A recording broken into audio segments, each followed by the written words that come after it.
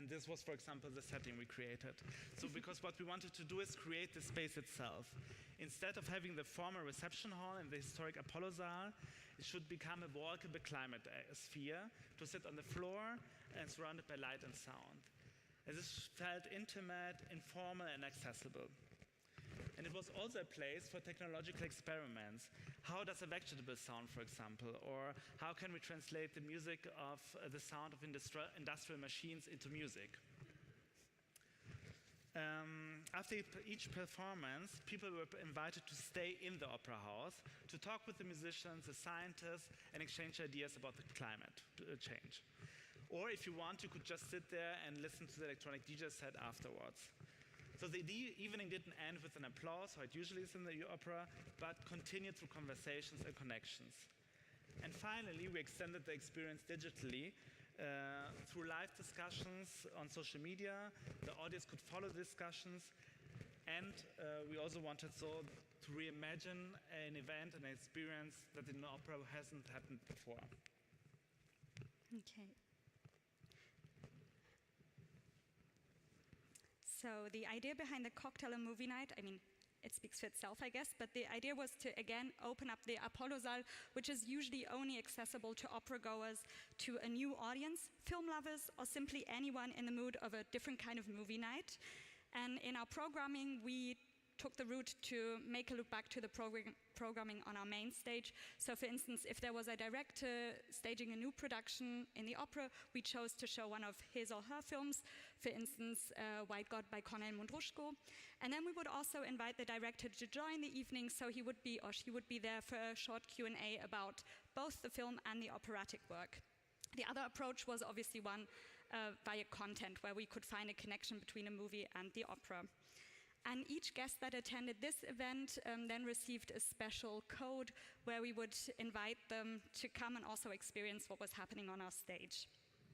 To complete the experience, we collaborated with local bartenders that created themed special cocktails and mocktails for the night, so we could finally avoid drinking the horrible drinks that we usually get in the interval. And we also partnered with I Heart Berlin, the magazine, which really helped us reach a different kind of crowd because they kind of trusted I Heart Berlin, and also we wouldn't naturally reach them through our channels. So yeah, we reached nightlife enthusiasts, culture enthusiasts, and through this long collaboration we could really see how there was a long-lasting shift in the audience, and we saw more and more of them also attending the Opera House. Speaking of cocktails, we come to the next format. Yeah.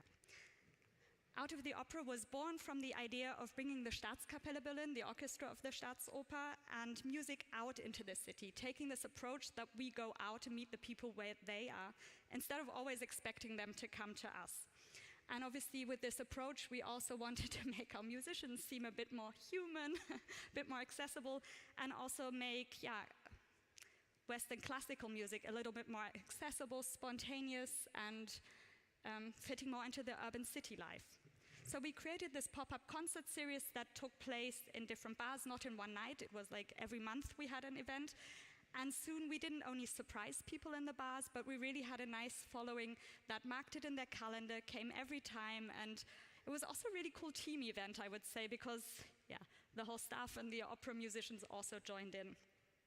And what I personally also liked was that we created a nice little network with the bar owners that also then came with their team to the opera, did their events there, or came to the other bars. So it was a nice little network. And also here, to extend it from the live experience, we had a digital strategy. So these concerts would not appear in our Leporello, in our printed publications, but we would only announce them via social media. And other than in the opera house or in the concert hall, we really encouraged people to film the music, to post it, and everyone who posted and tagged us could then again win tickets to visit us in the opera. So we always wanted to go out, but then also try to find ways to bring people back to us again. And what was also nice that these kind of formats then also sparked interest in other media, which were also more young or more digitally focused, where we as opera usually don't get any attention. So another example emerged during the pandemic. The State Opera Choir was about to celebrate their second 200th anniversary, but with the opera house closed, we couldn't do a traditional concert. And we decided to take a completely different approach with this very specific health and safety protocol. Instead of performing for a big audience, we invited 5 individuals from different communities, some of them who never have been in the opera before, to stand on stage surrounded by the singers. There they felt the power of the 80 voices, not from the seats, but from within the sound itself. So even a person with no hearing ability could enjoy the power of the voices and actually feel it. So we captured this moment on film and as an experimental concert experience and shared it digitally so that people who couldn't be in the opera in this period could still sense the intimacy and energy of the performance. And this was the setup, and we would love to show you a video of that.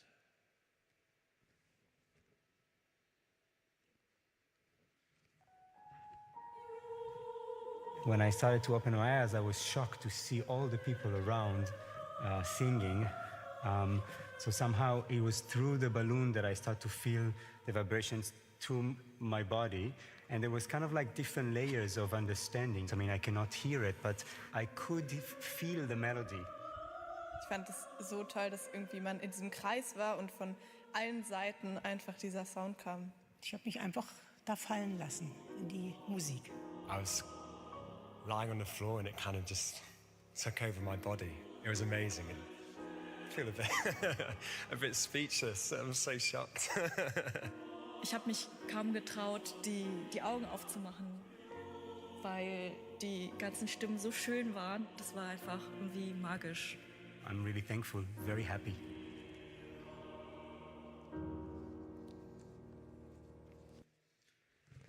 So this, and during the pandemic, was also a very beautiful moment of connection that we couldn't have had otherwise.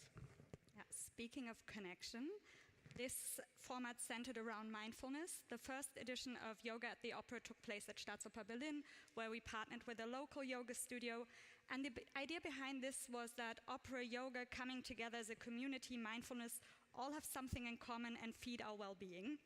And in Berlin, you might sense a pattern. Participation worked through a raffle. Anyone who purchased an opera ticket could win a spot for the yoga session. So we didn't only want to encourage engagement, but also, spark some curiosity to come and explore what we're doing in the house. In Zurich, where I'm currently, we took this yoga concept to the next level. And as part of the 24-hour open celebration, where you could even spend a night on the stage, we offered the session on the main stage itself, which is usually reserved for the performers. Partnering with the yoga studio Higher Ground, we really tapped into their strong community online and offline. And their activation really created such a buzz in the beginning that we could not have achieved alone. Again, through them, we were able to reach this new audience. And when we launched the spots, they were all gone in under 3 minutes. And on the morning of this session, we actually had this really nice mix of Higher Ground community, but also regular opera goers who were curious to see what's happening on their stage. And this is what makes me really happy, when we actually start to blend our communities, and that works out really nicely. And what I also really liked is how the teacher picked up on the special aura of this space, how she spoke about the energy of the performances that you can still feel, how she integrated music into the flow and made it into a really profound experience. And naturally, this also, of course, translated digitally, not only beforehand, but you can imagine everyone before the session and afterwards wanting to take their picture, sharing it, and so that was a quite natural flow. And also here inspiring digital outlets to come and want to post about it. And what I like, again, is that, like previous collaborations here with Higher Ground, the community is now already asking, can we go to the opera together? Can we do more of this? So we're actually just working on this, because for us, it's obviously really important that when we activate these new communities, that it's sustainable and genuine, and it leads to more than just this one-off. So finally, when space, experience, collaboration and digital extension intersect, opera opens up, and becomes a place of connection. And that's really important for us. And for that, we also want to bring you our key takeaways from the last 7 years of collaborating. So the first one being creating experiences that use the space in a new and unexpected way, and to really think about this bridge between the digital and analog rather than seeing this as two separate things. And the other one is creating formats that really interest certain communities, think about their interests, and offer hospitality. And very important for us was to remove intimidation and really create a space where social status in the opera is not so important, but rather is a place where we can be themselves, be open, and be curious in the opera house. And then you've also heard it quite a lot, the aligned collaboration outside of our industry with tastemakers and trust builders. I really think this is an absolute win-win and the key to authentic audience expansion. But also here, of course, you have to see that these kind of collaborations have to have some kind of solid foundation. There needs to be trust, there needs to be mutual curiosity and appreciation for this to work. And for us, the most important part about the digital extension wasn't just the reach and visibility, but also the creating an afterlife to each moment. So as we do today, that you can still feel this intensity of certain projects, of certain things. That was very important to us. And then lastly, of course, this kind of new approach, well, it's not that new, but for some houses, new approach, you also need the institutional support. And this is from the leadership, but just as much from your colleagues in all the different departments, because anything you do is on top. They're always on a certain level of work, so you really need to get all the support of the house. Yeah. To close our first part, I want to say opera isn't, of course, that. It's transforming, and we wanted to think that the institutions can do that, create this transformation by themselves and with other partners. But digital is not a magical solution for the opera, but rather a tool to create also new possibilities. And the goal for us was always more connection and not more content, so that we always thought how we can make this space really something for community and for connection. Yes, and with that in mind, we of course wanted to be connected with you, so feel free to connect with us on LinkedIn or talk to us later after this talk, because now we want to stage the part in the next part. Yeah, exactly, because right now we're going to make a bit of a 180 and we're going to shift to the actual artistic perspective, asking ourselves how can these tools, AI, immersive technologies actually have an impact on the creative process or not. And for that, we are actually super grateful and excited that we're joined by two artists who use these tools in their work. Yes, so welcome on stage all together for Thea Axon-Hartmann, scenographer and artist in theater. And Simon Huslein, who's the co-founder of Beyond Place and who's also a professor at HED Genève.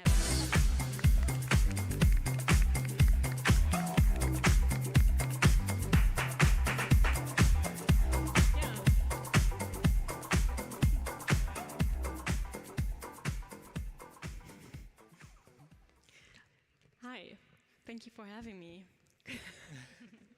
This is very loud, or sounds very loud for me. Is it fine for you? Good? Okay, cool. So, do I have to press this? Well, we'll find out. Yeah, thank you for having me. I'm Thea Hoffmann-Axthelm. I'm a stage designer and scenographer for theater. And I have been working in German state and city theaters mostly for the last 15 years. I don't know. Do I have? Can we have the presentation? Can we have the presentation, please? If it's not up to me. It's... Oh, yeah. Here you can see an opera production I did the scenography for. And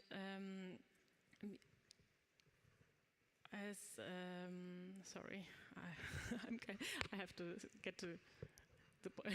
Sorry.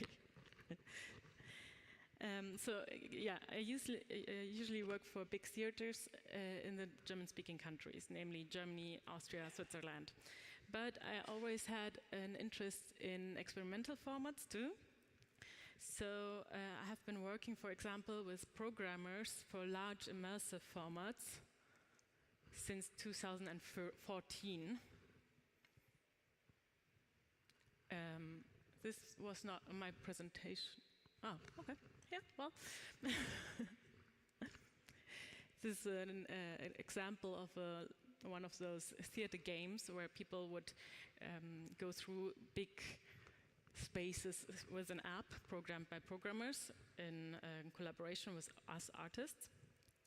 And then with the pandemic, like for many other theater artists, my way led me to the digital world, which led me to an opera performance with only two, robots as actors instead of singers. And this picture shows a picture of a late night show I did at the Deutsche Oper Berlin. So there's a connection to your work, because also this late night show wanted to interest a new and more diverse public in opera, of course. And now, since the pandemic, I have been working more in the direction of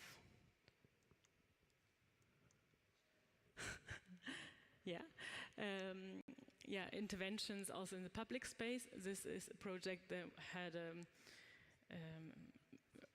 where we went into empty spaces and did things there that could happen there if we were able to use them.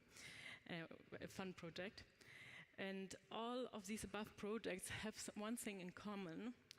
They put the experience of the viewers in the focus of the work. And for me this is interesting, because I always used to think that as a stage designer, my work is about building playgrounds for the actors or the opera singers.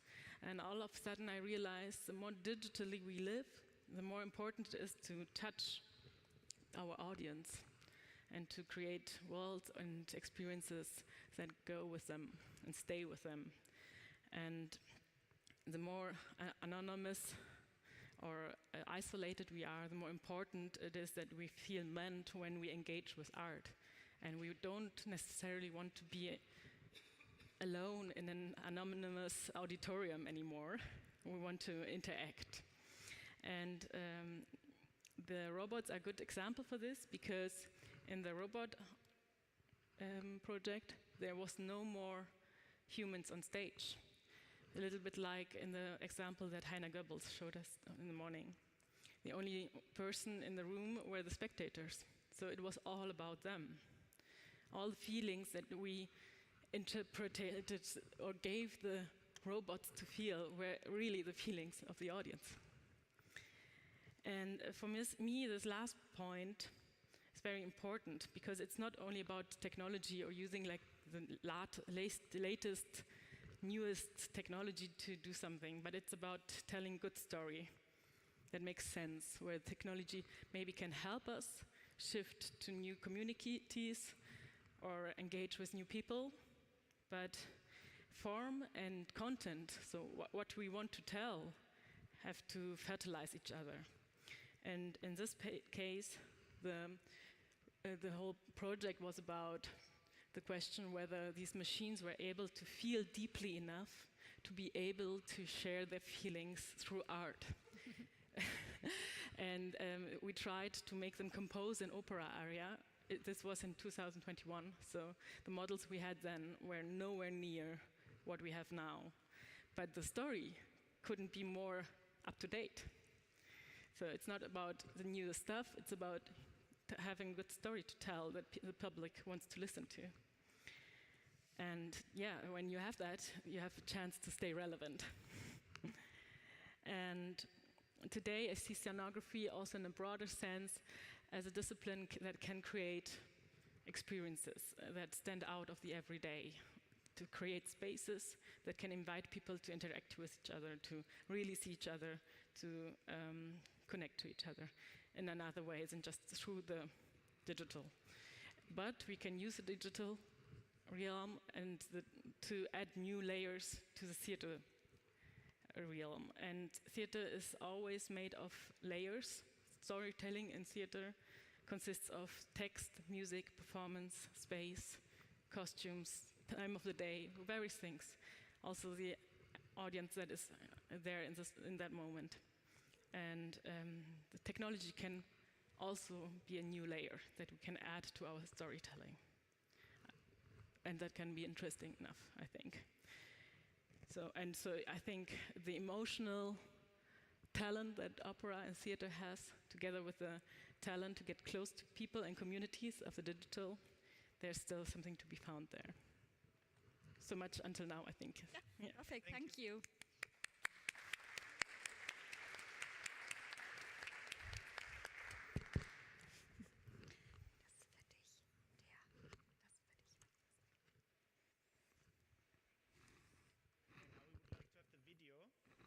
Can we jump to the video, please?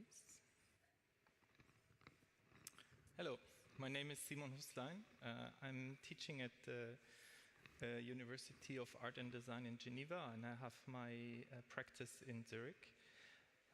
So I'm going to talk about how we started to use virtual reality in our practice in recent years. So what you see here is various projects and developments I did with students at the university, how we looked into the opportunity of using space, the space that you encounter inside a VR headset in a very new way.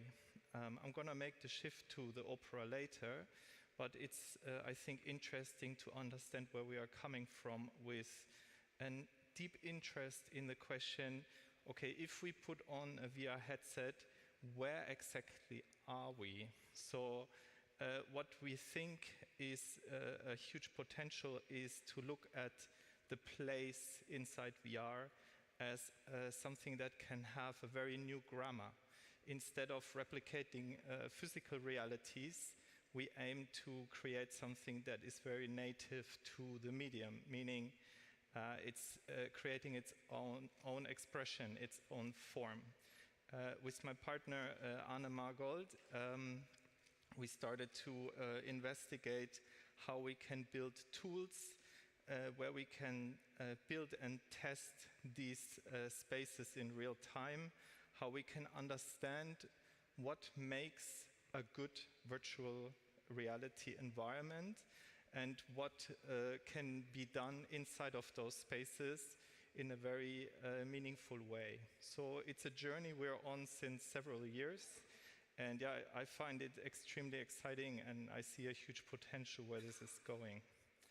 Last year, we were invited to the Digital Art Festival in Zurich to create an installation inside a church. And the curators asked us to include into the topic of the space itself also the question of how the topics around our emotions within spirituality can be included. And this project really opened many new layers of interaction, how to use VR spaces, which then led me to meet Victoria from the Opernhaus Zurich, where we started a project around the topic of the ring cycle from Richard Wagner, to look into the opportunity to take such a broad and full of themes-loaded project into the question how VR, how mixed reality can create a layer of engagement that is beyond of what the opera stage can offer. So the project we are developing at the moment aims to take the ring cycle topic to transform it into a mixed reality project, similar to the ways you saw in the previous examples. This is a conceptual drawing of the elements we're conducting, like how we use VR, how we use mixed reality, how the audience is going to flow through different elements.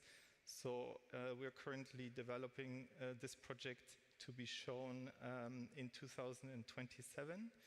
And the aim is really to find the opportunity both to engage with different audiences, something we talked about before quite a lot, but at the same time to find a different access to the themes within the opera play. So in Wagner's music, for instance, there is the theme of the leitmotifs you might be familiar with.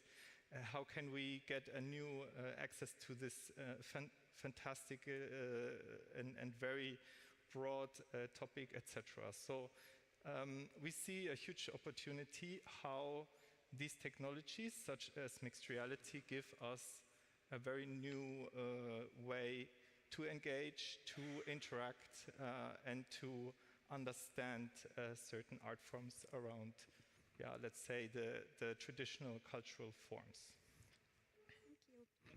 Thank you. Perfect. Yep. So, Yeah, thank you so much for these little insights. I know we're a bit tight for time, so we're just going to jump right in, starting with our first question. So often when we used to talk about theater, this concept of the bodily co-presence came in as one of the main pillars. Like, we had to have the performers, the audience together, and that was what made the magic. And I'd love to hear from, or we'd love to hear from you, how has this understanding maybe transformed, and how can extended realities shift this understanding, and what interests you personally? Yeah, thank you. Well, in the world of scenography, especially in scenography research, the concept of bodily co-presence as only definition of theater has been questioned for a long time now, because many people think, I do think so too, you can't watch art without talking about the way it is produced too.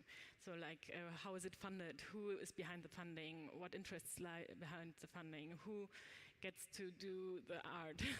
And how are these people selected? And who is left out by selection processes? And then in addition to that, as we all know, theater and opera are team efforts. And at the same time, they're very hierarchically organized, and this can lead to misuse of power, Me Too, and all of that. So now that we know about these things, we can't watch certain films or productions without a new layer of information. And then there's also what happens after the performance, what gets written about, who is invited, who are the spectators, who is meant by a specific art form. So there has been a try to watch the theater event from a broader perspective. And then pandemic came along, and all of a sudden it turned out it's not only about bodily co-presence. We can create art also online, and it's maybe more about connection itself and sharing experiences in any way. And today in the morning I did this VR theater thing here on the ground floor, and I was in there alone, and still that's a form of theater where I engaged with myself, and I had to question a lot of things, and I will probably talk about this experience later with others who experienced it, but the most important thing is that it took me out of the everyday. Yeah. And that's kind of what I talked about before, that the connection and the specialness, that these things get more focused. Mm. So more shifting from co-presence to co-experiencing in whatever way. In whatever way, and it's still to see in what ways we will come up with. Mm-hmm. And Simon, you use extended reality in your work. How's your take on it? Well, generally, we see a huge shift at the moment, where with mixed reality in the new forms of new headsets, we're now able to be much more engaged with our surrounding, and if it's programmed in that way, also with other participants at the same time. So this, for me, is really a new superpower of the medium, in the sense that before VR was more known as something rather isolating, and mixed reality can do the opposite. It's actually giving us the opportunity to get much, much closer to each other in a way where we're totally surprised or unexpected. I'm working on a project at the moment with my students in Geneva that explores exactly that, like how can two people interact within VR, and the design of the experience is dedicated to bringing them closer together. Mm-hmm. And I think that's an opportunity that is really, really beautiful from a human-to-human point of view. If I look in the context of the opera, I guess it's the question whether you look at the art form itself and you want to extend what's possible with that, or if you create a layer around it that can give a different access to the actual opera piece. So I think both of them are equally excited to work with. Wonderful, very interesting.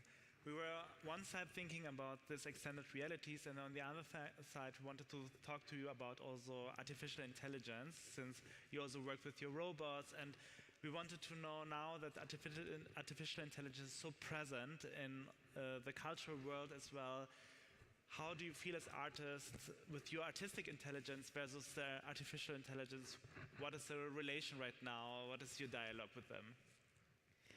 Well, yeah, my biggest fear, I guess, is that eventually everything will look and sound and be the same if AI creates.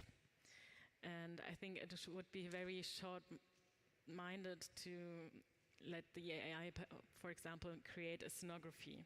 I think audiences see if something is felt or filled with ideas or not. And it is my understanding that nothing new can come from an AI because it is trained with already existing things, and the process of creating, I just can't believe it can exist without humans. You know, we both speak Italian. In Italian, the word creare is also a word for baby, creatura, and only humans can have babies. And to have ideas, to have really new ideas, strange ideas, you have to be able to go on strange paths that maybe are not logical. And I can't believe the art that an AI can create. Also, I think if it was that easy, there would be no need for artists. Art is created by artists and not agencies or businesses, because it can be created solely and uniquely by these people. So it's also the emotional intelligence is what I hear that is very, of course, relevant, and the illogical path an artist could take rather than an AI. How do you think, are you also on an illogical path, Simon? I really like what you said here. I would extend it to the topic of the visceral, like the feeling we have, like a gut feeling, or like the emotion we can sense. And especially when working with VR projects, you can plan the most amazing thing in your head, but there is nothing that beats the actual test and the actual feeling you get from being inside. And I see no way in how that can be automated or digitized. I also feel that the opportunity in AI is rather how artists or not, but how we actually use the opportunities and the technologies, and what our intention is. It's just to save time, or is it to make things with more depth, or is it to be more autonomous? I think it's an opportunity for artists today to do many more things by themselves and to get much more of their own personality into a work. There's nothing against collaboration, don't get me wrong, but just to be able to access these tools gives you kind of a superpower, I feel. No, just because of the time, I think I just wanted to pick up on the topic of collaboration that you just mentioned, because we were also talking a lot about collaboration. And what I find interesting is with these new technologies emerging, I feel there are also new work relations that are being formed, new collaborations between artists, programmers, and maybe you could share a bit about this from your own experience. Yeah, I just thought about this little story that the programmer I worked with on the robot project, the whole project was about the question if robots would be able to feel. And I was absolutely sure that they are not, even though that was our story. But the programmer really believed in it. So, of course, there's also a bit a shift in there. And still it was special to be working with this special person, and every programmer in a way got to be an artist, because it was something completely new we're diving into together, and the realm of theater or opera was very new to him, and the realm of all this programming stuff was new to us, and also how much it takes, how much money, how much time, how much talking, how much misunderstandings arise, how different the languages are. And that was very, very interesting. We got more and more open for one another, and let the other do their work more and more in an autonomous way, because we got to know the other realm more. And I hope that by being open and curious, we can also maybe change the institutions in a way. You know, you work for a big opera house, and those kind of institutions are undergoing a change, and we should be able to design that change and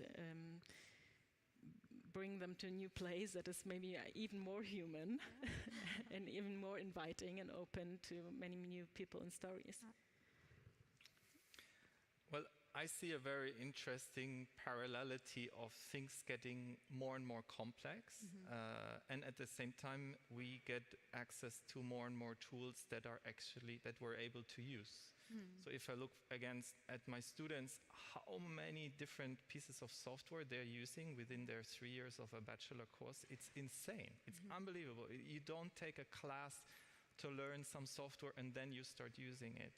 It's like real time, you're programming something, you watch a YouTube video, you have like an AI bot helping you to do the things.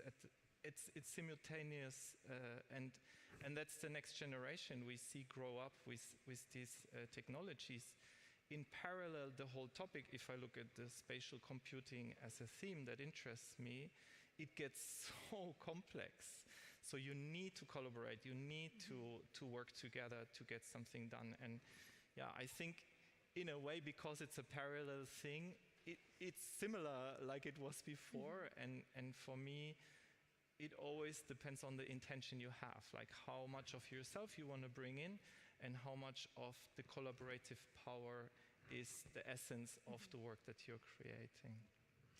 I mean, yeah, honestly, I would love to dive into every topic much deeper. You see, it throws up more questions than answers at this point, but I think we need to wrap up. We have the last 5 minutes, and we brought a question that we all wanted to answer in some ways, and we wanted to know, we start of course with you as artists, now that we stand in between tradition and innovation and this old opera houses, filling them with new things, and what is your takeaway to really preserve the human core of art and connection?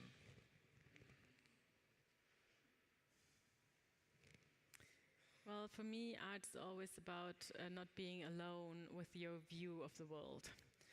And in that moment where you see art that talks to you, that touches you, you're less alone. And that's something I would love us to preserve and to stay open and to stay touchable. And I'm also, as a designer, don't only want to design the way we view the world, but I would also like to design this world in a way that maybe fits to our needs in a way. And of course that's a high pitch, but that means we have to be very aware for each other and keep the connection, the offline connection, also through a lot of barriers that are coming, I think. Thank you. Very nicely put. I totally agree. The human aspect is really at the core of this question, I would say. How can we, as human beings, be dedicated to the value of being together with others? And I feel that this idea that technology is so present in today somehow has always been the case. Maybe not with the same speed, but with the same fears and opportunities. Yeah. And yeah, I'm an optimistic person. I love to see the opportunities we have and the aspects that we can improve things. So yeah, I feel that the moment we're in really holds a lot of those opportunities. Yeah, for me, I think what you both said was beautiful, so I'd kind of echo it and maybe just say, yeah, from the production side, what's been said a lot, looking into why are we using technologies and how can they enhance. And then also bringing it back to the beginning of our talk, I think it's about how is society going to change at large, and how can we as institutions not take for granted that people will always come, but really build on how can we make people feel welcome now that we do stay relevant as a space where people will still visit us in the decades to come. And lastly, but very importantly, I think there needs also a political will to keep this human core in artistic institutions alive, that there's not just budget cuts because everything can be done by AI, but that the human core is also so important at seeing as value of the art, that of course it creates also there's also a backbone of that. So not just the institutional backbone, but also the political backbone of also the society, because we know that right now most of our cultural institutions wouldn't exist without a political will behind it, and that we really see that and also be grateful for that, but also reinforce it, that we are not just want an opera to be the opera, but we want the opera to be human, and for us as humans to go there and to enjoy it. And with that, we want to wrap up with you. Thank you so much. Thank you, Victoria. Thank you, Thea. Thank you, Simon. Thank you for having us here. Thank you, Maria. Thank you, Caltech. We're very happy to discuss with you, to be in touch with you. So come to us after the talk. We're happy to. Thank you. Thank you. Thank you so much. That was so interesting. Really inspiring cases also. Beautiful images and great words. Thank you so much. That was so nice. All right. That was also, besides being really inspiring and presenting some really transformative ways of looking at opera and performance, and also how students work and so forth, also a really great bridge into our next session. That is the starting point is really a hard question, I think, because has democratizing creativity made everything look the same? And we've been touching upon that both before lunch, that when everybody uses AI and generative AI, will everything look the same? But even harder, if everybody uses the same tools, will everything look the same? Or is it just because we have no more imagination? So this is the question that we will answer, or hopefully answer. We will state it and answer in the next panel. Our moderator for this is Erik Herrström, who runs his own creative studio here in Vienna, fellow Swede. He has a background from Spotify and several major brands like Nike and Discord, and he has also been working with really iconic artists with brands and design. So I hope that we have mic'd people on a little bit over here. Are we ready? Yes? Super. Okay, let's welcome Erik Herrström to the stage, our moderator for this session. No? Oh, yes. Here he is. Sorry.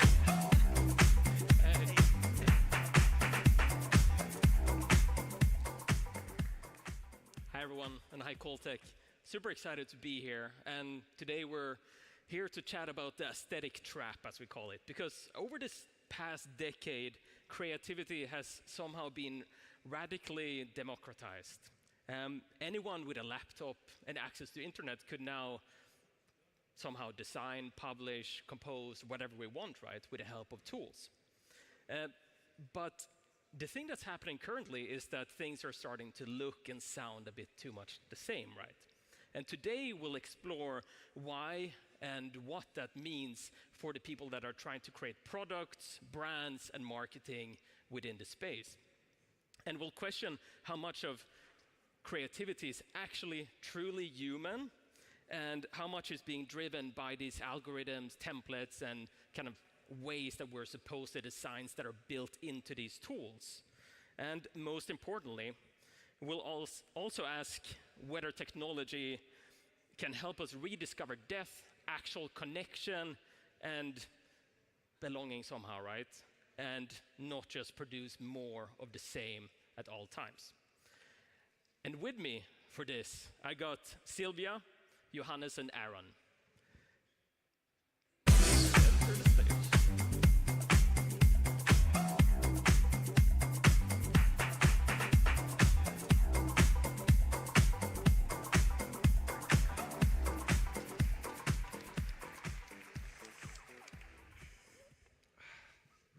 First of all, Sylvia Taschner. Sylvia leads WaveLab out of Munich, and she's helping creative minds turn bold ideas into reality by bridging art and entrepreneurship. Then we also got Johannes Kleske, a critical futurist out of Berlin. Johannes helps organizations turn uncertainty into opportunity, and he also hosts the podcast Follow the Rabbits. And then lastly, we got Aaron Winfield. He's originally from New York and runs SoundCloud's concert department by day and Morning Sloth by night, a creativity gym for wild minds. But Sylvia, first, maybe you want to introduce yourself a little bit further than what I said. Yeah, thank you very much, and hello from my side. Well, what is WaveLab? We are part of the University of Music and Theatre in Munich, and we do different things at the intersection of music, arts and media and new technologies. We do run an incubator program for tech startups. We do host workshops and events for the students of the university and kind of serve as a platform for new ventures and experiments at this area. And we are all familiar with here today. Yeah. Johannes? Yeah, thank you so much for the invitation. Good to see you all. I'm Johannes. I'm a critical, or mostly working as a critical futurist. What that means is I'm not so much interested in creating new scenarios, new futures. I'm very fascinated how the future is impacting our daily lives, how different narratives are in society right now. So I'm very fascinated with the present and trying to understand why is Sam Altman talking about AGI. To be honest, as of this morning, I'm really scared about general cheap intelligence. I think that's the next thing that's going to be big. Not so many laughs in the audience. I'm pretty sure they skipped this morning. It's all good. So I'm really fascinated with cultural phenomena, how they change, how we think about the future. That's what I'm here for. Aaron Winfield, thanks for having me. I'm happy to be here. I intend to serve this panel more as a musician and a composer, so coming from that lens, but also have a data science and mathematician background, and serial entrepreneur. So there's a lot of different blends of things that happen there. I have a huge focus on human experiences as AI starts to grow. How can we become more connected with each other and find more self-worth and ways to relate with each other? And that's kind of what Morning Sloth represents. Eric and his team did the lovely branding for our company, but if you're a creative or a startup, we have group programs that help to take your program to the next level. So. Good. Welcome all. Super excited for this, especially. We all come from different backgrounds. We do a lot of different things. And in addition, I think it's worth saying that I'm a designer and a creative director. I design brands within the music and culture space to really try to create true impact and connect with audiences and communities all over the world. Should we jump into it? So, first of all, we would like to chat about the AI creativity paradox somehow and the great reframing of design. Because, as mentioned, we see a lot of things happening out in the world, like with brands and marketing, that somehow ends up looking very similar somehow. And if you think back at history, there has been this moment in the past where painters were really upset and stressed out about this fact that photography was entering the stage. There was a new innovation where people could just simply hit a button and get a perfectly nice portrait.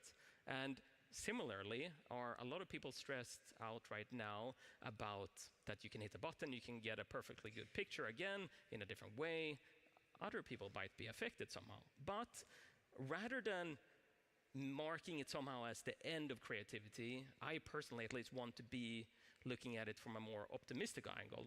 And I think that the question is more whether we'll use AI, especially with AI as the generative AI as the focus, to replicate the familiar, or more to unlock this next great creative movement that we then saw that, for instance, photography could actually have.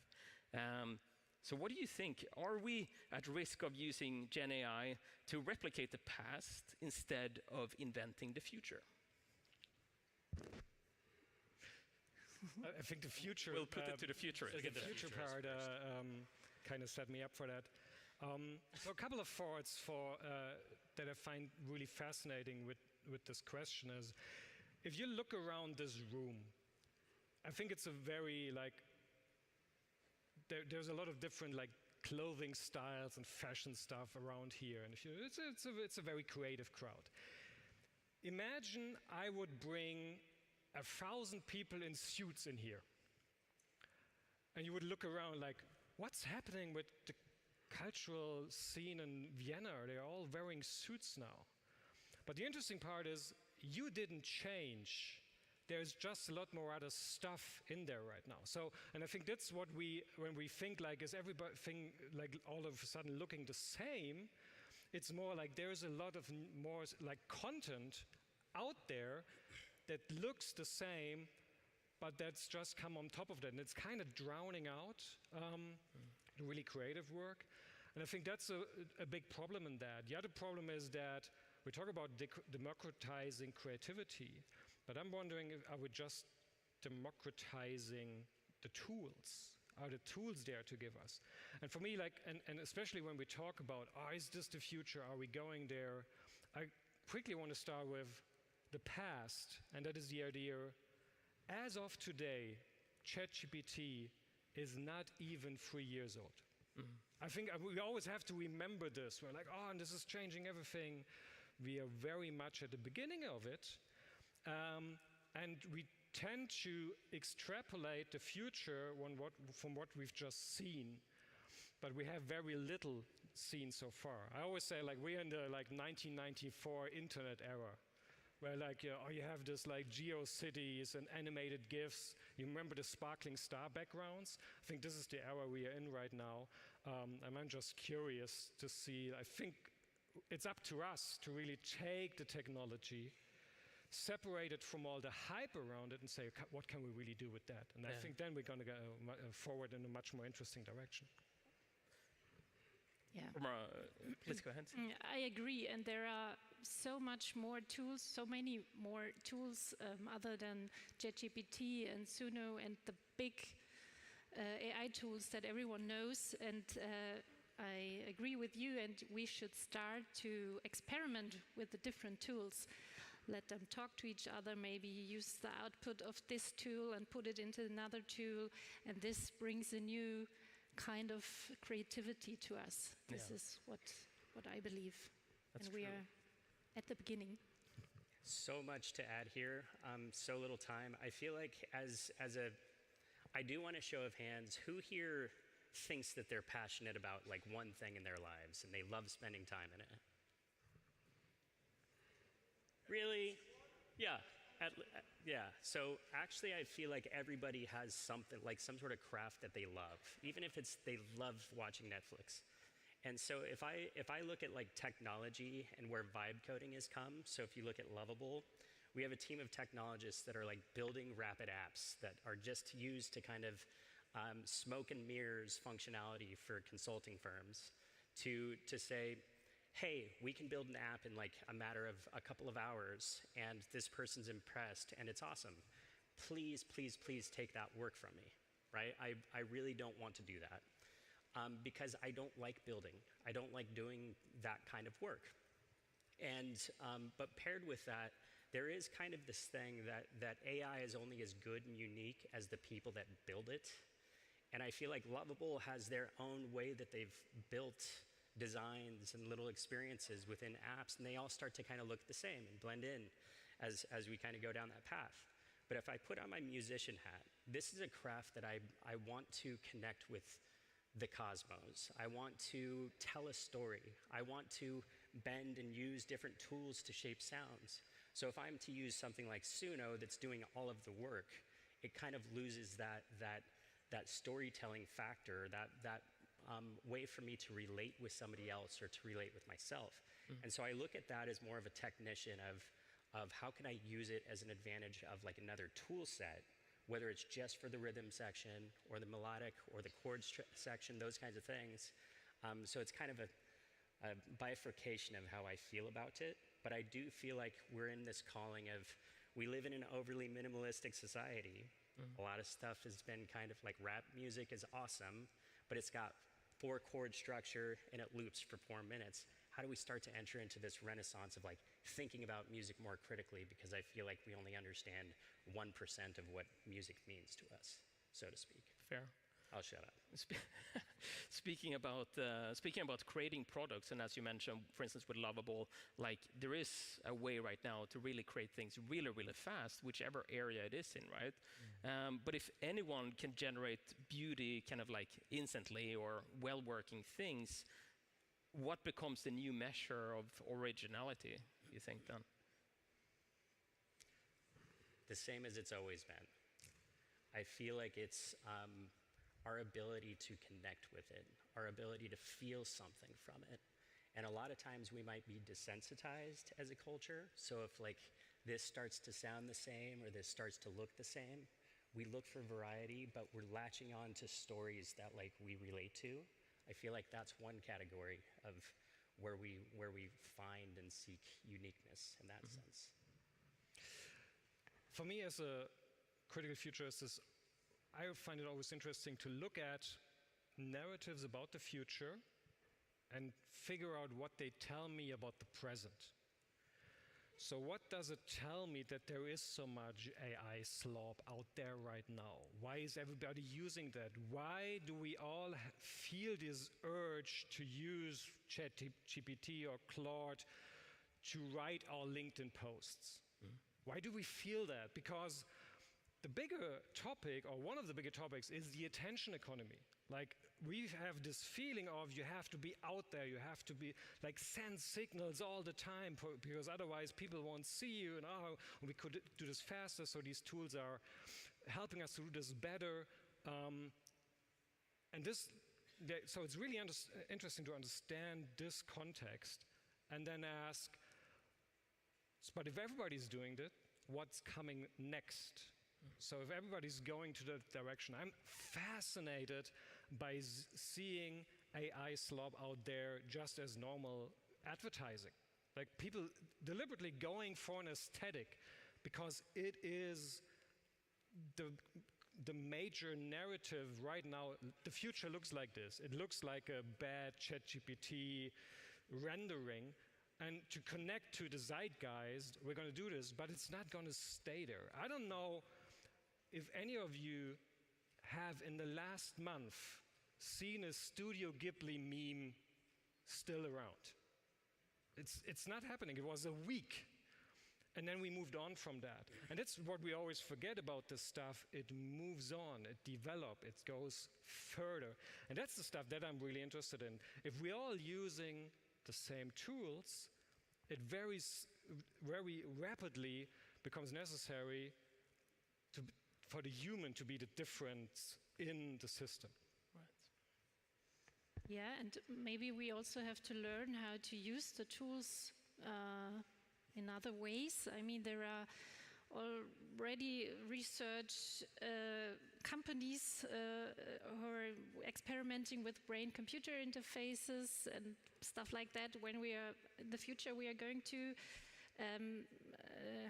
to manage the tools just with our thoughts. And I think there are going to happen, things that we can't imagine right now. And you told us, okay, what's the new level of creativity? I mean, AI tools, they enhance the personal level of creativity, but they reduce the collective diversity of content novelty, so to say. Right. So there maybe we need to find other ways to prompt so the output would be different. Right. So just a thought hit my brain. Yeah. Speaking of exactly that, in 1967, communication scholar John M. Colkin wrote that we shape our tools and thereafter our tools shape us. So I find that more relevant than ever given where we are right now, because somehow, if you think about what social media has done, it kind of have trained us to think about things in a certain way. And as Johannes is also pointing at, like, there is so much stuff out there, and it's just like a massive amount of things, and we feel affected by it somehow. And we're trained that certain type of engagement is what matters. But now, as creative tech is also like out there, like Nano Banana or Midjourney or all the other things, right?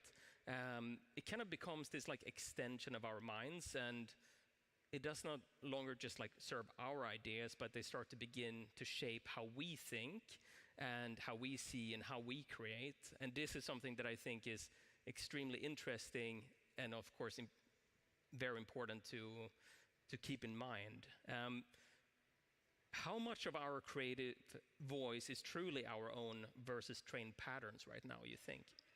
I mean, the question is how much was it ever our voice, and how much was it always this way? I mean, there's a reason why the quote you read is from the 60s. Right. And I always think of, for example, there's always like the legend that a good architect who really knows their stuff can look at the building and tell you which version of the CAD program the architect used to design the building, because it would just like slightly, oh, this is version 1.5, because in this they changed this tool this way, and this is how always these kind of windows come up, something like that.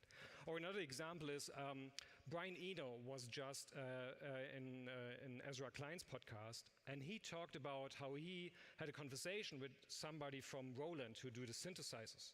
And Roland synthesizers, Brian Eno says, I always take them apart and reprogram them, but nobody else does this. The guy from Roland told him when they get synthesizers back, they look at them and almost nobody changes the factory settings. Everybody's just working with the factory settings. So, but then you got Brian Eno, who's like, I'm taking all of this apart. And I think, as always, creativity is really what do we do with the tools? Are we just do the intended stuff?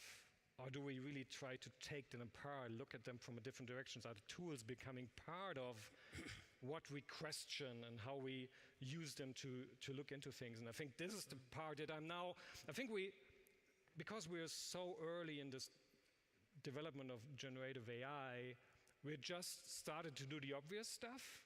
I'm very excited for the next phase where we're like, okay, now we've tried the obvious stuff, now let's go deeper.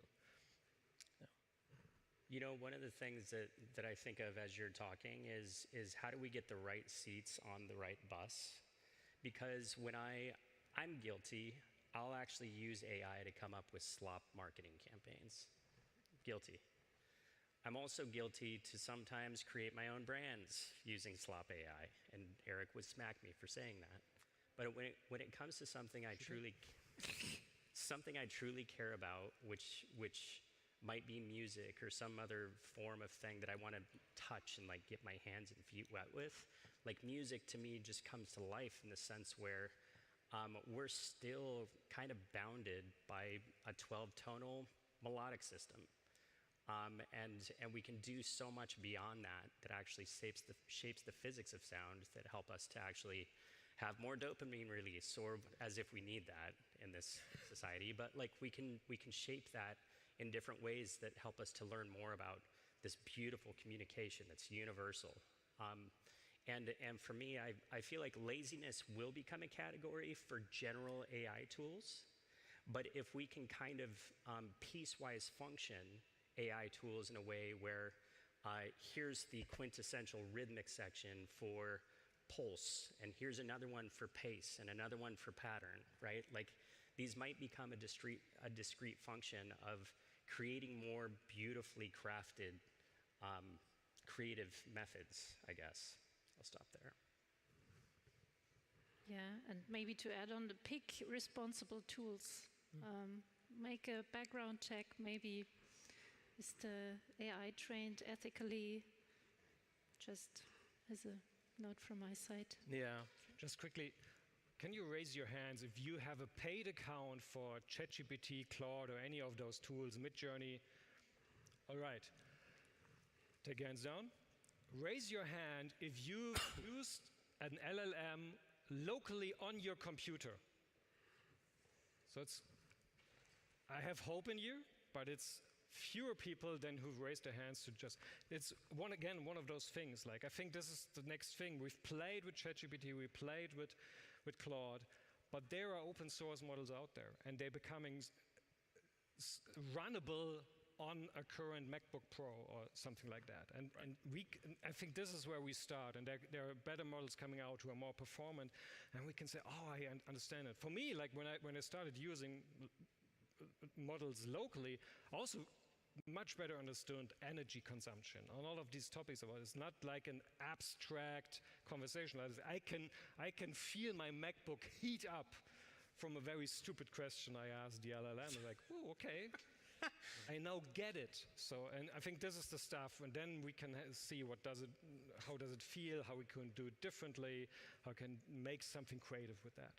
I find that very interesting with the fact that like there's tools out there that are somehow very accessible for everyone. At the same time, if you have this deeper level of understanding, like to deal with open source and like actually do things that takes more time to get into, but then could help you a lot.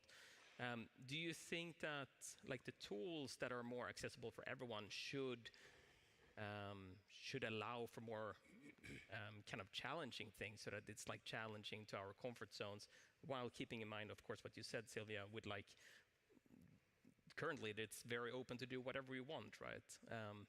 Maybe it should have rules, but also somehow allow to do even more, which is more than just a blank text box.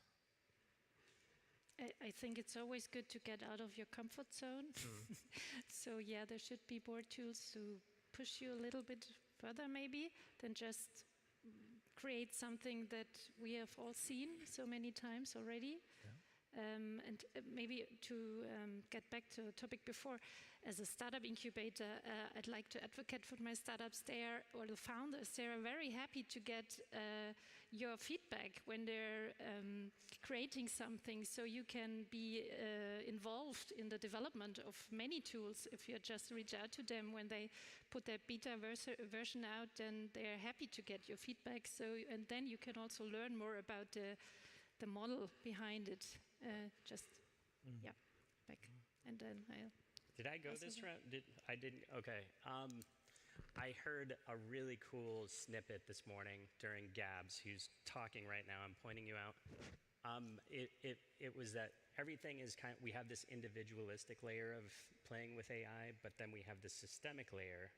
And we're kind of leaning on Europe to provide the guardrails or like the safety net for us to say, what are the do's and don'ts of this, and how can we do that? Versus China might just run amok and all hell is loose as a result of it. But I love this. We have kind of different ways in which we can play and lean into certain things, versus having kind of a parental structure, ways that we don't get ourselves burned too much as a result of it.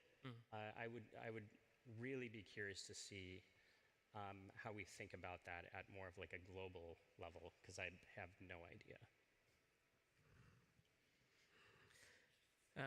I would like to kind of turn our focus to what's happening as well with social media, and the fact that there is a lot of quantity out there of all different type of content, right? And somehow we're kind of like just flooded with this like creative, unlimited content, and the question is somehow no longer what can be made, but who knows how to choose what's actually working, what's actually good. And the algorithm has definitely told us what works in some ways. We all have our numbers going up if something is really working and whatnot, but is it actually connecting, etc.? And taste has always evolved alongside technology, but could taste actually work in that way, or do we need to kind of go back to that? Because born from context, experience, and cultural awareness, the ability to know which one matters will separate the good from the great and the human from machine, right? And this is a topic that I'm always thinking a lot about, because I'm just curious, like, what's considered good for real, and who actually decides that outside of the algorithms these days? I'll go. Because you guys can be on cleanup patrol afterwards. I feel like one thing to speak to about this is there's a historical context of what we might like. What did our mom used to sing to us as a lullaby when we... Hilarious. What did our mom used to sing to us as a lullaby as a kid? So that it's kind of in our DNA to respond to it and react to it in a way that's like, we love it, it's familiar. How did we grow up? What was our tribe? All of this stuff.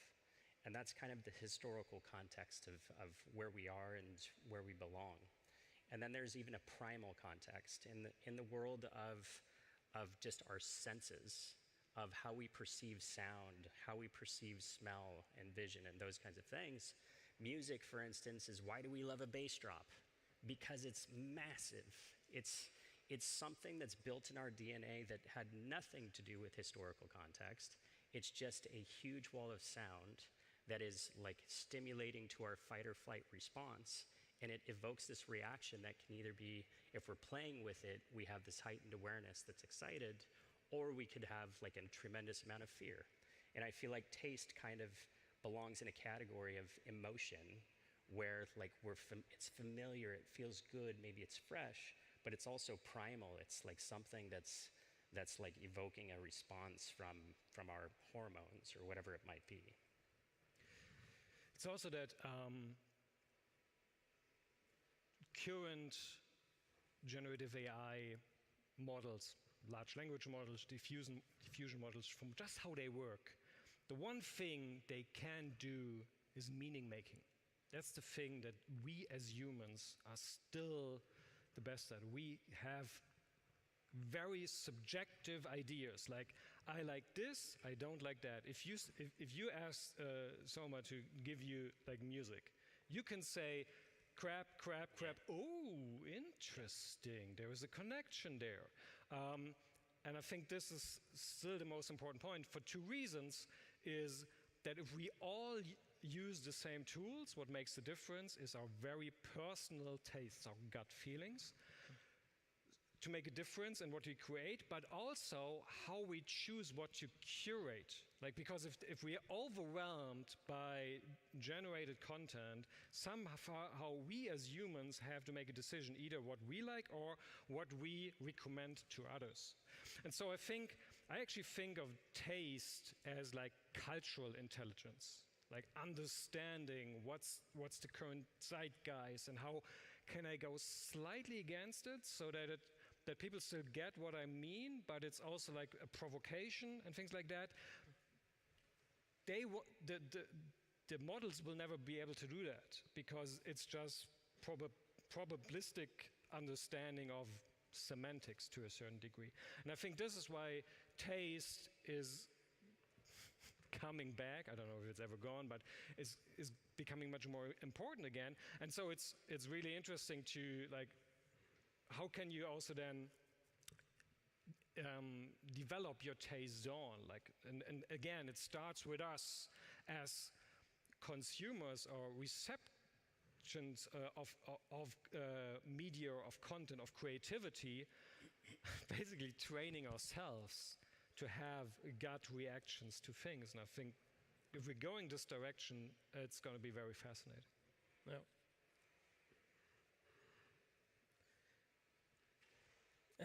How can leaders in product, brand, and marketing cultivate taste as both a creative and ethical compass, you think?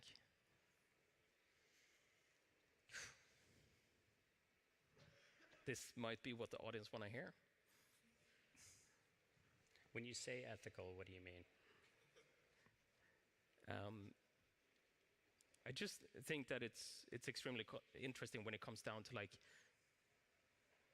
actually understanding if taste can help you create the real thing somehow, right? How can it actually have the real effect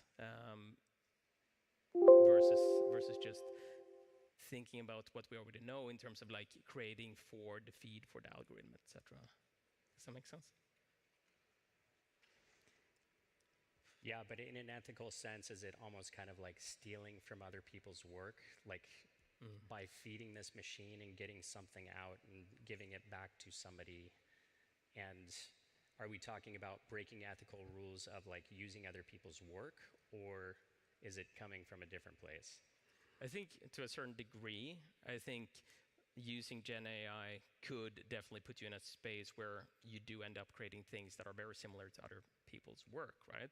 And I've done it, yeah. Our mission is to make culture accessible and financially sustainable by connecting it with modern tech. Because when I think of myself as I'm not the best musician on earth, but when I write my songs, they're for me to begin with, and there's this process that happens, and there's this uniqueness where even if it's like a fart sound that needs to go into it to make sure that it's like my own unique stamp on it, it's going in. But one of the way from my perspective, it's like that's my heart, that's my soul that I'm sharing with other people, and I can feel that same storytelling mechanism from other people, like Elliott Smith, for instance. Referenced him the other day. His chord structures are beautiful and they're very unique to him. Would be for a different talk. If I were to write an Elliott Smith-like song, it's like I'd almost want to give credit to him for like being the OG of bringing this idea to me. So I feel like I don't know how to answer the question. Like partnering with people, especially economically, how we give credit to other artists and other people who come up with the idea.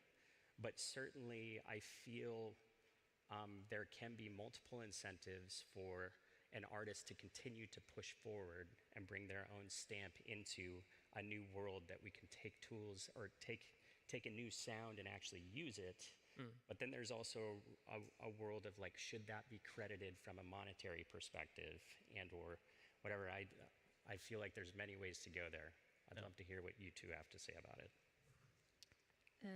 Yeah, I'm also not sure if I can answer the question, but to add on that, what everyone or many people say now is that we are very soon using all our personal artificial intelligence assistants, and we are going to feed them more and more of our personality maybe and our preferred artists and thoughts maybe and ideology, whatever. And then maybe the output is also going to be more different, diversified again than we have now. And maybe this is a solution maybe of the question you it could asked. be.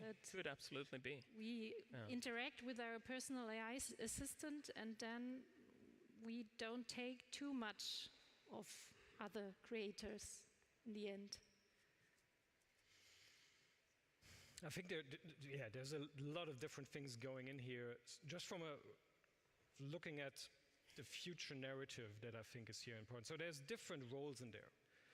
If you look at what gets funded these days, if you want to get funding, you have to sprinkle some AI somewhere in there. I don't know if you remember, like 2 or 3 years ago, there was this study that looked at a startup database in Europe, and they found out that 60% or something like that of the startups who would say they do something with AI actually didn't do anything with AI. It was just a sure way to get funding.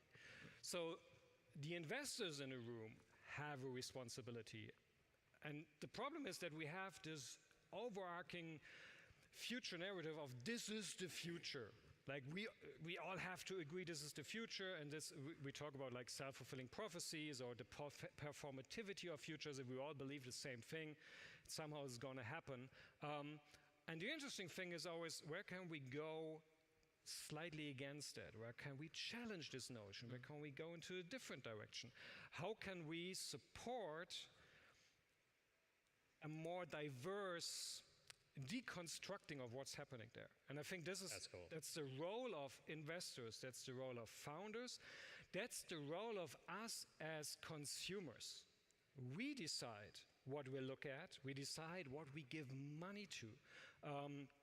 And I think there is a general notion. So we recently sat down for a podcast with someone who's really like interested in like subcultures and how they have changed.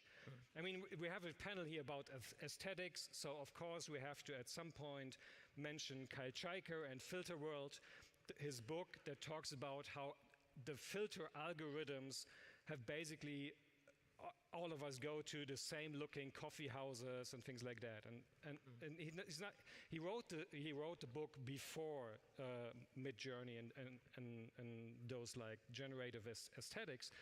And so we already have that. We make the decision, what do we look for, what do we go into? And the big part of that, come back to the subculture thing, how would you get your ranking or your brand, your reputation in subculture? It was directly related to the effort you put into it.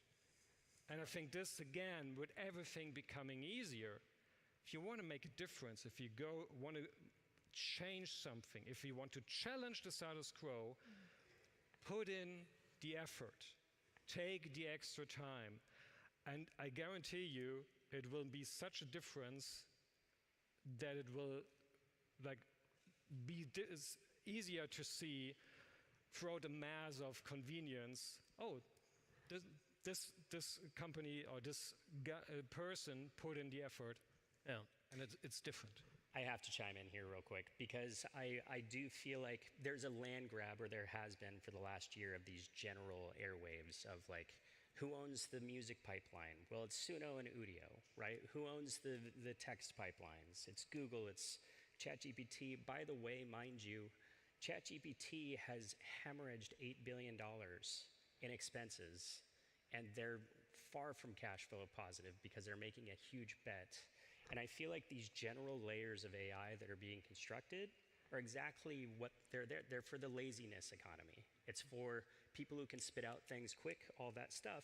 But then there's this maybe other curative kind of approach to that, where you can use it as a Pinterest board to kind of grab and drop and use all that stuff. But playing into your concept is like, now who can build the airwaves of like specialist tools that help to lean into a little bit more around taste, or a little bit more about that's artistry in and of itself, right? And I feel like there's a lot to unpack there, but it just comes back to this idea of a discrete model of tools that can make you more efficient as a craftsperson. Yeah.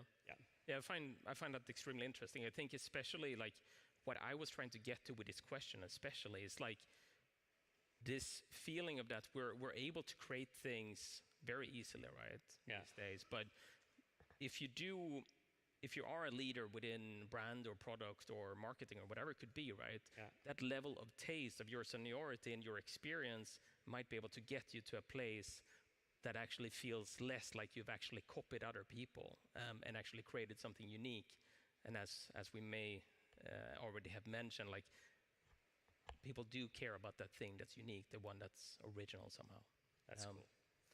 Coming back, Aaron, to what you mentioned a little bit about ChatGPT, I wanted to, of course, bring up this thing that I'm sure that a lot of us experienced in the last year or so, when, for instance, I can say that, like, I was really excited when I could draft something and then run it through ChatGPT, have it like really nicely written up, no spelling errors, it was formatted nicely, posted on LinkedIn, yeah, great, that felt right in the moment.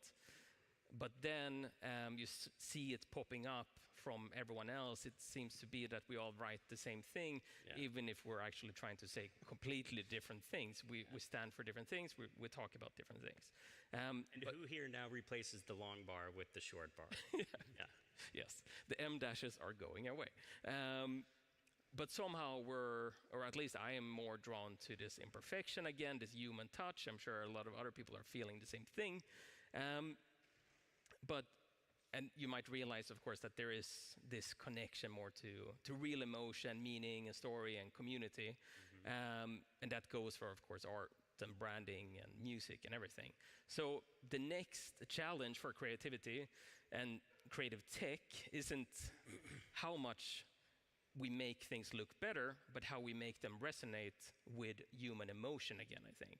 And this is something that I'm very, very passionate about myself, but I want to hear your guys' opinion about, like, is cultural connection a data problem, or is it a design one, you think?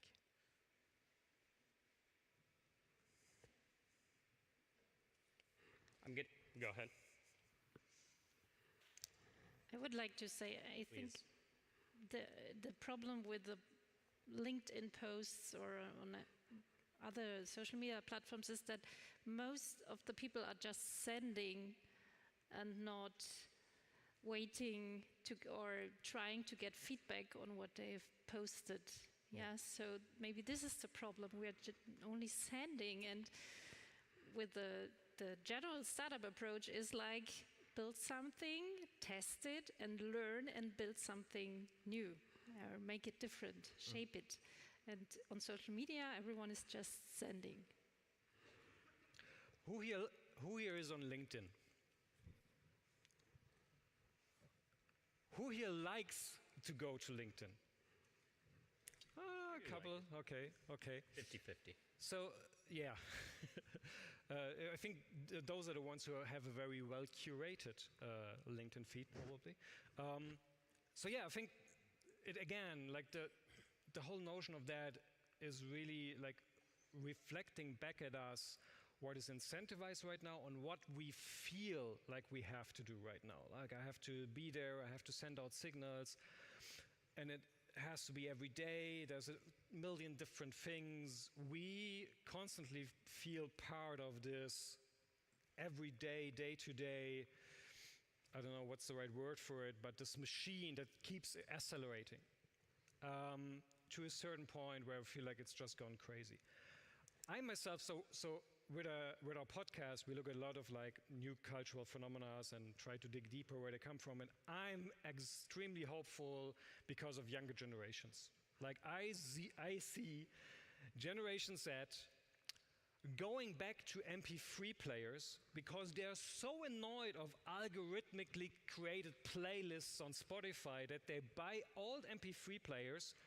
So all of a sudden, music piracy is going up again because there's no other way to fill an old MP3 player than to rip music from some shady places on the web, because you can't buy MP3s anymore. And so stuff like that where like, we don't like this anymore. I mean, like soft clubbing, like every coffee house in Berlin now does DJ sets, and you always have the one guy standing in there like, I just wanted to get a coffee, why is everybody dancing? I just recently watched a Liquid Drone bass set from a pizza bakery, and they would like do really nice pizzas in a bag, and the DJ would play. It's really funny what's happening there.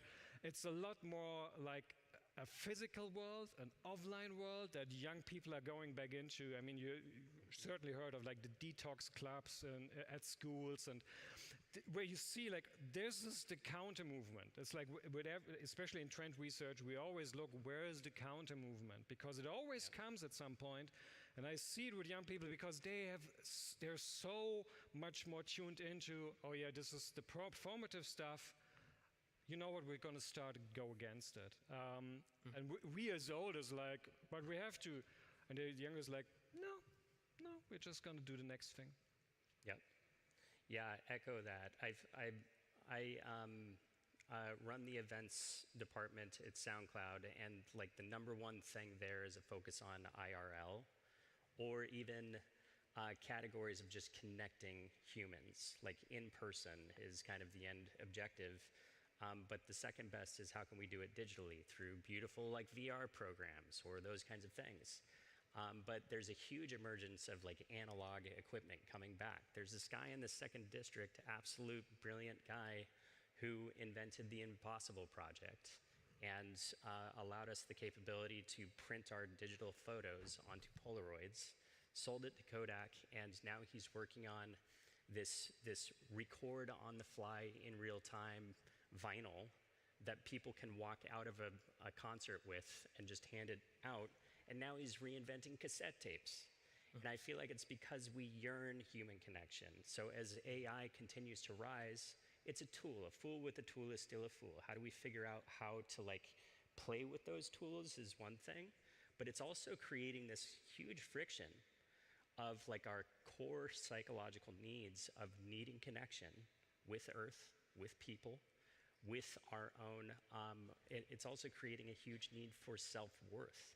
If things are taking our jobs, how do we start to show our own like meaning and value to this big blue rock while we're here for 80 years on average? And I feel like that will always be there. That's not going to go away because that's what being human is all about. Yeah, let me add one thing because you mentioned this big blue rock. I think Carl Sagan. Yeah, there you go. I think these global platforms give us the idea, especially for brands and companies, we have to cater to everyone. And Igor, the co-host of my podcast, he always has this notion of being everything to someone beats being something to everyone. If you want to have this one thing, if you're a brand, be everything to someone. Really focus on like a certain group, like maybe your network, like what do they really want? Don't focus on what's gonna get me the most views on YouTube or the most likes on Instagram or TikTok, what's gonna beat the algorithm, because that is a fight against windmills. But I think if you try to go much closer, so and we throw around the notion of community a lot, but I think it gets way too like marketized. But I think the core notion still is right, like who's the community, who are you catering to? The rest will happen around that by sheer accident or collateral. But if we focus on something, I think it also is better for us. Yeah. Because belonging starts with us. Like we feel we belong to something, and then others will connect to that. It's our identity. Yeah. Do you guys think that machine-made brands could actually get that like human touch, like really feel human and really get to a deeper level of connection? In China, no. Can I share a little parable here? I feel like I feel like there will come a day where our kids are dating androids, or there's a category of that, whatever that might be, right? And I know you asked specifically about brands, but I feel I'm not one of these people, and I can only speak for myself and my own experience. I stumbled across this amazing musician 4 weeks ago. She had a perfect voice. The music was slightly like twisted, had great, beautiful, like somber thing to it, and had all these different things. When we hear voice, we relate to like a scream or a cry or whatever it is. And I'm like, okay, who is this person? I like song number 2. I like song number 3. She's awesome, but she only has like 1,000 followers. How can I help her to like continue to grow? I feel like she needs help. And so, but at the same time, something felt just a little bit off.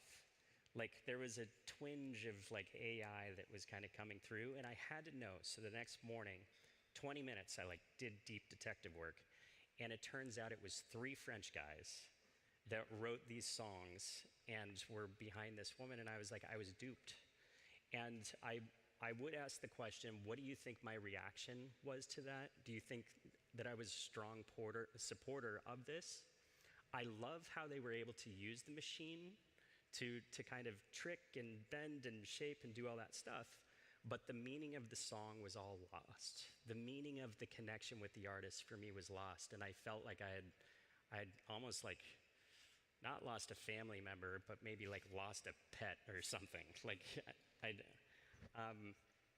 so I think that brands can dupe people. I think it will happen. I feel like it'll be an individual response, maybe cultural, shapes that in a little bit. Yeah, I also think that it's going to happen more and more. And maybe this is also something that we have to learn to be detectives, look up the person, the artist behind the visuals and the music maybe, or artworks. Yeah. To really get everything of the whole, human or whatever being. But it's funny because only because of that we having this conversation. What is human? What is belonging? What is connection? Stuff like that. For me, it's so fascinating. Like in most of these things, I always think AI is not the problem. AI is the indicator. AI is the accelerator. It makes it more obvious. Yeah. But in the end, it's always something different. It's always like more deeper drives or the cultural zeitgeist, or it's bigger stuff. And AI, and also like for me, it's really important that we, as often as possible, very clearly distinguish what do we mean. Like, do we talk about specific technologies? Do we talk about products and tools that are built with these technologies? Or do we talk about some douchebags in Silicon Valley who tell us a whole story about the future around these technologies? And usually these are very distinct parts, and sometimes like we only just AI, and then it makes it so hard to be specific. Like just one example, like I always see like writing with AI, is it good or is it bad? It's like, what are you talking about? Do you talk about a great novel or writing an email? It's both writing, but it's very distinct contexts. And so my encouragement is always like, as soon as you hear yourself saying an AI in a discussion, like always try to, wait a minute, what am I talking about? Right. Am I talking about a specific technology? Then can I just use that? Am I talking about the idea of the future and everything that's connected to that? Or do I talk about Sam Altman or some? It helps to be more specific, and then we can move forward with that. Right. Yeah, for sure. Given that we're right now at least chatting about like brands and products and marketing, how do we actually create this, and especially with Gen AI? Do you think that this technology that we have right now, or maybe in the future, do you think it will be able to actually understand culture, or just simulate it somehow, just like use what's already done and spit out the same thing? Do you think it can actually understand culture? Can we understand culture? Good question. Great response. Next question, please. No, that's checkmate. Seriously, like because AI is an echo chamber. It's really, AI is just a bunch of people figured out how to find faster processors to make machine learning algorithms work faster. Like that's basically what it is. And that's an echo chamber of like our ideas that have existed. So like, where's the land grab of information that we can use to train and feed that? But our culture will always be evolving, and our experiences from that will always be evolving. And I feel like that gets thrown back into the echo chamber, maybe, or maybe not. And that's what makes a great culture. Interestingly enough, I feel like more subcultures are probably happening as a result of maybe us all being connected on this one airwave that's called Instagram or LinkedIn or whatever. But culture will always still be there because it's how we identify, it's how we how we find our own meaning and find our own search for curiosity and struggle and those kinds of things. But I checkmate to your question. Just come back to that. Well, I think it's a very simple answer. I think, yes, it can understand culture, maybe even better than we do, but it can only simulate it, and only humans can create culture, because it's also, we all are creating our culture. It's not that one person can create culture. Right. Yeah. I think they It's also a deeper understanding. Yeah, and the interesting part always there is just by the question, can AI create culture? Again, whom we're talking about here? Like, who has the agency in that? Is it an LLM running on a server? Who put it there? Who started it? Like, exactly. Talking about biases? No, I'm talking about I'm talking about like an LLM itself has always been set up by someone, has been like, somebody has given it the first prompt, and what prompt was it? There's a system prompt usually, if we're just talking about LLMs. There's always intention coded into that by humans. I think we're very far away from any, and just from the critical futurist perspective, the whole notion of AGI, of artificial general intelligence, is pure bullshit. It's a story that Silicon Valley is telling again and again to get more venture capital. Yeah. But they can't even agree on what it actually is, and it's just based on hundreds of years of humans being afraid of the ghosts in machines, and before that in golems and things like that. So again, we're like constantly doing this where we're putting agency into a system that doesn't have it. It's always the people behind the system. And I think that's not going to change for the foreseeable future. Not that we can foresee the future, but this is the stuff we're in right now. So it's always more, we really have to be careful not to like, oh, the AI. In the end, it's always humans, and so it's always humans who create culture to make it full circle. It's a political game, right? Aaron, I think we do have to wrap up at this moment. Good. I was about to go love off. that we could continue discussing this probably for another hour or so. Is there still a few minutes for Q&A, or? I think not now, but We're I'm full of sure time. this Okay. discussion will continue, and you will be here. You will be here. So just thank you so much. Thank you so much. All right. Thank you. Thank you.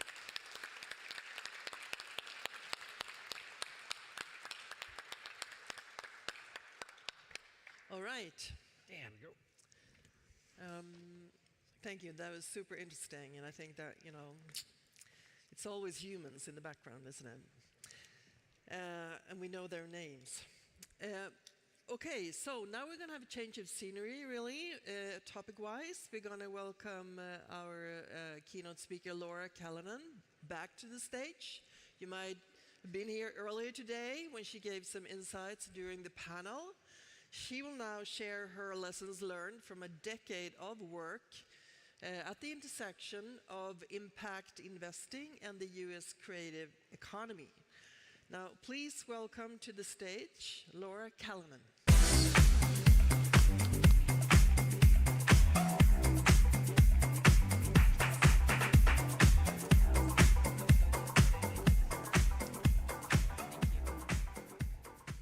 Hi, everybody. Good afternoon. It's great to see you. Thank you so much. I appreciate this.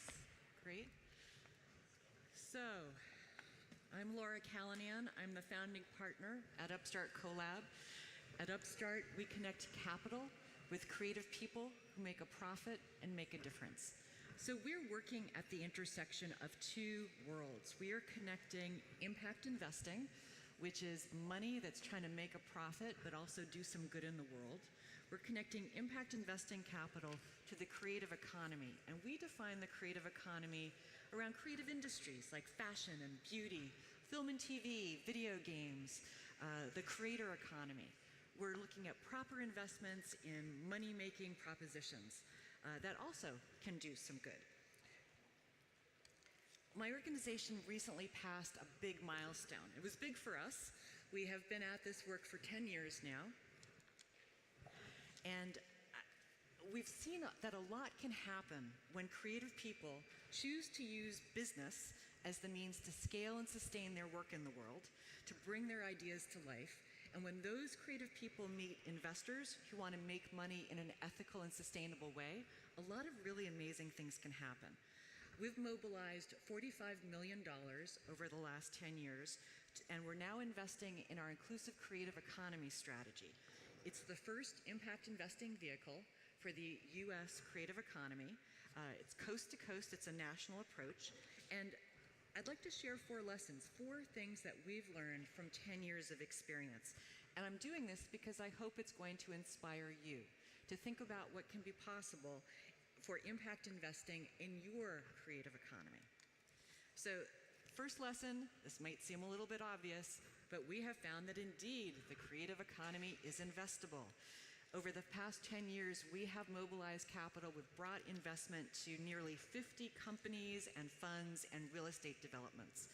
And that's just a fraction of the investment pipeline that we have qualified that currently has more than 350 investment opportunities. Together, they're seeking about $2 billion in capital, and they want to get that money and put it to work over the next 24 months.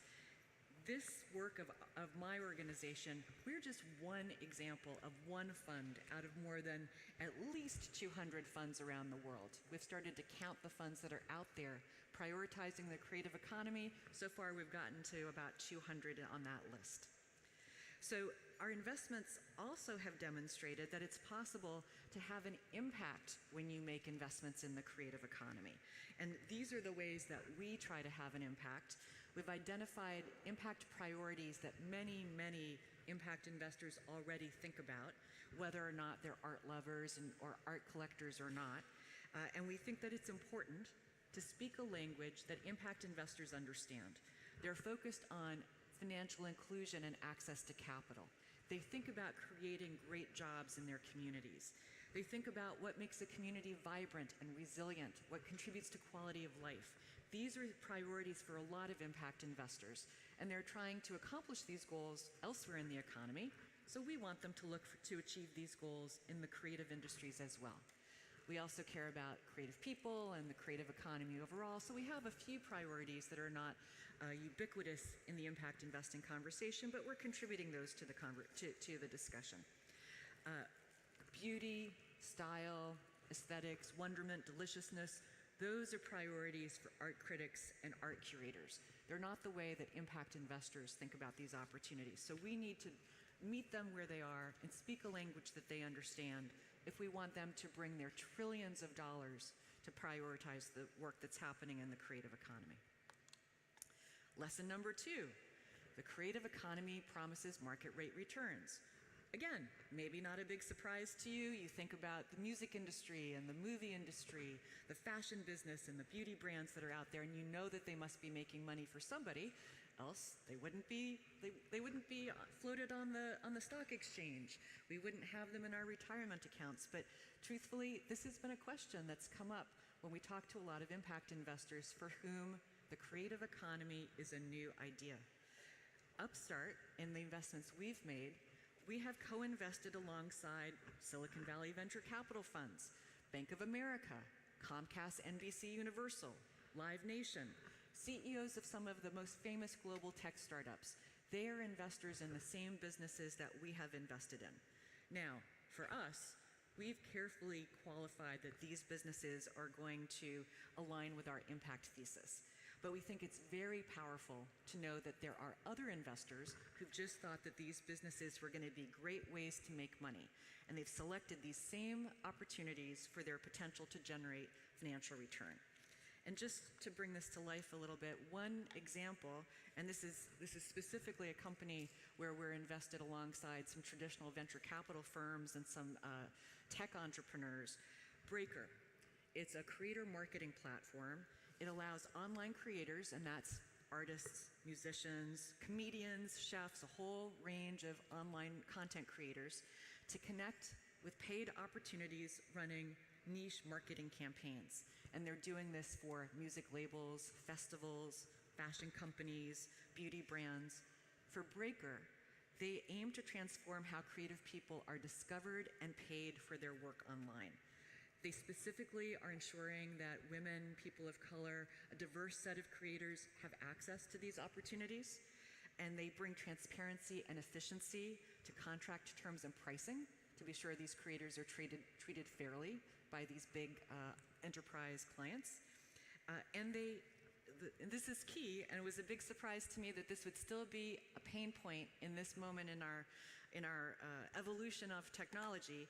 They pay creators promptly once the contract is filled. Paying these folks online has been a real pain point in the creator space. I see a lot of nodding heads, so you're creators and you know that that's true.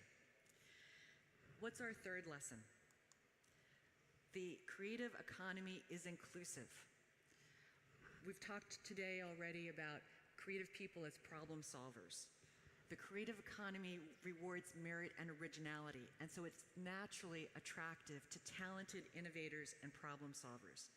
And so it's not surprising that the leadership of Upstart's investment portfolio, which, as I said, it's a national US mandate, it reflects the demographics of the population of the United States. Our founders it's a very diverse group. They're diverse by gender, race, sexual orientation, immigration status, disability status. It's the diverse group of talented founders that befits a national strategy in a country that's as diverse as the United States. And so we think that if you explore impact investing opportunities in your regional creative economy, you will find it will be inclusive and diverse as well. Just an example to back this up, we've made an investment in a e-learning and recruitment platform called Making Space. This helps companies train and recruit talent with disabilities, whether it's a physical disability or the individuals on the neurodivergent spectrum. The majority of jobs on the platform are for creative roles like graphic design, editing, and many of the enterprise clients that are engaging through the platform are in the media and entertainment industry. So clients include Netflix, Amazon Studios, NBC Universal. The founder of Making Space, she started her career as a creative, as an actor and dancer as a young person. She then worked on set on Hollywood productions and in talent management. She's a serial founder. This is her second business. She's not yet 30 years old. She's a really amazing woman named Keely Cat Wells. And she's a disability rights advocate, in part because she's a person with disabilities herself. Our fourth lesson is that the creative economy is a lab. It's a laboratory. And many of the founders that we've invested in through our portfolio, they're developing solutions first focused on creative people and focused within the creative industries, but they have plans to expand to other sectors of the economy. So for example, a crowdfunding platform called Honeycomb Credit. They crowdfund loan capital to small businesses, small, medium, brick and mortar businesses, deeply integrated into their local communities. And about 80% of the businesses who've borrowed through this platform have been in creative industries. Bakeries and restaurants, music clubs, toy makers, hair salons, barbershops, a whole range of Main Street brick and mortar creative businesses. Honeycomb helps local businesses raise funding on fair terms from their customers, their neighbors, and their fans. While they started funding these creative businesses, they have now expanded into other businesses beyond the creative economy. They recently have focused on green, clean energy projects. So a really far cry from your local bakery. And like the other two companies that I've described, Making Space started in media and entertainment, but they're now expanding to global businesses, including Visa, Salesforce, and Walmart. Breaker started working with musicians. Their name comes from the earliest iteration of the company, where they helped musicians to popularize their song, to break their song. Breaker is now recognizing that the greatest opportunities for its corporate growth, it's from solving online payment problems and creating the rails to allow for the online creator economy to expand. We think that these examples of businesses who began serving creative people and began serving creative industries, but are expanding to the rest of the economy, we think that that's incredibly validating. It shows that the creative sector has the ability to assess and address challenges and opportunities that matter to everyone, not just to artists and designers and creatives. And we also think that it powerfully highlights the value to impact investors for scouting new ideas within the creative economy. Look at the creative economy first for that great new idea, because it's not going to stay in the creative economy for very long. E-training, crowdfunding, and online payment solutions like the ones being developed by Making Space, Honeycomb Credit, and Breaker are going to go on and power the whole economy.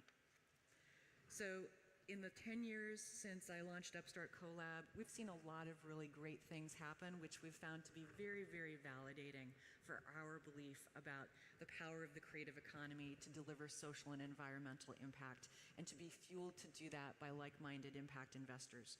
We've seen the United Nations declare 2021 to be the International Year of Creative Economy for Sustainable Development, demonstrating the deep impact potential that lives in the creative sector. We've seen that the investability of the creative economy is validated by the fund managers who've come to this conference today and tomorrow, by hopefully Upstart a little bit, but also by the fund managers that we see doing similar work in the UK, throughout Europe, in Africa, and Latin America. Some are focused on driving impact, some are just seeking that financial return, but together they're all focused on the creative industries. And as I said, my team is now tracking globally the fund managers who are prioritizing the creative economy. We're at 200 funds, and I have a feeling that that number is just going to keep growing the more we continue to work on this project. I'll also say that conversations like this one are expanding. About 4 weeks ago, I was in Riyadh. I spoke at the very first Cultural Investment Conference, which emphasized that the role of the creative economy in defining a sustainable future. The panel I spoke on was titled Cultural Innovation as the New Oil.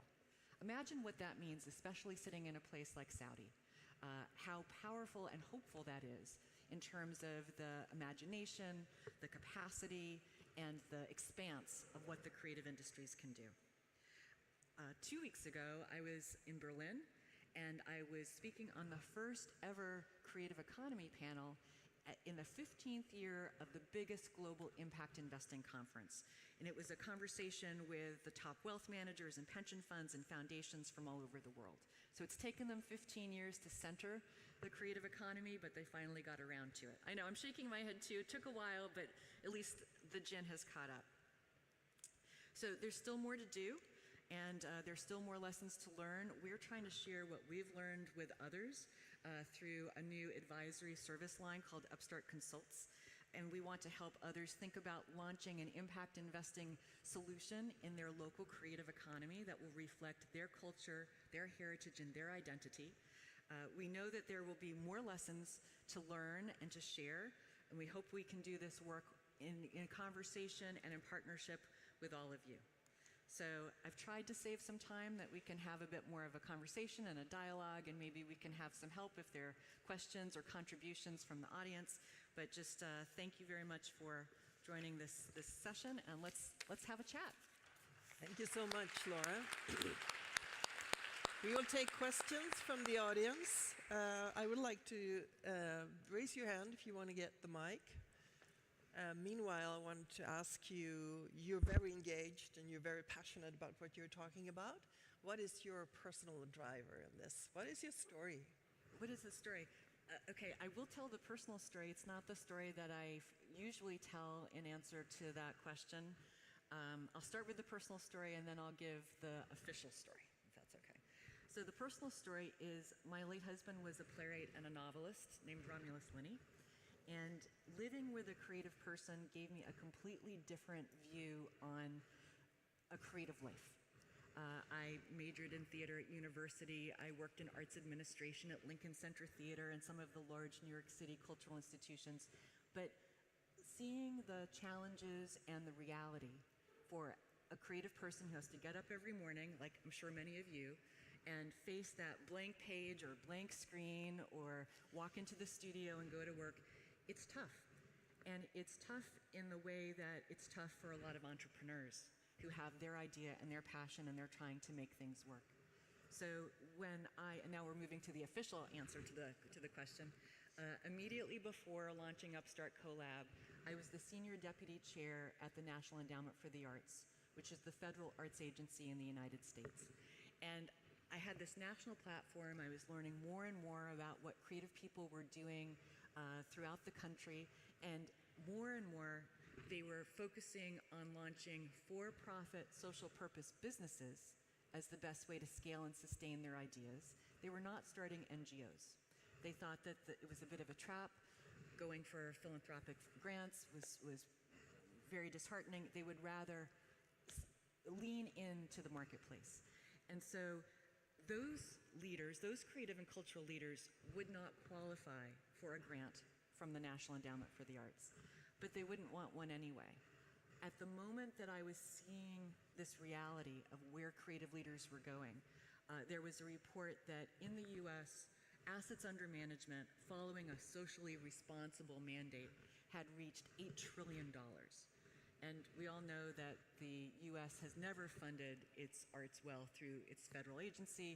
The time I was at the National Endowment for the Arts, the budget was $150 million. And all the Europeans are snickering because they have so much wealth that they put into their culture and their patrimony, as well they should.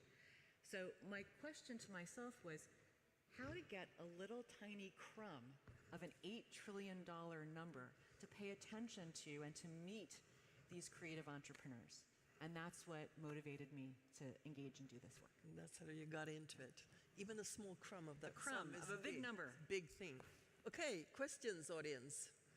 Now you have your chance. Over here we have a question. Oh, we have one. Your line, so.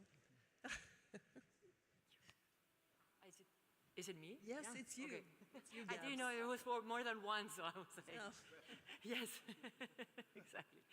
I have a question. Thank you very much for sharing your knowledge with us.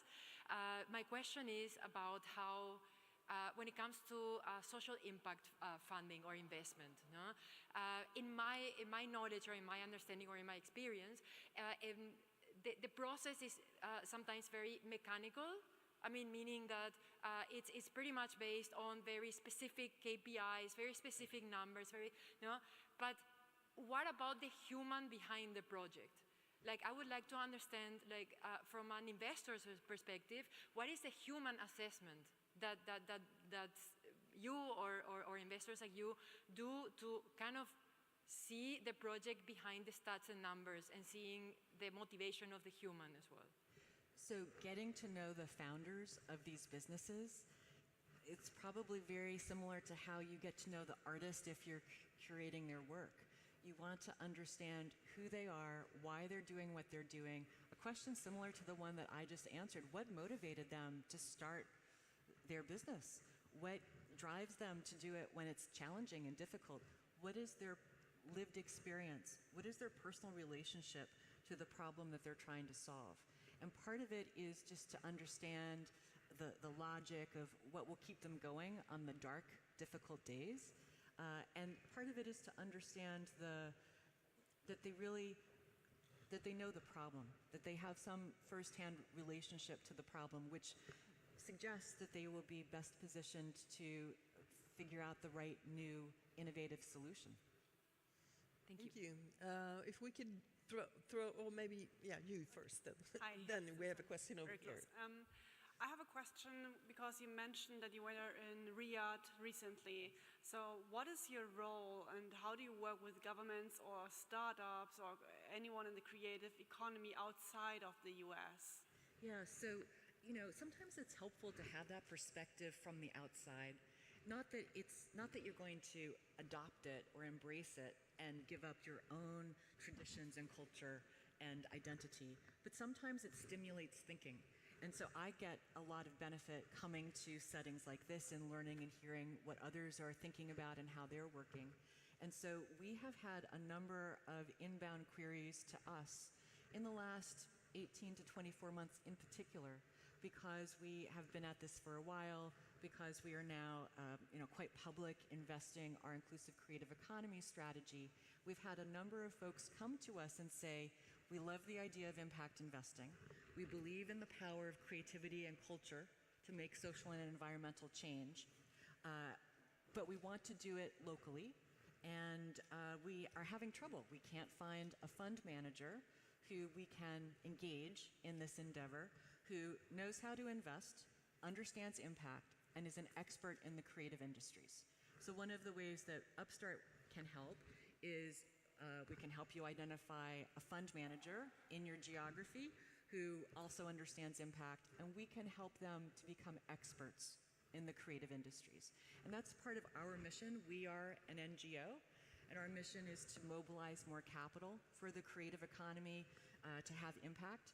And so if we do that by teaching and training and preparing others for, 12 months, we work with you for 12 months, we help you translate your goals and priorities into what's realistic in your local environment, then you have that expertise. You build off the beginnings of what we share with you, we move on, and then there are more experts everywhere in the world that will bring more lessons beyond the 4 that I shared today, those lessons will come organically from the reality of what is true for you in your community. And that's what will be very, very exciting. Thank you. I think we have one question here and then one there, and then we have to close Thank you it. so much for your input and for sharing your story with us.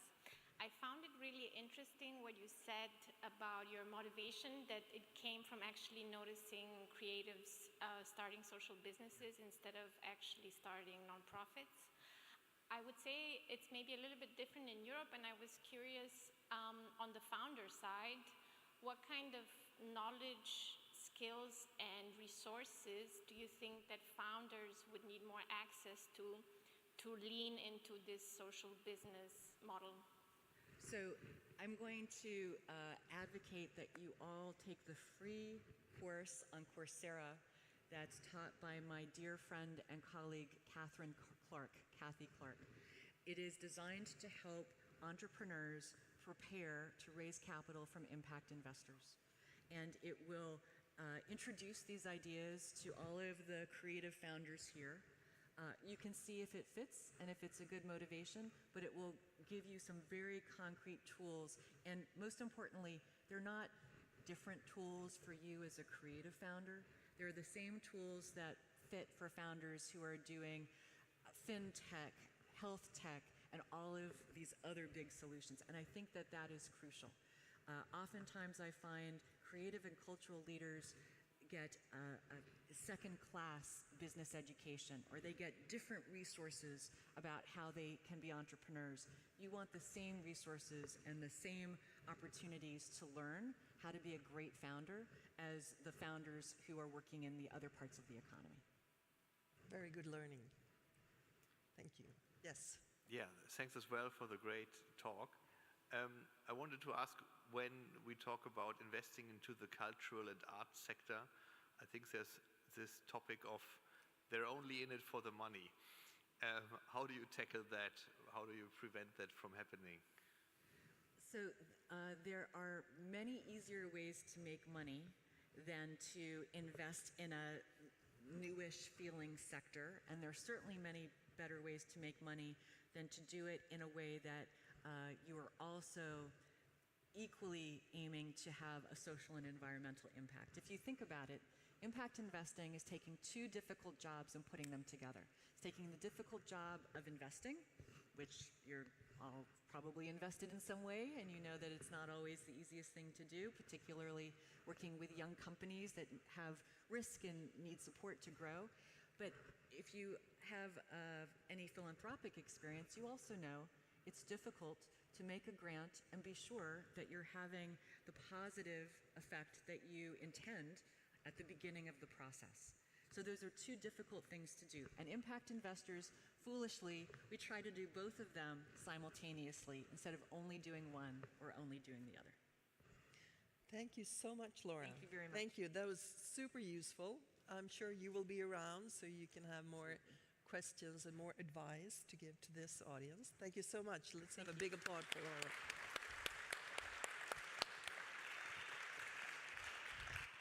Okay, we're going to continue on this theme and talk about creative capital. And can impact investing work for the cultural sector? Yes, obviously, but we're going to dive into it even more. And we have two wonderful speakers. We have Martin Blum from Impact Europe, who's a fund developer, and Arthur Steiner from New Silk Roads.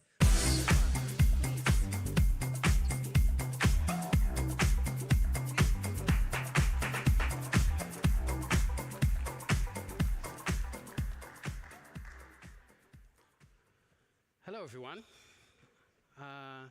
Up to us. It's such an honor to be on this stage after such great speakers, and I'm still a bit confused about an experience I had today. If you have the chance downstairs, go to it if there's still a possibility. I'm completely in a different world right now. I'm Martin Blom. If I have to introduce myself quickly, I usually say I'm an entrepreneur, was able to make an early exit around my 30th birthday. Started investing in startups when, Silicon Valley was just invented. Made a lot of mistakes, but had a lot of fun doing it. So kind of moved on to fund investment, see if I could set up a fund. Ran into an organization called HEVOS, an NGO in the Netherlands, helped them to set up a fund, and kind of moved from there in helping other funds to set up. Two things are important. I ended up where I'm now about 5 years ago, Impact Europe. Impact Europe is one of the bigger networks in Europe of impact investors. So our members are investing in impact. They do that as funds, they do that as foundations. My colleague is also in the room. I just saw him back there, Peter. So if you have any questions about how funds can do that, how funds can invest in you, then talk to one of us. So I'm not from the world of culture. I'm not even that much from the world of tech, but I'm from the world of impact investing, and I've been in there for a very long time. And I want to tell you a bit more about what that is, but I want to say one observation that I had being in this world for a very long time is that I've seen a lot of panels, a lot of conferences like this, with people on stage talking about transformations of our time, systems change, how can we change the world into kind of a better future. And always in these panels were investors, big banks, politicians even, people in suits, short. And it always kind of surprised me. It was kind of a thing in my head was like, okay, but if you talk about systems change, do you actually realize you talk about changing yourself? And I was kind of missing the real change in what they were discussing. And I was kind of missing the one sector that I think is educated and is kind of working on a topic of real change and can actually bring that imagination that we need to kind of create this change in the world, and which are creatives, which is the cultural sector. So I started looking, and it's a bit, I think, what Laura was just also mentioning, that the impact investors and investors in general, but definitely also impact investors, and the creative world seems to be very different worlds. We don't find each other that well yet. That Gin only just now started to have these sessions on impact investment says a lot. I have to say at Impact Europe we tried already since a couple of years to have these sessions, to have these conversations at stage, and you see, so that's the positive thing, you see the interest in these sessions growing and growing. And at a certain moment I had a lot of conversations with people that came to these sessions at Impact Europe, and one of them was Marijn, who's sitting here, and we said, like, we're missing actually a fund that combines the three things. impact, investing, and creativity and culture. And I also remember that you were for a few months off, and you invited me back when you were back at the office, and you asked me literally, Martijn, where is the fund? And I was like, oh, which fund? What are you talking about? No, the culture fund, where is it? And I was like, I don't know. And we started talking, we continued talking, and actually at a certain moment we kind of found common ground, and we said, like, maybe we should do a feasibility study first. Do a feasibility study, see what's out there, see that what's been done by people like Laura, big inspiration, by people like Fran, big inspiration. What do we actually do? How can we invest, and how can we kind of link impact to that whole story? And I already told Miriam yesterday that after that I kind of walked out of your office and I kind of had a feeling of panic almost because, like I started telling, I'm not from the world of culture.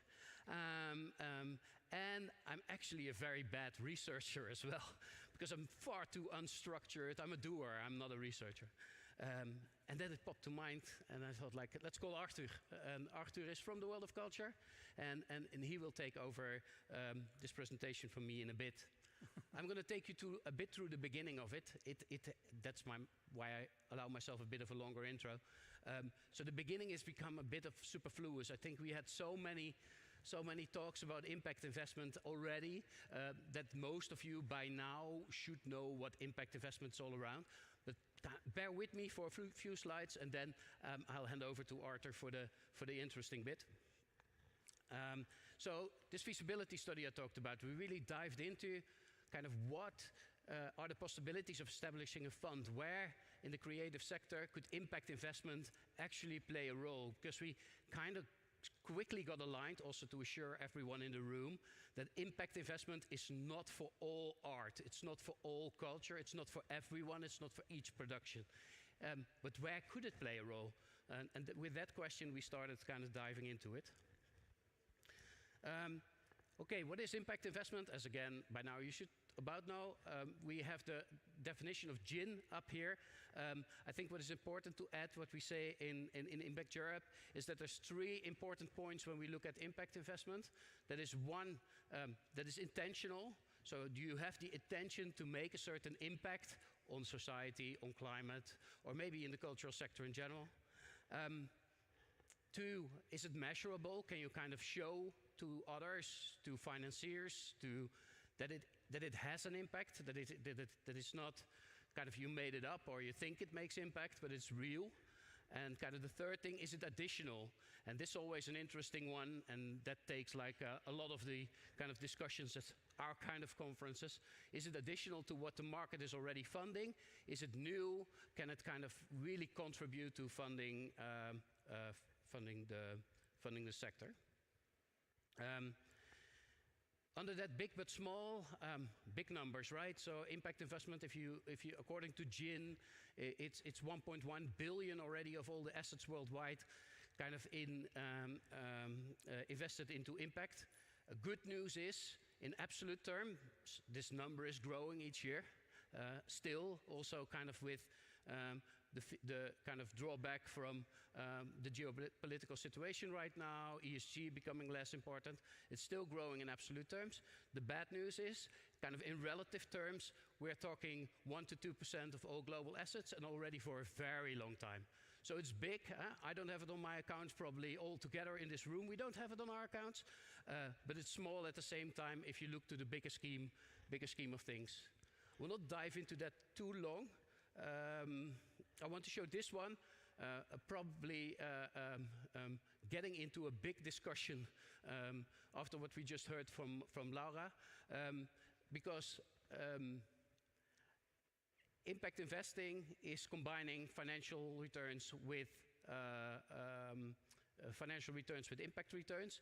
But there's a bit of a but to it. If you look in the impact investing world, so in general, not just in the cultural world, if you look in impact investing, there are impact investors that are willing to take kind of a lower return if the impact is higher.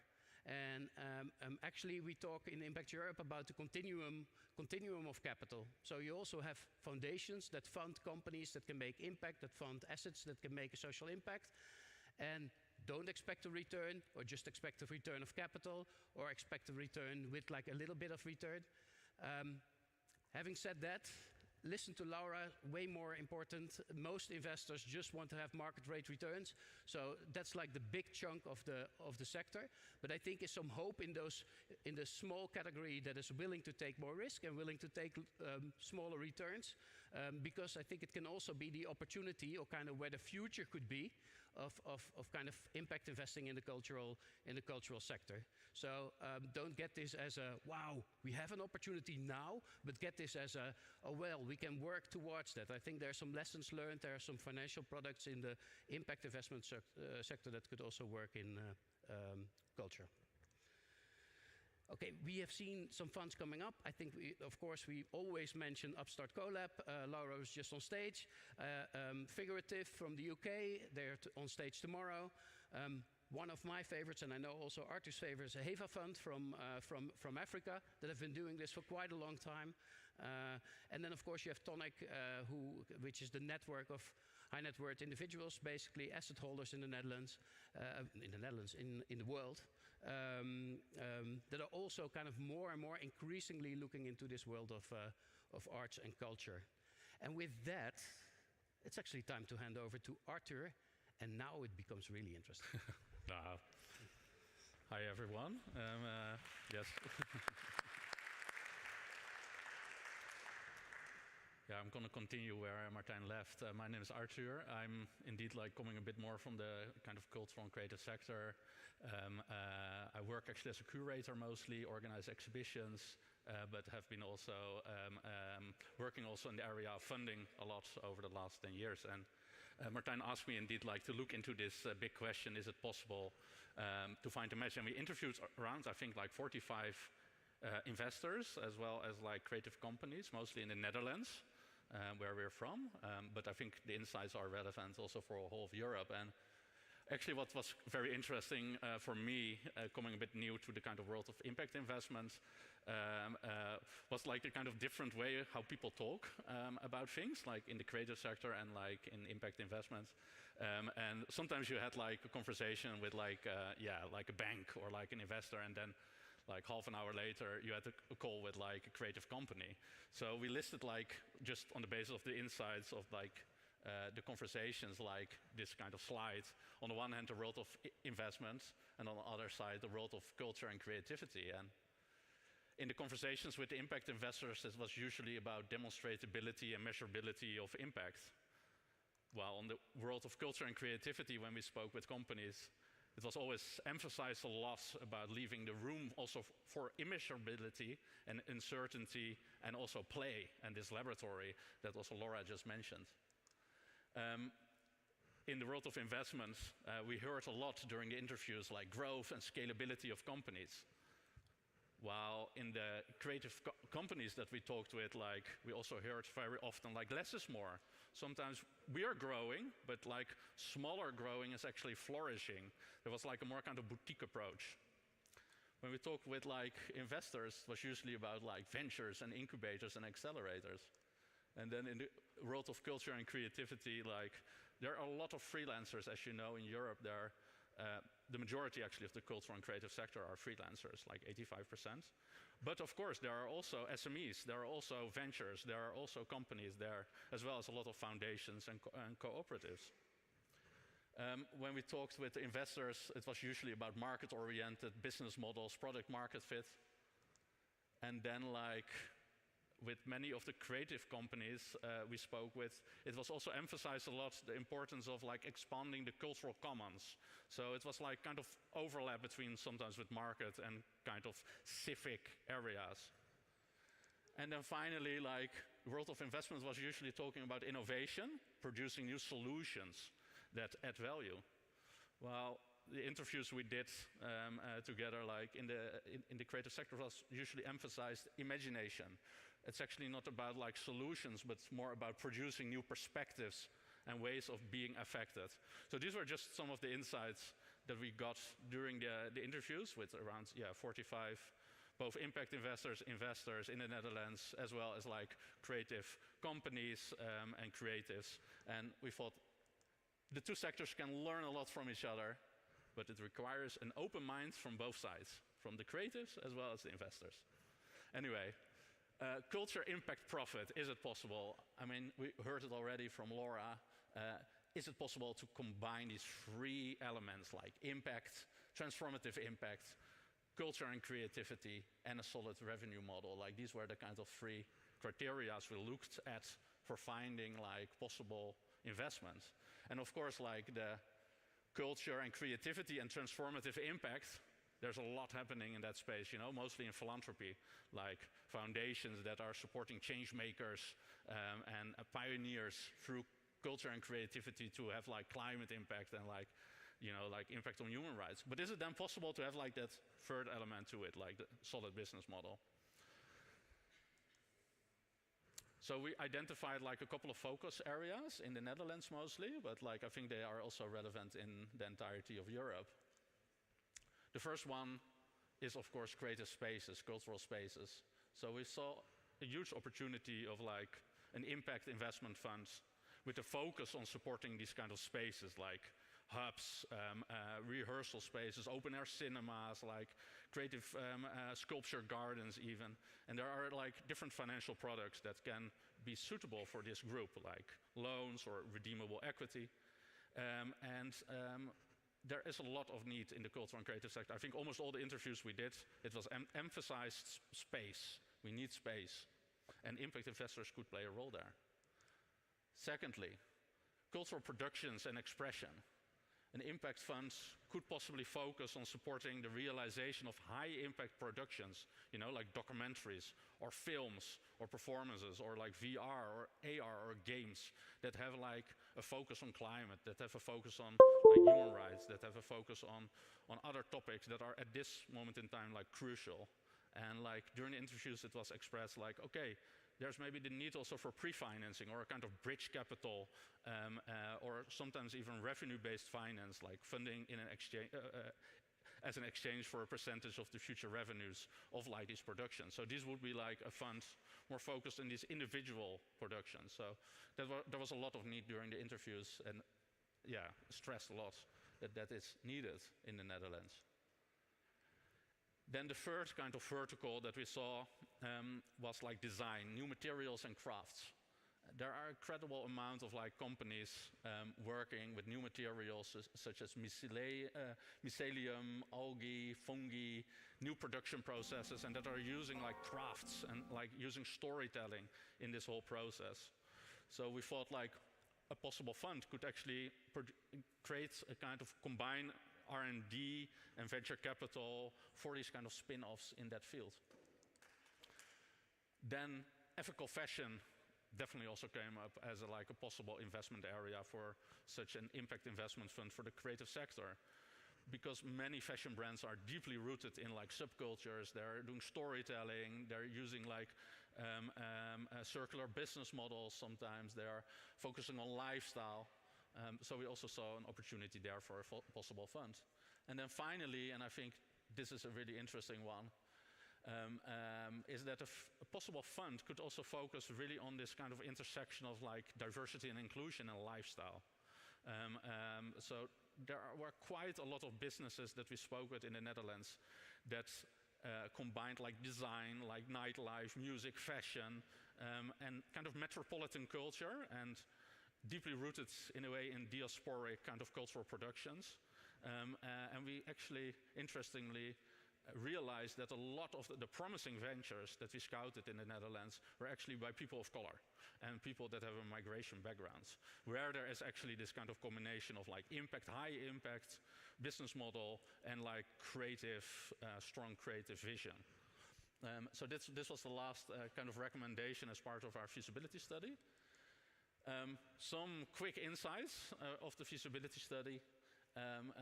Most of the companies we spoke with, they were not really silo thinkers. They were not like confined to the realm of like fashion or like the realm of music, or they were kind of combining like different business models, like different sectors together. And that made them actually quite interesting. They were also not solo actors. They were not like this kind of hero tech entrepreneur, but they were like a creative in combination with a strong business man. So like this kind of team where there are like creative people involved, as well as like entrepreneurs and like more for the business side, those were quite successful ones.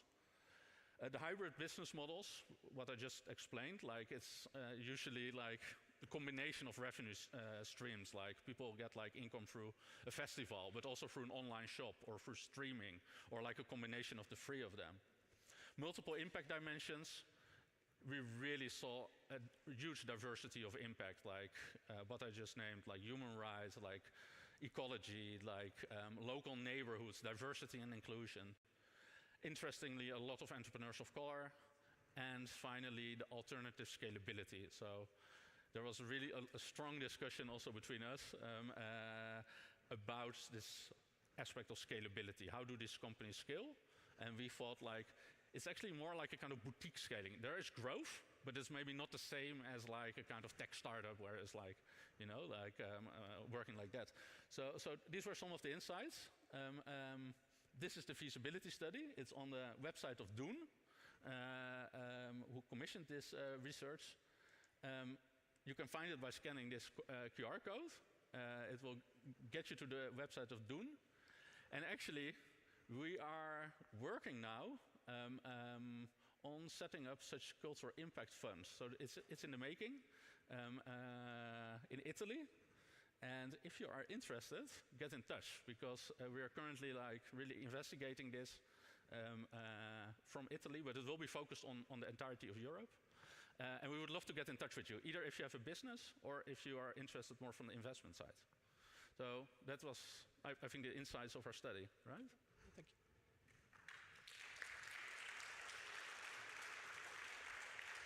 Thank you so much. I think we have time then for some questions from the audience. Yeah. I don't know where the mic is, though. Oh, you have control. Okay, who wants to ask the first question? Raise your hand, please. I'll ask a question meanwhile, and you think about it. Oh, we have one. Okay, I'll ask a question anyways. Do you have like a favorite example from your research where you were just like, wow, this is spot on, we learned something? I always have to think hard. What is a favorite example? Just a good Pata. Yeah, Pata was a nice one.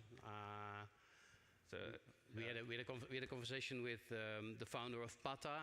I don't know if you know Pata. Pata is a sneaker brand, sneaker designer brand.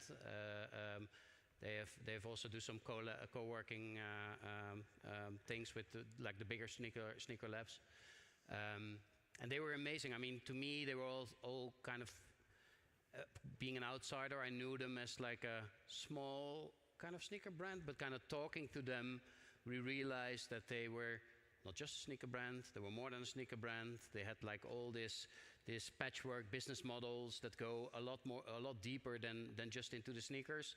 And that they are actually on a level that is kind of really big. They were a substantial company, and they didn't work like a regular sneaker brand, not like Nike or Puma, that kind of spreads all over and everybody uses their product.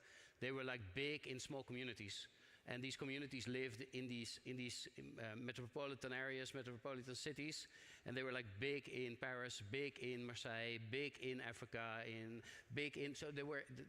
It was really a different type of business model. And then what I think I loved most was the fact that they were kind of on the impact side. They were so kind of locally rooted in these communities. So also the impact, kind of the giving back, getting kids to get to sports was a big thing. But also towards working with designers, and this for us was like a big company that seemed small from the outside, was very big, like surprisingly big on the inside, and had like a lot of impact, like locally in these communities.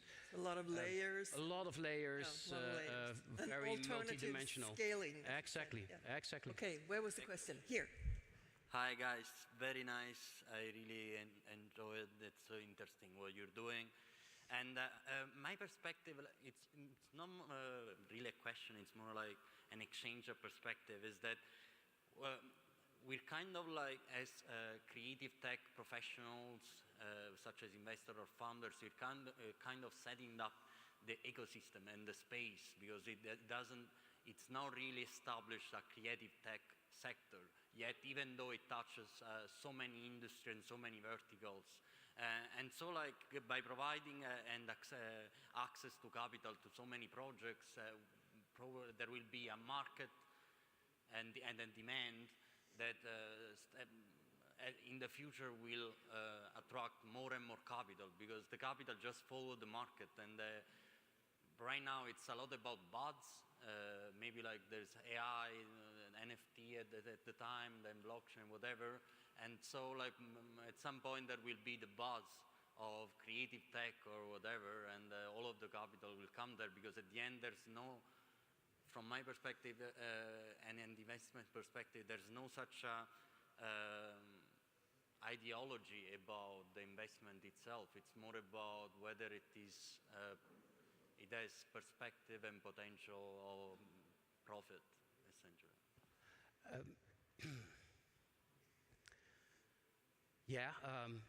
One, if you have to wait for the financial sector to follow you, you need to have a lot of patience. I'm almost 50 years old, as I was told by my colleague. I mentioned that a lot. Maybe it's top of mind because a good friend of mine just turned 50.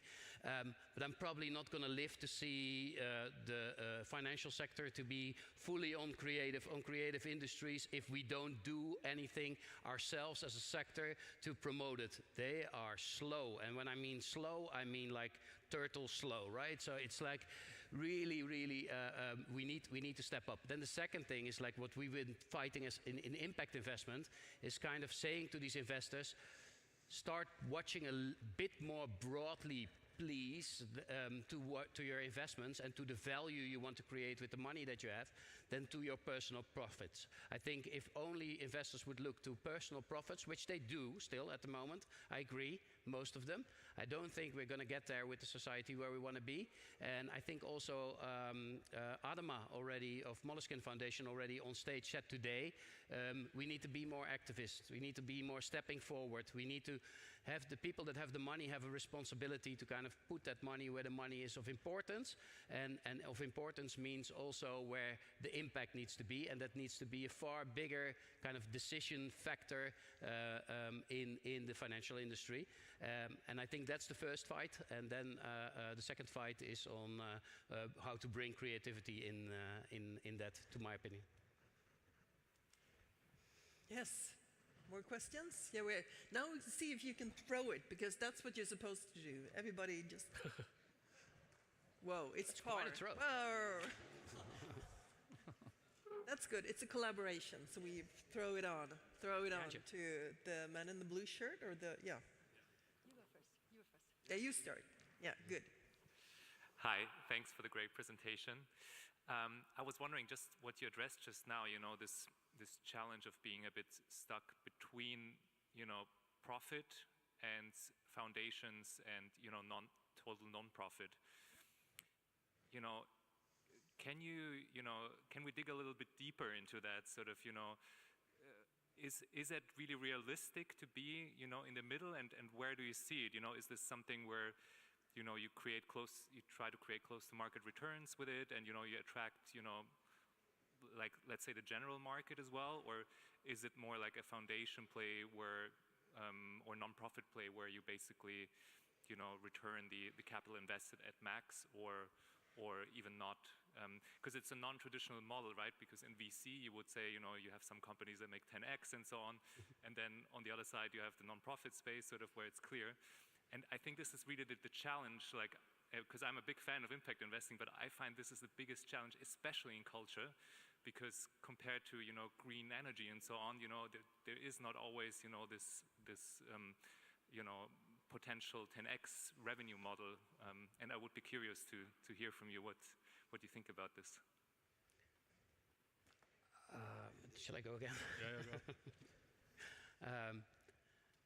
First of all, let's be honest amongst each other. We're here now everywhere. So this 10x model doesn't always work, right? So you only hear the ones that work. The one that doesn't work, they kindly go silently off stage. So this 10x model is nice in theory, and it works for the happy few of us, but it doesn't always work. The 10x criteria is venture capital. The 10x is not per se what happens in private equity. What you see in private equity that invest more and more kind of existing companies already is that private equity is actually the main driver of green energy at the moment. But I think what has kind of clean energy has shown is that if you invest with a purpose in something that can have a positive impact in the world, it can actually make money.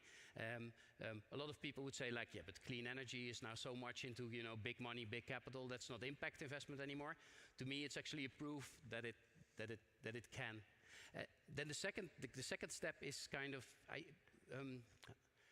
the spectrum of capital is also to show that the world of investors is not like it's not one or the other, right? So it's like every impact investor in the room has a different, return expectation, return promise to the investors, way of looking at who to fund and how to fund, and is already at this moment taking a place between being fully market rate return aims to being completely non-market rate return aims, and kind of taking that space in between. And that space is actually filling up as we speak. That's what's happening. That's what's happening in the world of impact investment.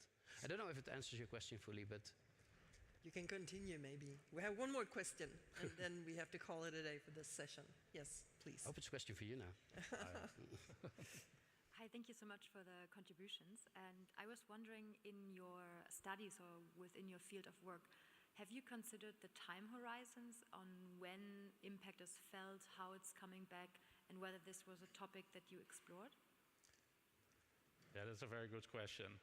Well, one of the things that we realized in many of the interviews with companies in the creative sector, especially like ventures, is that they didn't have the language, or like they don't have the language to exactly express this kind of impact in the language of impact investors. So they have a lot of impact, and we were like, wow, this is like fantastic. Like there is so much impact, but like there's really like this kind of like segregation almost in language between like these kind of creative initiatives and like the language of like investors and their metrics. That's also why I put it there at the beginning. So I think it's actually the responsibility for the funder to see that and spot that and say like, hey, wow, this is like actually having a lot of impact, and maybe also can have like impact on the long term. But we're not going to wait like for this kind of like creative company like to express themselves in like a theory of change, for example, or something like that. Like so that was I think some of the thing. Yeah, what I realized. Yeah, and I think again, can I say one? Then I'm ready. Like also in the world of impact investment, you have this concept of patient capital. And I think that's a nice example also for the cultural space. Definitely, if it's with impact, is that there are investors that are willing not to compromise per se on returns, but more compromise in the timeline in which they would like to see that returns to make things possible. And there's very last things. Maybe we had in the interview we had two favorite questions, and if we were speaking to investors, and it was kind of amazing. We always asked investors. We said like, okay, creative and cultural sector entrepreneurs, what do they need to do to become investable? And the investor was like, oh, I like that question. They need to be scalable. They need to be, have the potential of being, active all over the world. They need to have a solid company. They need to have straight KPIs. So they were talking in these investment terms and kind of fully proud of themselves, if I can say it that way, that they knew what they had to offer. And then our second question always was, what do investors need to change to be able to invest in the creative and cultural sector? Silence, complete silence. And I think that was my favorite one. And I think we need to kind of on both sides still develop a way of getting closer together and make this happen. Thank you so much. Open minds. Thank you so much. A big hand for Martin and Arthur. Thank you. Wow, well, you have been so good. We are now moving into the last keynote of the day, and we have, of course, saved something very exciting for you. We will listen now to a keynote from Karl-Heinz Land, who's the CEO of Neuland.ai. And he will talk about why boardrooms and artists and entrepreneurs, and perhaps all of us, need the Zettelkasten mindset. He will show during his speech how blending AI with the artistic and the entrepreneurial mindsets, how that can really lead to groundbreaking innovations. So very much looking forward to this, and please give Karl-Heinz a big hand.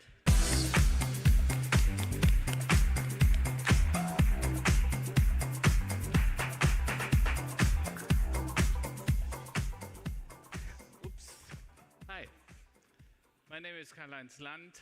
Thanks for the kind introduction. The title of my speech is it a new dawn of a new era? Because artificial intelligence is changing everything. And I'm also, Björn, one of those investors who sometimes speaks about APIs and connectivity, because it's not, at least we have to think about it. The great AI transformation. Europe is not very good in transforming. Other countries are way better. And I want to speak with you why art, why artists or entrepreneurs are so much needed these days. Detecting disruption. Tony Shiba, one of the technology philosophers, he said there are only two groups of people who recognize and understand disruption early, and these are entrepreneurs and artists. How could this be the case, and why is that the case? That was the question. My wife is a gallerist. We have a gallery in Paris and in Cologne. And the Handelsblatt was writing about the Aufbruch into the new era, the dawn of the new era, 2 years ago when OpenAI launched ChatGPT. Yeah? And they said, this is going to change everything. Our life, our social life, the way we work, the way we do art, everything. And I'm completely convinced that this is the case. What are the characteristics of an artist and an entrepreneur? Creative thinking, you know? Think about Neckermann or Quelle, the old retailers, Walmart. They thought, why do we need the internet? We have shops or catalogs. And then came a small startup named Amazon and created the biggest shop in the world with today 3.6 million employees. Artists and entrepreneurs have a high level of creativity. They think beyond existing structures, frameworks, and conditions. And they are constantly searching for the new. By the way, the artist has to do the same. If I could paint like Picasso, it would not be worth something, yeah? But if I create something really new as an artist, then it's changing the way we see things. And they both are anticipating what's going on in society, in technology, and into markets. They bring together the idea, oh, internet and retail could be a nice combination. Yeah? While the existing retailers thought, why do we need the internet? We have fax machines. Yeah? Second, courage and willingness to take risk. An artist, he is striving for the new. It is not clear if he is getting the respect, if people understand. Success is absolutely not guaranteed. And that's the same for the entrepreneur. It's not guaranteed that maybe you are too early or you are too late. disruptive thinking, not incremental. And that is what we are very good in Europe. Our mission we are is very to make good culture in accessible. incremental thinking, but not in disruptive thinking. We invent at the tomb the models for the GPT, so the great transformer models, but in the US, they make the business with it. And the willingness to swim against the tide. Yeah? That is what both have to do. I'm not sure if we can understand what an entrepreneur or an artist feels when he is 5 years not successful. He fails, he tries again, he fails, he tries again. And then somehow, hopefully, he is going to succeed. And the external orientation. Artists, they assume what's going on in society. Artists, they have forced revolutions. Think about the revolution in Russia in the 20s. Artists were starting the revolutions, and they are inspiring other people. The same is true for entrepreneurs. Jeff Bezos, he has started the revolution in e-commerce, for sure. And that is going to change. And that is what is combining both things. And that is a picture of Demoiselle d'Avignon from Picasso from 1928. Today it's in a New York MoMA, expected to be 100 million. It was 30 years not shown because it was so way ahead of the time that even Picasso said, okay, I cannot show it. It's too brutal. People don't understand. They got me wrong. But art is not there to explain contradictions. Art is there to provoke it. And that is what we have to understand. And therefore, art is so important. And no matter what kind of art it is, if it is philosophy, literature, music, pictures, what so else. So, that was the part where I explain why it's so important to have art and creativity in our world. We heard about sustainability. I will also explain why AI is also forcing sustainability and will help us to create a world which will be way more sustainable than what we have seen. And these two worlds, they belong together since more than 20 years. It a little bit started with this device. We call it a phone, but actually this is a computer. You can also do phone calls with it, yeah?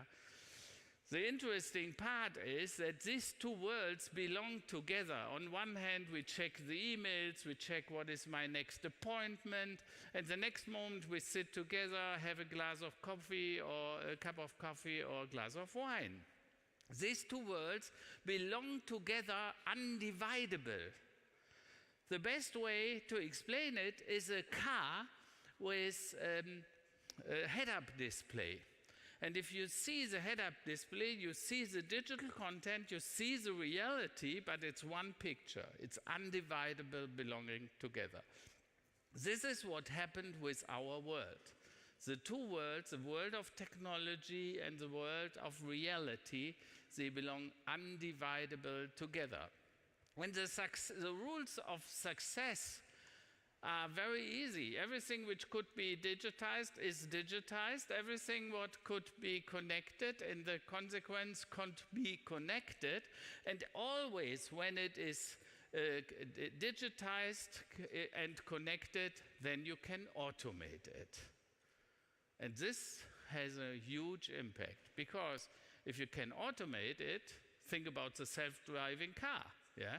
You digitize it, you connect it, and then you put a little piece of AI into it, and then the car can drive on its own. You don't need taxi driver anymore, for sure. But this is true for bookkeeper, tax advisor, journalists, lawyers. Whenever that happens, That is the rule of success. That is the rule of digitization. And now something is happening. AI comes with the power of the steam engine with light speed to us. And it's changing the way we live.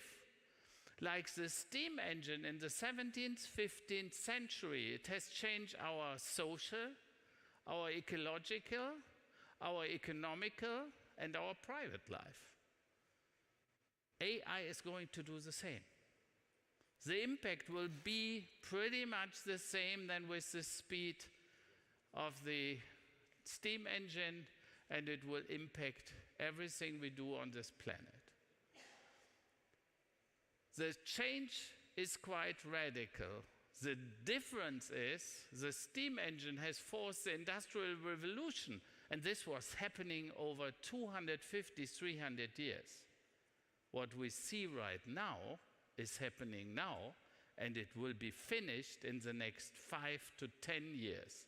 So we don't have a technology problem, we have a time problem. There's a time issue.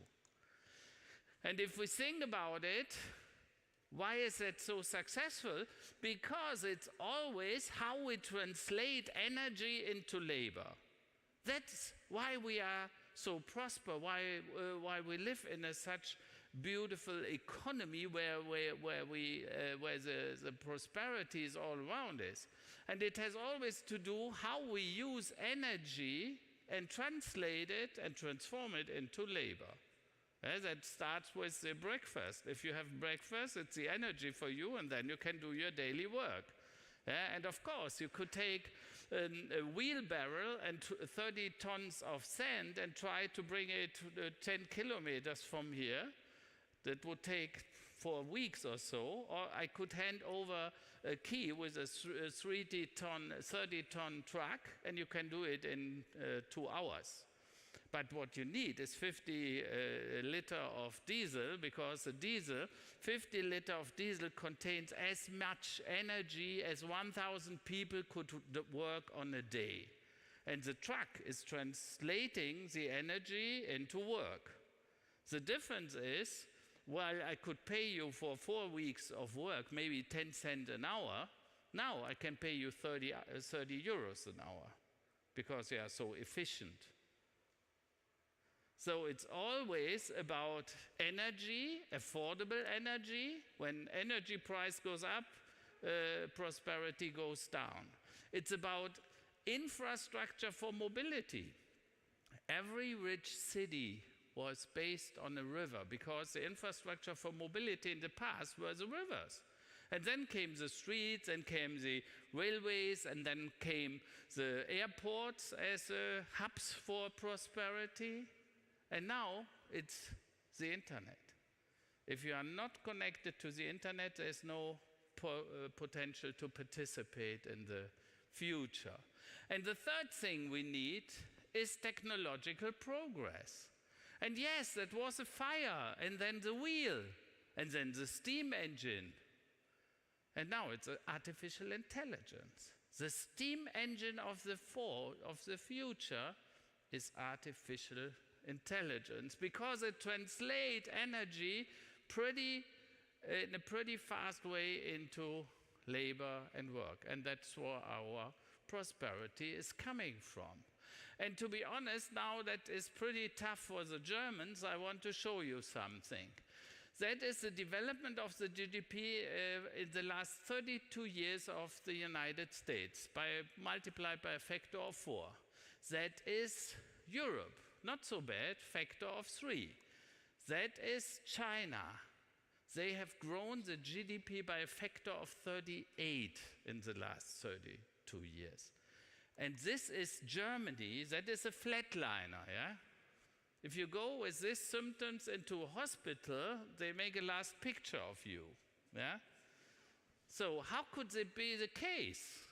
Factor 1.4, while all the others, they grow by factor of 4 or 3 or 38.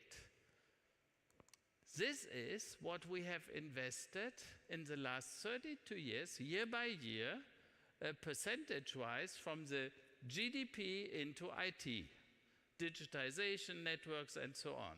Oh my goodness, look where Germany is. Surprise, surprise. And now we are blaming bureaucracy, yeah? That was complete stupidity. That's what people did. They didn't take it serious. I've written a book in 2010, Digital Darwinism, the silent attack on your brand and your business, yeah? So it was clear what is going to happen. Now the question is how we can use collaborative intelligence, because AI is not able to think. It can do machine learning for you. You can train algorithms. And sometimes it appears like magic what it does, yeah? I hope your offices look a little bit better than this one, but AI, this magic stick, can help us to at least get rid of a little bit of the bureaucracy and the paperwork, yeah? But the human work has to be done because AI is not able to think. It's a statistical idea. And as a matter of fact, if we think about it, what is driving our business? It's the people, it's resources, yeah? Everything you need for the production line, and of course it's capital. We heard about this. And knowledge controls all of it. In the past, we couldn't control knowledge. But at least what we can do now, we can multiply knowledge. And the beauty is, there are only two things, when you share them, they get more. Love and knowledge. Huh? It's a beautiful idea, yeah? Let's do it more often, yeah? So if we share it, we have more of it. Knowledge enables better decision. Knowledge about processes, customers, but also of your business, internal and external. Knowledge enables continuous improvement. A smart city uses 50 to 90% less energy, less resources, less traffic, and is creating less pollution than an unsmart city. And guess who is controlling a smart city? Billions of controllers, of sensors, and who controls that? Artificial intelligence. So artificial intelligence will save a lot of energy and will be the garant for more sustainable, especially important when in 30 years, 8 billion people will live in cities. Would it not be great if those cities are using 50 to 90% less of all these resources? That's what artificial intelligence can help us with. Losing knowledge is one of the biggest unknown risks, especially when people go into retirement and they take their knowledge with them. So therefore, knowledge is the strategic lever, and it's the number competitive advantage for every business, and also in private lives.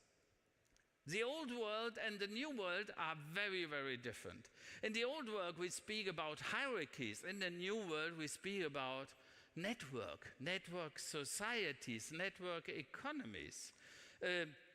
Instead of command and control, we speak about personal responsibility. When can a colleague, can an employee take a personal responsible decision if he has the right information? And guess who can help? Artificial intelligence, because you don't search anymore, you find. Or the information will find you. Planning has to become experimentation. Yes, we have to experiment more often. We have to take risks. In the past, especially Germans, they were very proud on doing things right. Spaltmaße, yeah, when I hear this in the automotive industry. And Tesla is never going to make it, said the CEO of VW. VW's value today, does somebody know? 42 billion. Tesla, who knows it? 1.5 trillion. 30 times the value of VW is Tesla. It seems that the Spaltmaß was not the only important thing. Yeah? We should really concentrate on doing the right things and not only doing things right. Routine work has to become to strategical working, and closed systems will be connected and APIs will be important, and overworked employees, they are using collaborative intelligence so that they can do the right things and not only do things right. Doing things right, by the way, is artificial intelligence, fantastic preferred. And by the way, if people think, oh yeah, AI, my company has no strategy for it, we have forbidden it. I tell you, your data is already in the AI space. 1.8 billion people are using at least once a month AI. 800 million are using it every day. Or in Germany, 24 million. And 10%, 7 out of 10 say, we are putting confidential data into the AI systems of ChatGPT and other systems. So welcome to the club. Think about your knowledge, and that doesn't matter if you're a company or your private life. My wife, she has this gallery, and she is using artificial intelligence, and she said it saves me 50% of the work I've done in the past per day, 50% every day. And think about the knowledge of your company would be in a huge library with 1 million books, all the methods, everything you know is stored there. And believe or think about the library has no catalog. You would always run around to find something. That is exactly a large language model like OpenAI without a knowledge graph on ontology. And companies, they have stored their knowledge not in libraries anymore. They have stored it in systems, in Microsoft, in Azure, in Office, in emails, in OneDrive, in SharePoint, in ERP systems, CRM systems. And there's a lot of knowledge in the head of the employees and the experts. And the idea was create an AI hub. An AI hub with access to all this data. He can read all the books, and he makes an executive summary from every book, and he writes it into a catalog, a knowledge catalog. We call that the enterprise ontology or the corporate knowledge graph. And now you can build hundreds of applications on top of it: workflow automation, process automation, filling out the formulas, customer service applications, order management. You can easily put it on top.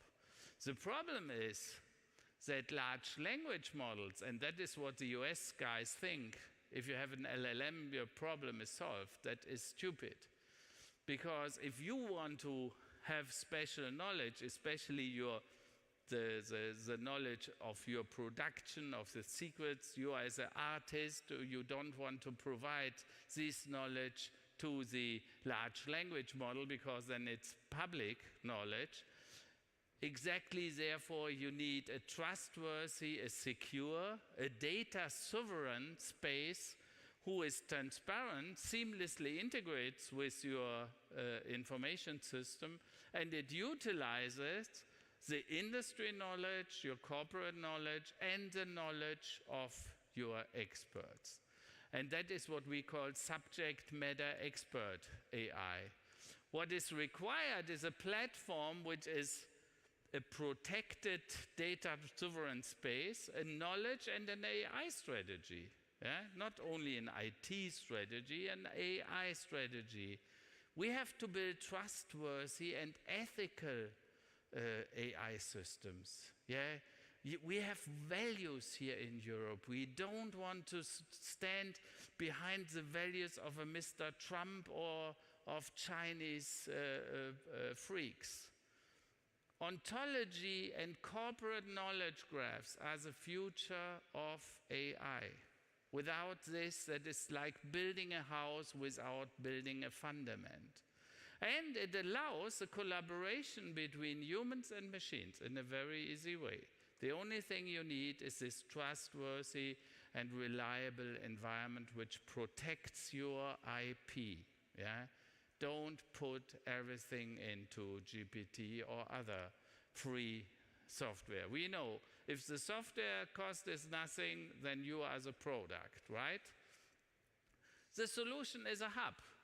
It's a hub where you can control all this, where you have the complete data sovereignty, and now you can build your own assistants, your own workflows, and so on. And it's all GDPR compliant in a framework which you alone control. And why become an AI first enterprise or an AI entrepreneur? Because it's about speed, it's about productivity, it's customer service and customer loyalty, but it's also about the Zettelkasten principle, yeah? Because when Niklas Luhmann in the 1940s invented the Zettelkasten principle, where he said, okay, it's not about the knowledge, but it's about how you interact with the knowledge, and you find new terms, you find new things. That is creativity, and that is what we need to invent new things. And that is at the end about creativity, about prosperity, and of course, competitiveness. And as a matter of fact, therefore, I say it's not only that Europe needs an own AI platform. I believe that we in Europe can win the race in AI because we were always the bean counters. We have created the spare parts, and we have created the ideas of Spaltmaße and so on, because we were very much in detail and quality was very high. But now we can put all our knowledge into the AI, in your AI system, where the IP belongs to you and not to anybody else. Secure, trustworthy, and of course legally compliant. Thank you for the attention, and happy to take some of your questions. Wow. So you're very positive about AI. Yes. Yes. Somehow. Somehow. That's very nice No, to I'm hear. very positive. I was always a, let's say, technology optimist. Yes. Since 43 years or so. That's very good. That's very reassuring for all the rest of us. Okay, people, questions for Karl-Heinz? Who has a question? We have one over there, end of the room. Yeah, thank you.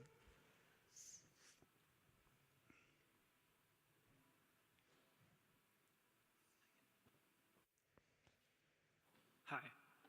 So my question is that you talked a lot about energy, and the big data is currently, a lot of articles are out there, uses a lot of energy, and soon it takes over basically the airplane traveling the whole thing. What do you think that will turn out to be? How can it be solved, that all these big centers, and yeah, basically what do you think about that? Okay. First of all, I believe that we need to be a little bit smarter than we are today. I'm a huge fan of regenerative energy, and every year 1.6 billion terawatt of sunlight is shining to the earth. 1.6 billion terawatt. The whole population, human population, needs 22,000 terawatt of energy. So 1/10,000 still, yeah? So that's really only a little bit. I think we should be smart enough to find ways to use it. And by the way, if we would use, there was the idea of, in Africa, they wanted to do the desert tech, 100 by 100 kilometers, it would be enough to cover the energy for whole of Europe. The problem was they didn't find a way to transport. the energy. And nowadays we have mechanisms where we can store the energy in Africa and use it, pull it with pipes here. So I think that energy should not be a problem. That was rejected to find these solutions because we were very much, let's say, depending on the oil and the gas from Saudi Arabia, and they didn't want to use as this energy. They have destroyed the German solar system, so to say. But I'm pretty confident we can solve also this issue, because now it became clear we have an issue at the moment and we have to solve it quick. Thank you. And what are the stoppers, if you could just continue on that a little bit before we take the next question? What stoppers do you see? Why aren't we doing it then? If it's to so be evident. honest, we have refused to do it. Yeah, you know, the solar panel industry was invented in Germany, and we have given up on it because people didn't want to sponsor it anymore, especially the German bureaucracy didn't want it. And there were other energies which are way cheaper. Think about Putin. We have, let's say, we were blackmailed by Russia, cheap gas. Yeah, so if you get the kilowatt hour for, I think, 40 cents or so, yeah, then 4 cents, then it's quite hard to compete with other energy mechanisms. That was a big problem. Yeah? They destroyed the industry. Thank you. Yes. Yeah, so first of all, I'm also very much a tech optimist and kind of looking forward to the future of AI as well. What I'm wondering is, there was a statistic that came out a couple of months ago about the productivity increase of an individual with AI, an individual without AI, but then as well a team with AI and without AI. And in the team space, the productivity increase was only marginal. Yeah. But for the individual, it was nearly 50% increase. Mm-hmm. So how do you see the future of kind of AI enterprise software as well, kind of changing to increase the efficiency and productivity of teams rather than just individuals? Yes. Very good question. First of all, I saw the study, I think it was from MIT Sloan. Yeah. And to be honest, I was not very happy with the study because I thought it's not done very accurate. Yeah. So they have worked with two groups of students, one group with AI and one group without, and then they came up with the end that they said the students with AI, they do not think anymore. Yeah, they call it work slope. That means KI. AI stupidity or so, because the work result was a lot of text but not very, let's say, the context was missing. And I think that is because systems were set up poorly. Yeah? And if you use AI to outsource your brain, then the result will be weak. If you use it as a Zettelkasten with Niklas Luhmann's paradigm, where you, let's say, interact with knowledge and you find new combinations, then it will not only increase your personal availability and the outcome, especially in teams, it will make way better results. Yeah? And that is what we prove at the moment. We do that with the work of students and with the work of teachers, and the results are phenomenal. Now let's see if you can, okay, you first, and then we're going to throw the mic over here. Thank you. Yeah, you have spoken about the AI and knowledge being like related to energy. And I think both Bezos and Sam Altman keep repeating AI equals electricity, AI equals electricity. What I wonder about is the bottlenecks, because one of our theses in MindSesh is one of the biggest bottlenecks will be the interaction layer. As the models will be more and more powerful, as our ability to compute knowledge will be more and more powerful, the real kind of like a limiting rate factor will be our human ability of interacting with it. And I'm wondering, where do you see innovation happening in that field? Okay, first of all, the innovation is happening every day. I saw a study with Gemini, Google's AI, which reduced the energy cost within 3 months by a factor of 33. in 3 months. Yeah.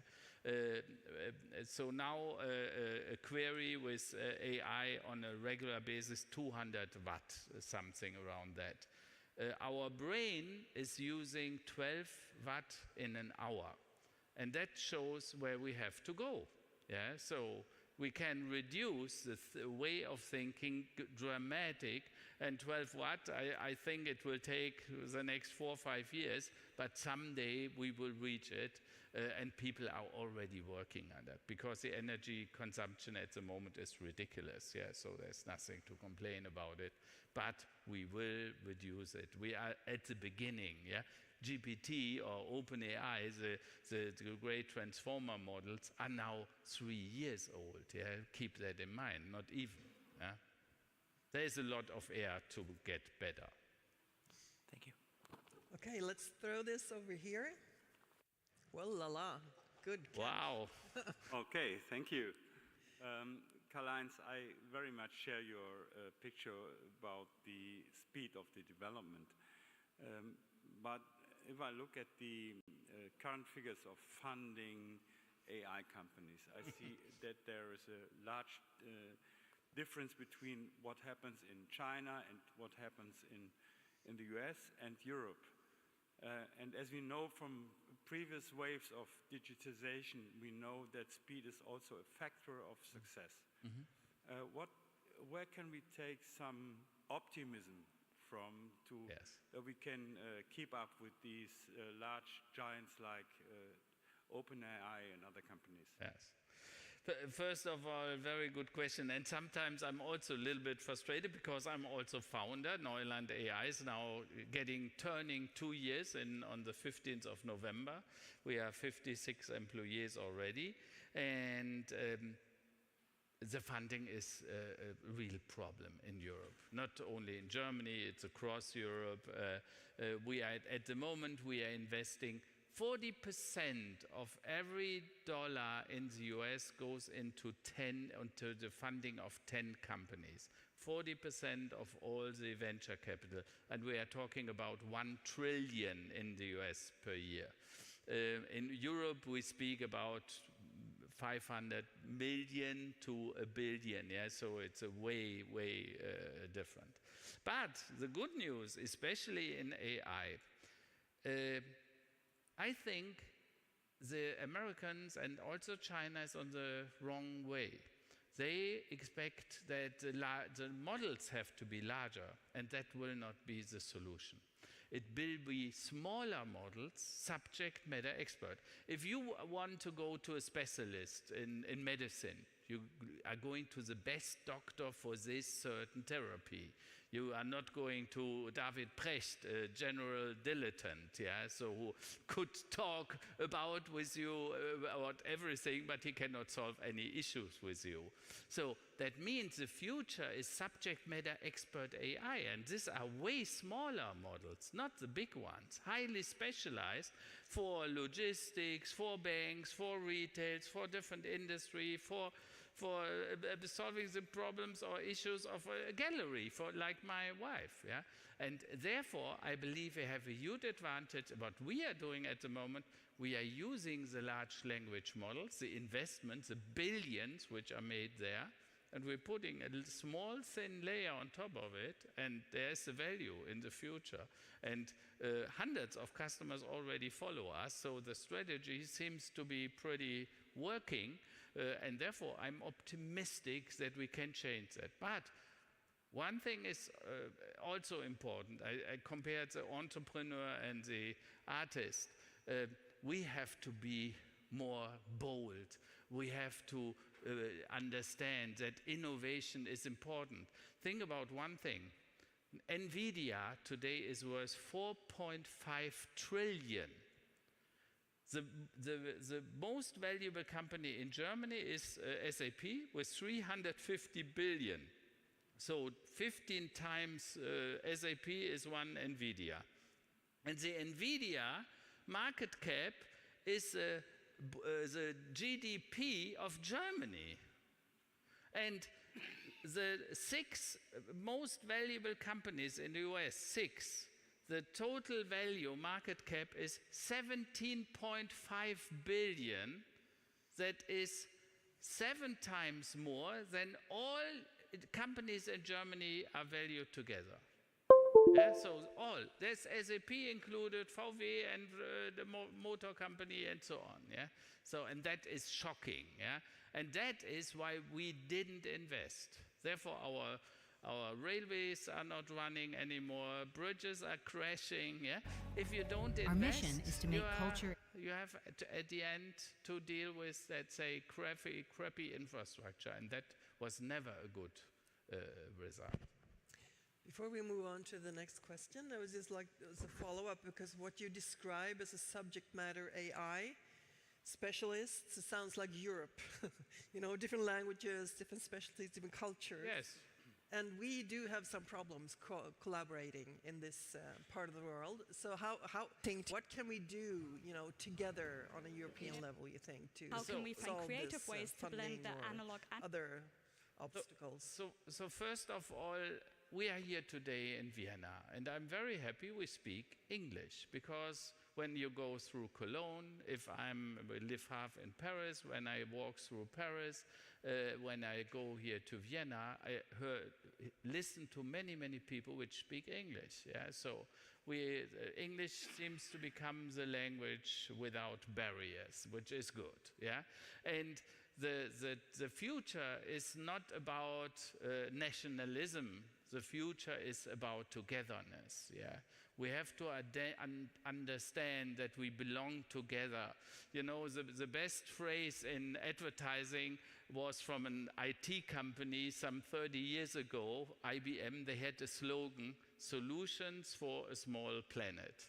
And that was the most beautiful advertising campaign I've ever seen, because we have to understand we live on a very small planet, yeah, and our spaceship Earth is flying around, and we are fighting about a small stripe of country in Gaza or in Israel. They say, you look, are we completely nuts? Yeah, and we have to understand that the togetherness will help us. And I think the young people, they are the chance, because they understand this. They have not the will to do the nationalistic things. And by the way, you cannot solve global warming or something if you think about Austria, Germany, or Netherlands. Yeah, we have to act like one world, and I hope that people wake up and understand it.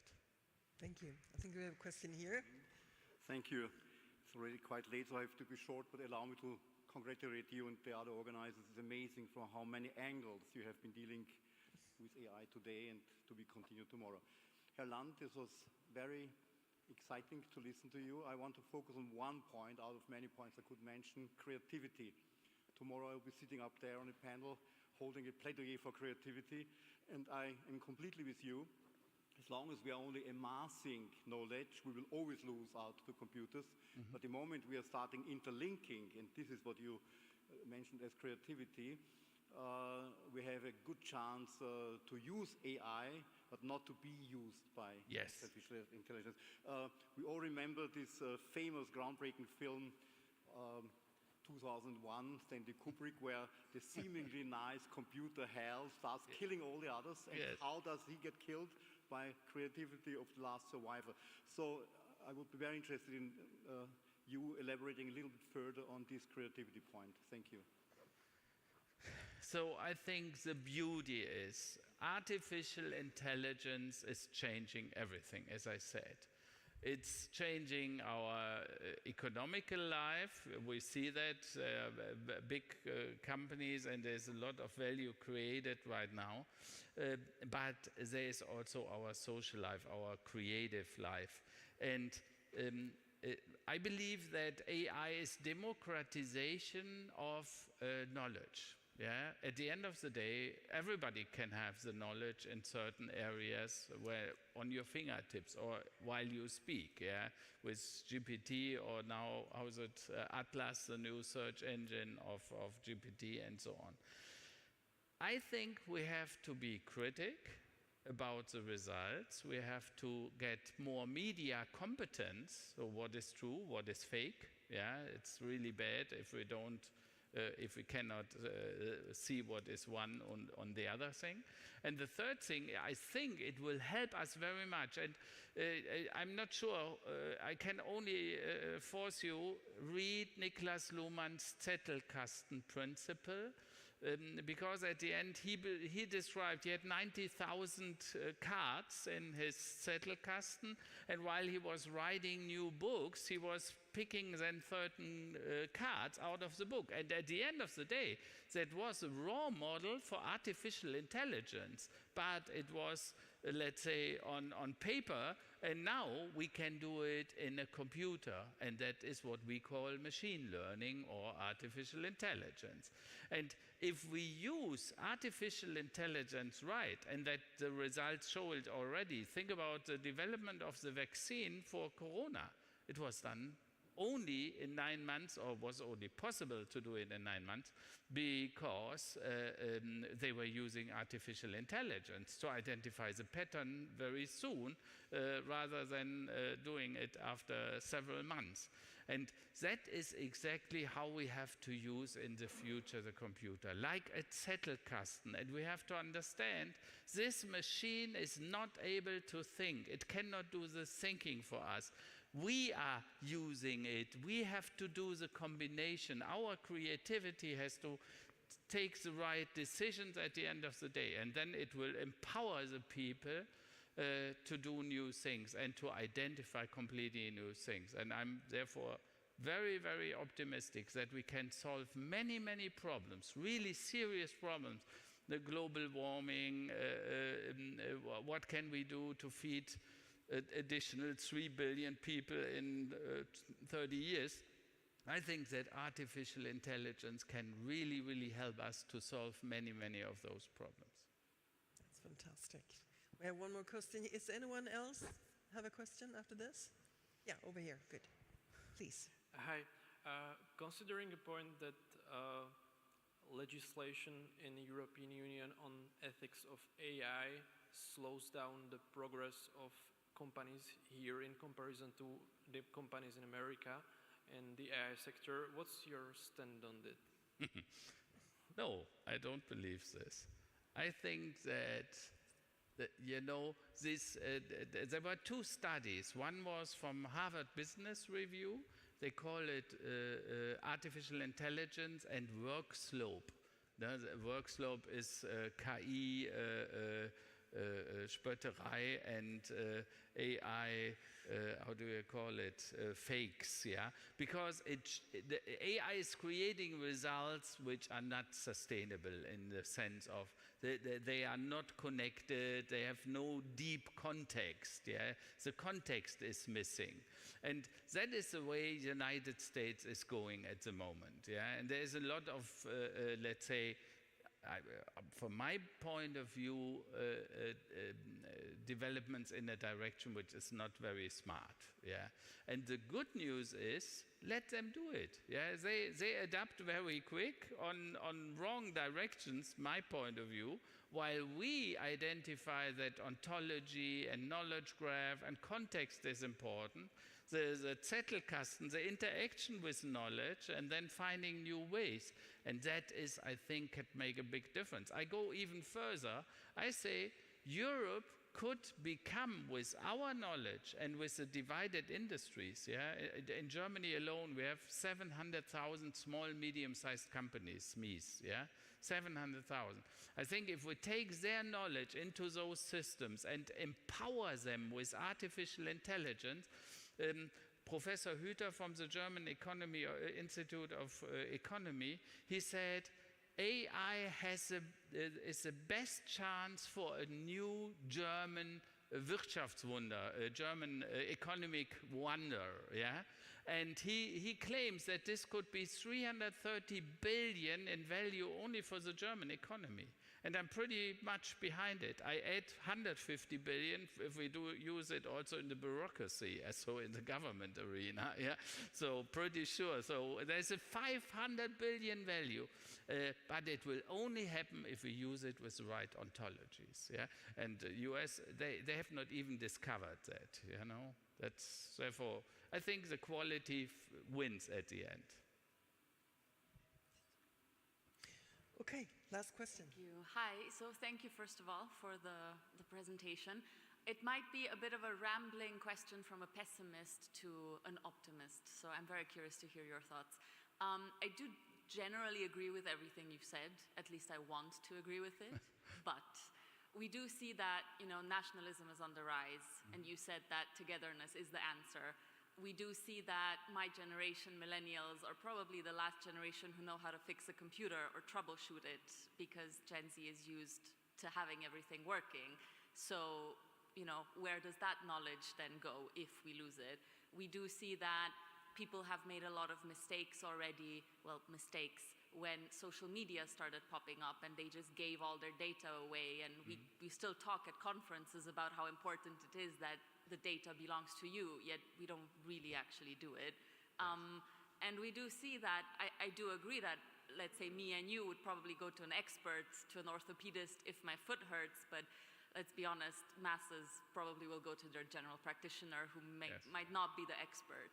So given all of these things, how can you still be an optimist, and how can you still want to, you know, believe the things that you mentioned today? Looking back into history makes me optimistic.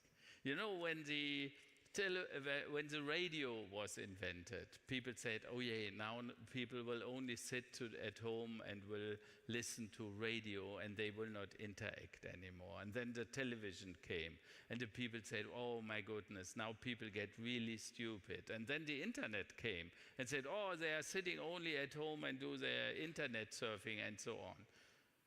Yes, what is right, some people got more stupid through television, radio, and internet. And the others, they got smarter. And I think a lot got more better, smarter, better informed. I agree with you, in some areas that is not the case. Yeah? If I drive through the Midwest of the Americas, wow, you say, wow, please let my car not brake here, yeah, because the faces are looking already like you are somewhere on a different planet, yeah. So, no, what I can tell you, artificial intelligence is the biggest opportunity if we use it right. But we have not to use it without critics. We have to be reflected, yeah, and we have to make sure that we have the competence to see what is right and what is wrong. Today is the time where we have to decide in which future do we want to live. That is right now. And to be honest, it's urgent that we take these decisions, yeah, because there are many things we have to cover up. But there is one important study from the Club of Rome. They've written 50 years ago the Grenzen des Wachstums, Barriers of Growth, and 2 years ago they published the second one, Earth for All. And they've done two directions. One is too little, too late, and the result is not very nice. Then we have to leave the planet in latest 100 years, so Stephen Hawking was right. Or the other one is the great jump, the great step. And that was a study where they simulate if we act now seriously. So we understand that global warming or the climate change is real, that we have to do something, that we control it, that we go for alternative industries, alternative energies, and so on. And they find out, yes, we can win the race, and that makes me optimistic. And I think people will learn that, and artificial intelligence will help us to distribute this knowledge. Thank you so much. Thank you so much, Karl-Heinz. Thank you. That was a wonderful way to stop the day. I will now invite you to move around in the house, find other places, and please come back here at 7 for something very special. Thank you.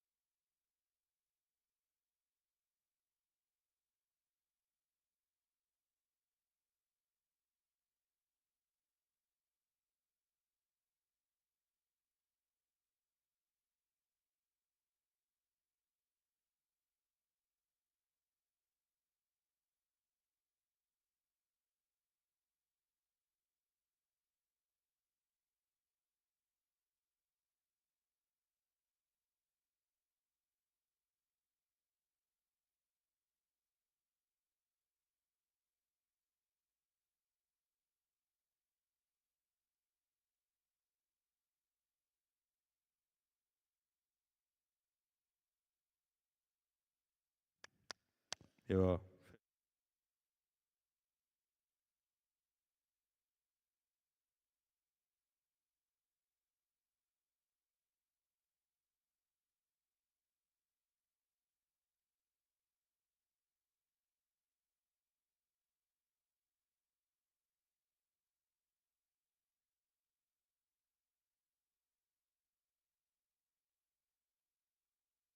for moderation.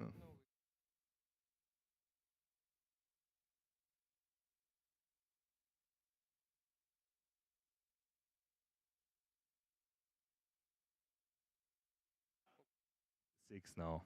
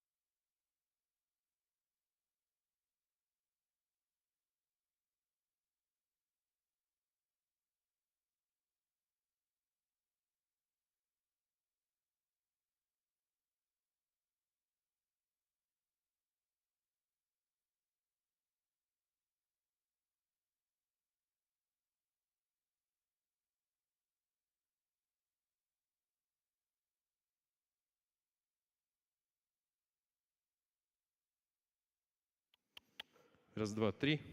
Раз, два, три.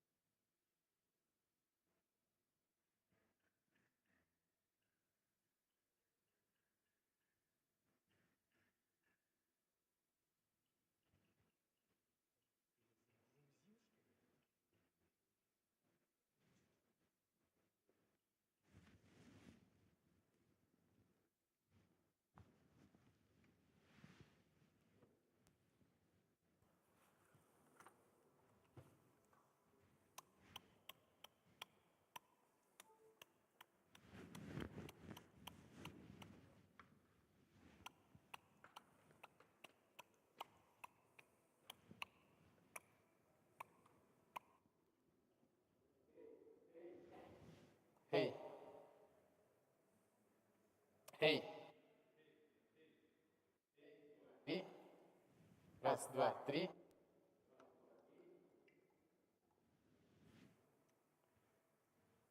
Раз, два, три.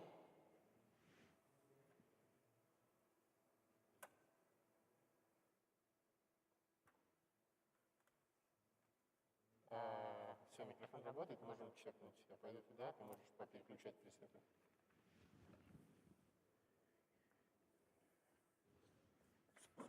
Sorry.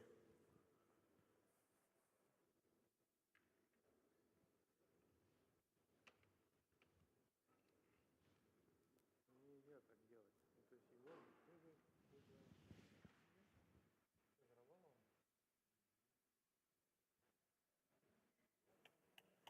Эй, два, три.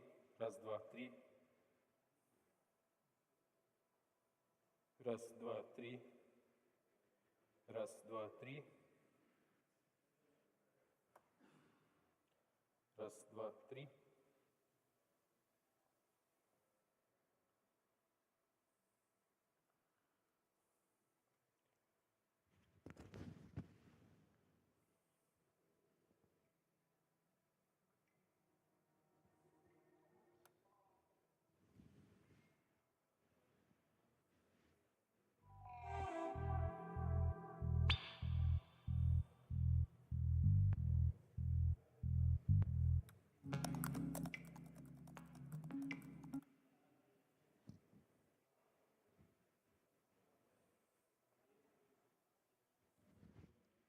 Монитор.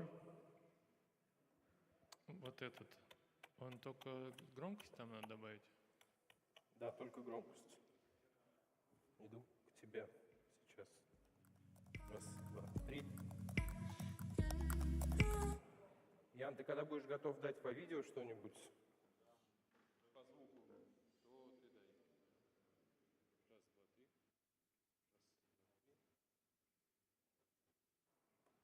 Раз, два, три. Раз, два, три. Раз, два. Так. Раз, два, три. Раз, два, три. Раз, два, три. Два, три. Раз, два, три.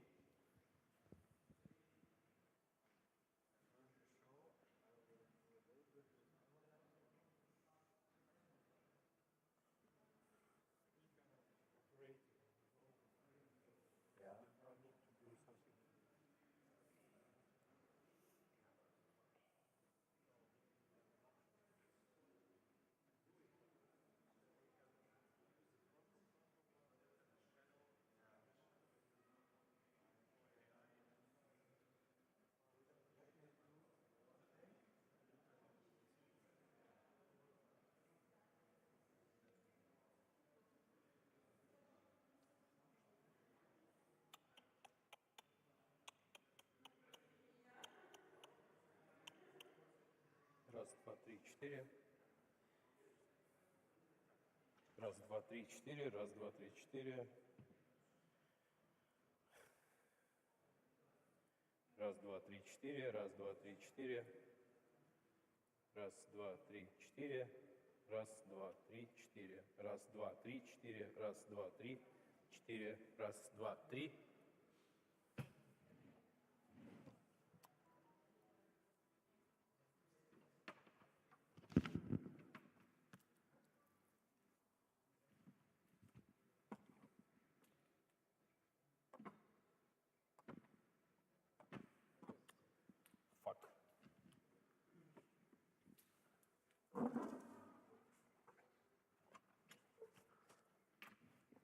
Включен? Все? Стоп. Окей. Окей, thank you. Thank you.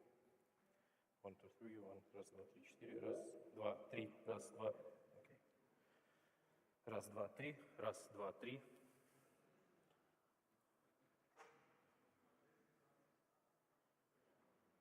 Раз, два, три, раз, два. Так. Что ты с камерой, тебе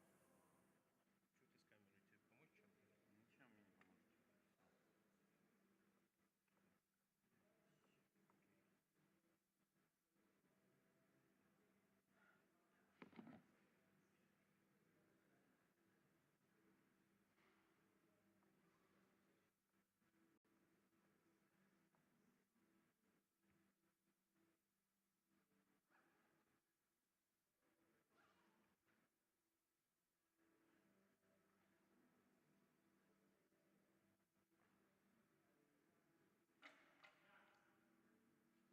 Чего? Что-что?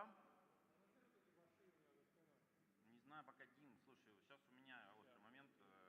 Давайте я установлю вообще все, что проебано, и тогда решим.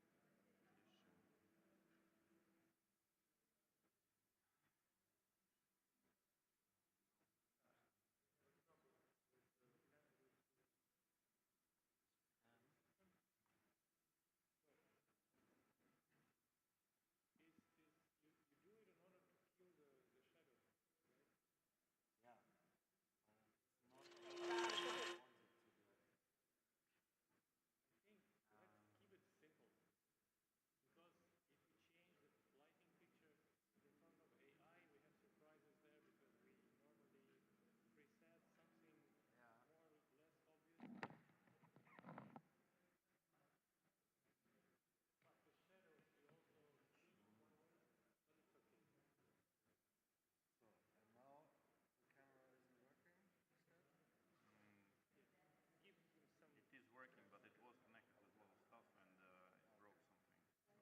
So this is like all the connections.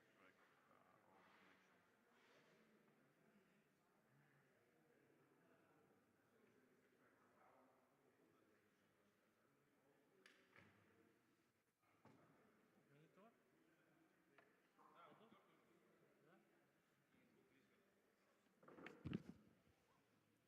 Глад, давай немножко поговорим.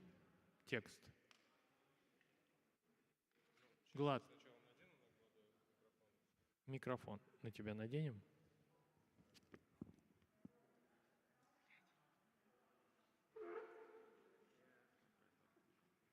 Микрофон, я готов.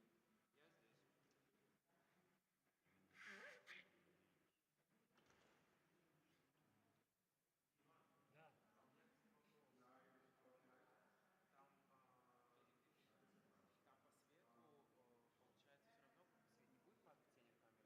Ну, мы поменяли фонарь. На тебя не будет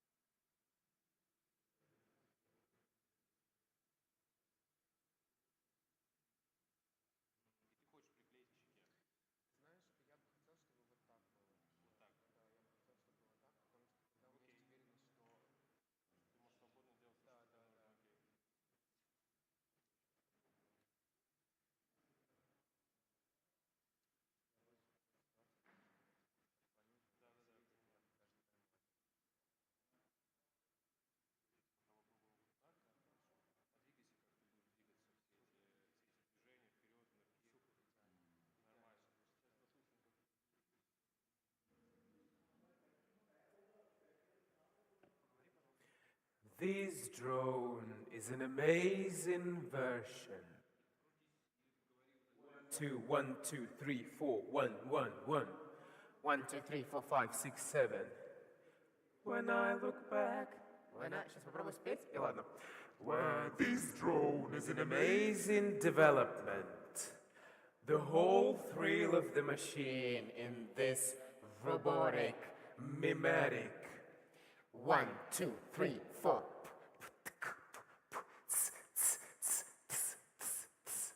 1, 2, 3.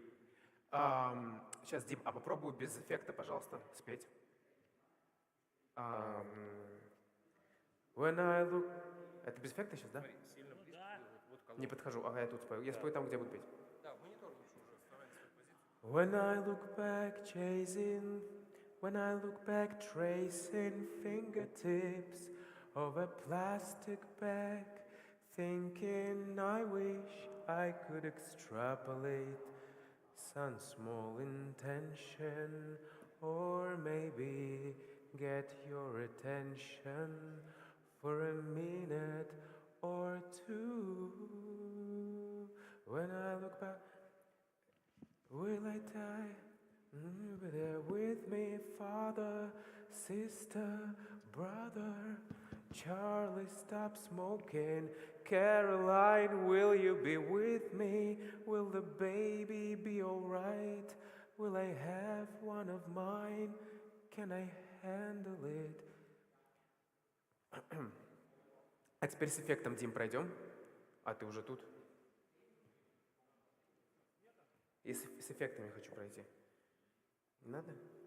Голос с эффектами? Пройдем. Так, тут заводится у него что-то по голосу. Мой микрофон я просто нахуй выключу сейчас, ладно, чтобы он не отвлекал. Потому что он там тоже лежит и может что-нибудь тебе давать. Твой микрофон. Я выключу, тихо, не надо.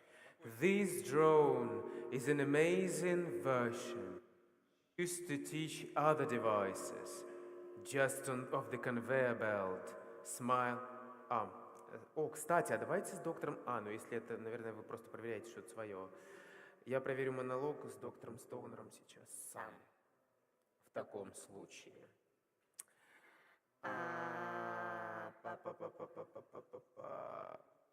Где это? Окей. Окей, раз, два, три, четыре, пять. Раз, два, раз, два, раз. Раз. Okay, it's here.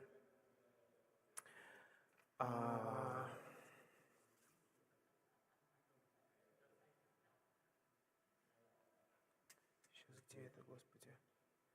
GC drone. Okay. Nothing as usual, a little nauseous. What's this? A new drug? Robert, let's run away from here. I can't take it anymore. You promised. I think it's called intimacy. I'm feeling very dizzy. We are contiguous models. She's my only copy. She's my backup. She's my mirror.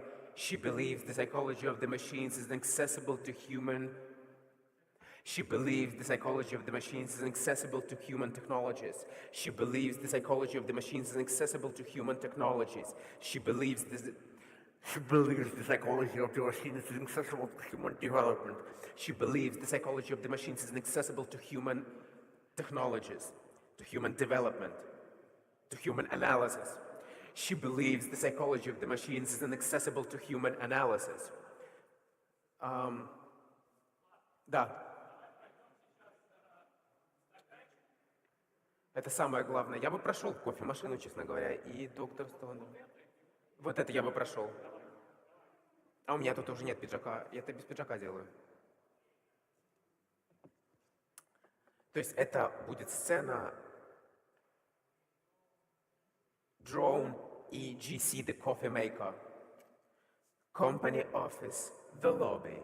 Drone and GC, the coffee maker. Drone. Hey, GC. GC. Cheers. Drone. What's up today? GC. Я тебя не слышу.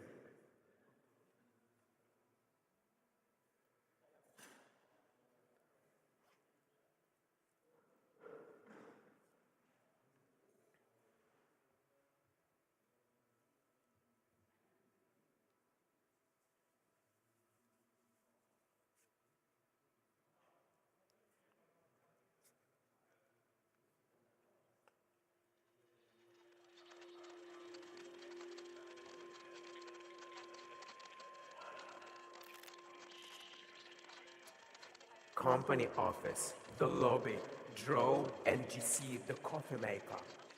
Drone. Hey, GC. Drone. GC. Cheers. Drone. What's up today? GC. Try the Jamaican. What's up? Drone. We are producing prototypes. The slogan is dream big, work hard, and trust in yourself, girl. GC. Drone. Rolls eyes. GC. Your doctor was here, mister. Pay me no attention. Drone. Something is wrong here. GC. He took a filter and asked the web for a password and corresponded with someone from Department 9. He was nervous and lied to his wife on the phone. Drone. You imagined it. You will be deleted for passing false information. GC. He was talking to someone, account 107, then whispered to his wife that he would be late. Drone. Has your digital resistance overheated you? There's no fucking way. They're getting divorced and everything, like in the movies. GC, your coffee. You look good with the shade. Drone smiles.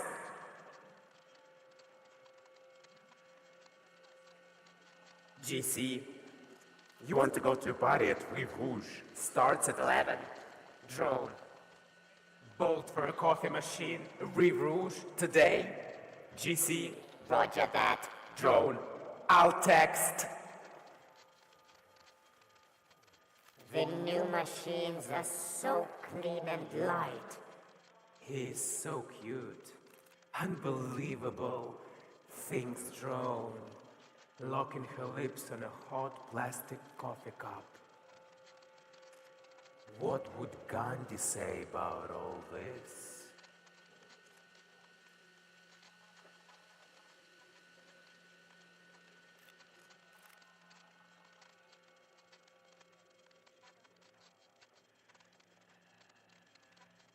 The office.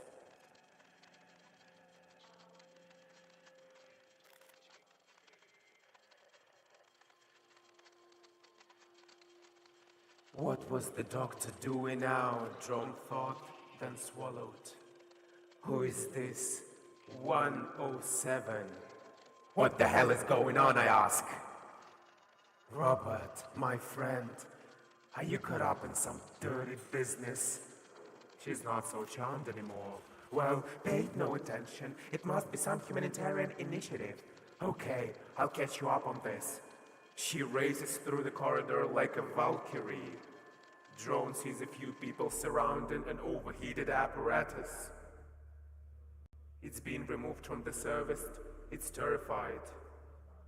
Oh, people, thinks Drone. Sad species. Drone works in the machines. She goes into an instruction room. Her purpose is to teach machines to work with people. Her data.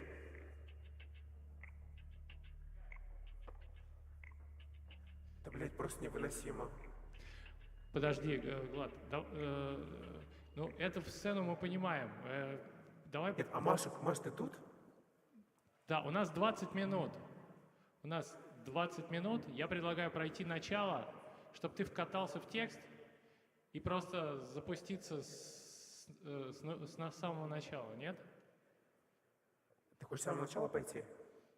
Да. Я проверил слабые места, а не шел с самого начала, потому что с самого начала до конца мы не дойдем. Давай лучше финал, ну, ближе к финалу проходить. Давай тогда с начала сцены, с этой самой, она проносится по коридору, как Валькирия. Давай. Так это самое начало. Нет, это то, что ты сейчас говоришь. Это сцена номер 4. Я понимаю, но не лучше ли пройти финальные сцены? Финальные сцены, ну... Окей, поехали по этой сцене. Давай отсюда просто дальше гоним и все. Почему звук от меня не идет? Окей, поехали. She races through the corridor like a Valkyrie. Тут какая-то трек начинается какой-то. Да? Теперь начали. Drone sees a few people surrounding an overheated apparatus. It's been removed from the service. It's terrified. Стоп! А что ты орешь? Стоп. 4-я сцена. Дрон после свидания с GC. Еще раз, она проносится по коридорам, как Валькирия. Да, Дим, пожалуйста, не кричи так, ладно? Ну, мне это как бы выбивает очень сильно. Вперед. Ты же с микрофоном? Давай. Дим, я сейчас начну, пожалуйста. Блин, почему все тут разговаривают, я не понимаю. She races through the corridor like a Valkyrie. The drone sees a few people surrounding an overheated apparatus. It's been removed from the service. It's terrified. All people thinks drone, a sad species. Drone works with the machines. She goes into an instruction room. Her purpose is to teach machines to work with people. Her data are the object of attention. She is a model. Climb into my sampler kit. Let's play with our data. Good evening. Drone enters corridor for the access system. Your time on the simulator today is 11 p.m., says the administrator. I'll send a replacement, says Drone. Drone senses that someone is staring at her from behind through dark glasses. Trading in data, identity theft, vegan roles. Drone's processor provides information. She wants no more contacts with people than necessary. Is it a phobia? She believes that she makes people happy. Not the best missions, but there are advantages. Money, independence, you can work nights. She doesn't care that people keep staring at her from behind. Hey, cool it, relax. Quit ogling, things drone. May I help you? She says aloud, turns and smiles. The man in dark glasses turns away and heads down the corridor. Account 107 sees Drone on the list over off-limit networks. Drone heads for the exit and gets into the elevator. Drone opens a chest chat.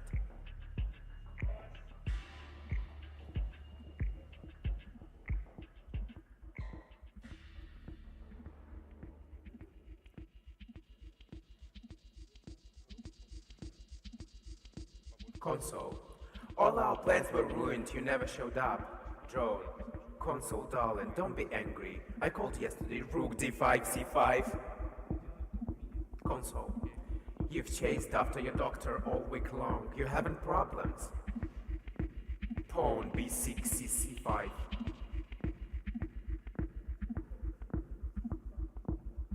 А можно попросить человека не говорить здесь по телефону? Тут есть кто-то, кто может помочь с этим? Или, блядь, как это решить?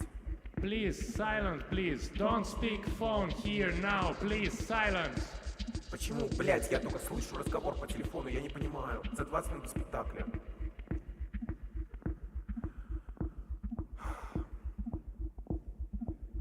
He's second list. Rook F3, F6. Жень, это не здесь разговаривают, это вон разговаривают там. Console, wake up, beautiful. He doesn't give a damn about you and your romantic identity. Drone. Please, keep silence. What does identity have to do with it? Queen H4, F4? Console, may I somehow reveal the secret of Drone's sensuality? What we have between us, what it's called? Advanced communication? The Secret Life of Fairies, pawn a7, a5.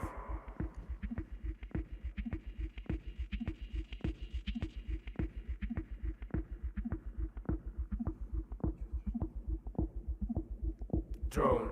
I'm totally delirious. Seagulls, pistols, police clubs, dollars. Every morning, all week, fucking 6:45, 40 fucking 5. I ran all the programs. I pilot the devices and work out glitches. I'm so tired. I can't go on. I'm paranoid. Robert helps me with it. He gives me PCP to make time in the simulator tolerable. Pawn G3, G4. Console. You can't use PCP at work. You'll be duplicated. Drone, stop it. Everything is fine. I trust him.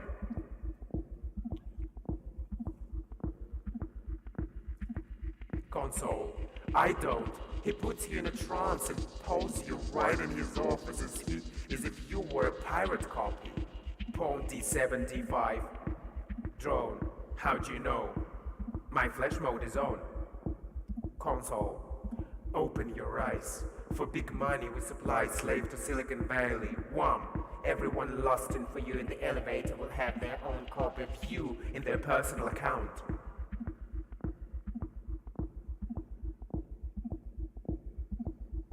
Drone, no.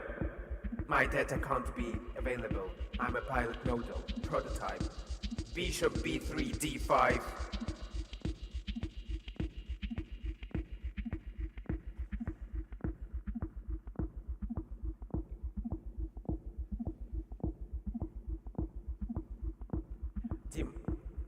Можем закончить? Все? Или что мы хотим проверить? Давай, мы проверяем, меня как я читаю, я могу это сделать. На следующую Мы проверяем не то, что нужно проверить. На следующую сцену переходим. И тут люди собрались уже, зрители, как бы участники конференции, тоже, ну, как бы вообще, ну, всем просто посрать. Какая сцена? Следующая сцена. Party at Rive Rouge. GC. I'll have a cola and lemon. Cola with ice and lemon. GC's indicator blinks and he hugs her by the waist. How cute this is. Fallen into ecstasy, hiding in cozy indistinguishability, jostling at the bar. It is still another seedy cabinet of ministers. I'm your external sequencer kid. Send me a MIDI out.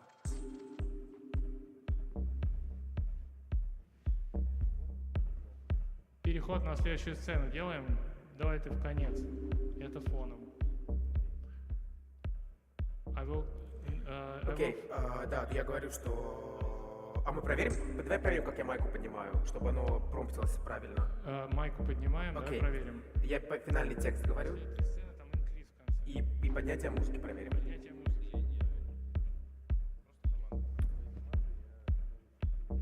Окей.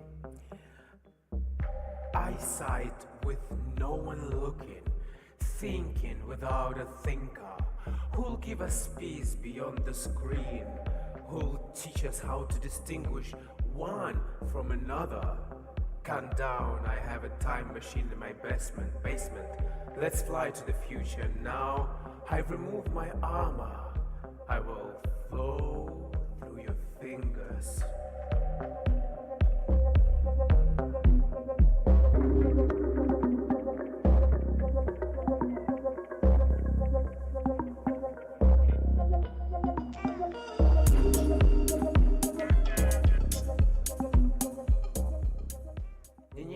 Идет, и она идет, пока я не скажу фразу. Да? Да, она идет, на фразе заканчивается. Смотри, музыка идет. Ага. И заканчивается фразе. Closed loop, ended calculation. Нет, финал музыки. Вот. Круто, да. Так. Morning. Sorry. Звук не идет от Яна. Сделай, пожалуйста. Я сначала говорю фразу, а потом выпускайте диалог. Я сначала говорю фразу. An era of safe pleasure is coming. Tell me about the company's plans. We advocate forced reproduction, and the utilization of machines. We're currently preparing the proper legislative framework. Doctor, machines are discussing armed resistance. People are worried. Can you comment on this? We alone must determine what Конец moral этой and сцены. legal norms. Переход на следующую сцену после журналиста. Doctor, we hear rumors that you acquired shares in... Не-не-не, я говорю тут текст перед этим. Какой текст ты говоришь? Look. Morning. Drone receives a text from Lexi 201, the manicure robot. Text provides link to an interview Dr. Stoner gave to a robot journalist for the daily digital portal. Вот. И тут идет интервью. I stopped by to see you. Что интервью доктора Стоунера этого идет после текста Глада. Да, я говорю. I don't know. We'll get to the bottom of this. Don't worry so. Doctor, we hear rumors that you acquired shares in the softcore engineering company.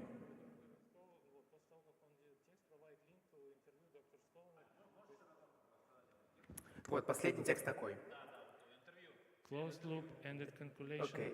Text provides link to an interview Dr. Stoner gave to a robot journalist for the daily digital portal. Doctor, we hear rumors that you acquired shares in the softcore engineering company. Yes, I look with hope to the future. It's a good investment. Soon, behind every door, everyone will have their own desire storage device. An era of safe pleasure is coming. Tell me about the company's plans. We advocate forced reproduction and the utilization of machines. We're currently preparing the proper legislative framework. Doctor, machines are discussing armed resistance. People are worried. Can you comment on this? We alone must determine what moral and legal norms underlie the decisions machines make. Our artificial intelligence systems must do what we want them to do. Doctor, that is a robophobic statement. It sounds strange these days. Perhaps you think Hermes drones are only designed for flower delivery? We wish you all the best and monitor your projects with great attention.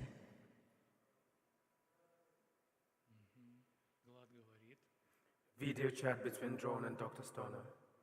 Появляется видео, ты говоришь сразу. Вот, я знаю. Еще раз. Почему ты думаешь, что я этого не знаю? Еще раз. Дим, не ори, пожалуйста. Нет, давайте я скажу, я так не готов. Мы 4 раза сейчас это делали. Video chat between drone and Dr. Stoner. What's this mean, Dr. Stoner? I know you've been in the office. I stopped by to see you. You're lying. Who's account 107? I don't know. We'll get to the bottom of this. Don't worry so. Are you telling the truth? You're nervous. Your pulse is 124. Your cortisol is high. Your blood pressure is extremely high, 160. Why are you so nervous? Тут не было музыки. That's an error. You're a good girl, Drew. I'm not a girl. Where is my diary, Dr. Stoner? Why are you rummaging in my electronics? You'll get it back in good order, sweetheart. No! Drone receives an anonymous text message. Action stops. Stop time. A moment when everything changes. Dr. Robert Stoner and Area Sounds. Emergency loop, his hacked drone system. Dr. Robert Stoner solved the company's data. Offline digital identity compromise. Circuit open. Drone model is in danger. Drone, here's what we found. Dr. Stoner, the process identifies Dr. Stoner. Dr. Stoner appropriates neural network property. Data theft. Consciousness experiments. What do you say to this? Слишком быстро я все сказал. Я читал прям в текст, в темпе текста. Я понял, я замедлю здесь. What do you want from me, you cheapo? You pitiful pornographer! Hunk of plastic. We'll hack your brain tomorrow and make a soft drink dispenser out of you. Drone alone. Signal of text received. We hereby... Чуть-чуть раньше, давай. Drone alone. Drone alone. Signal of text received.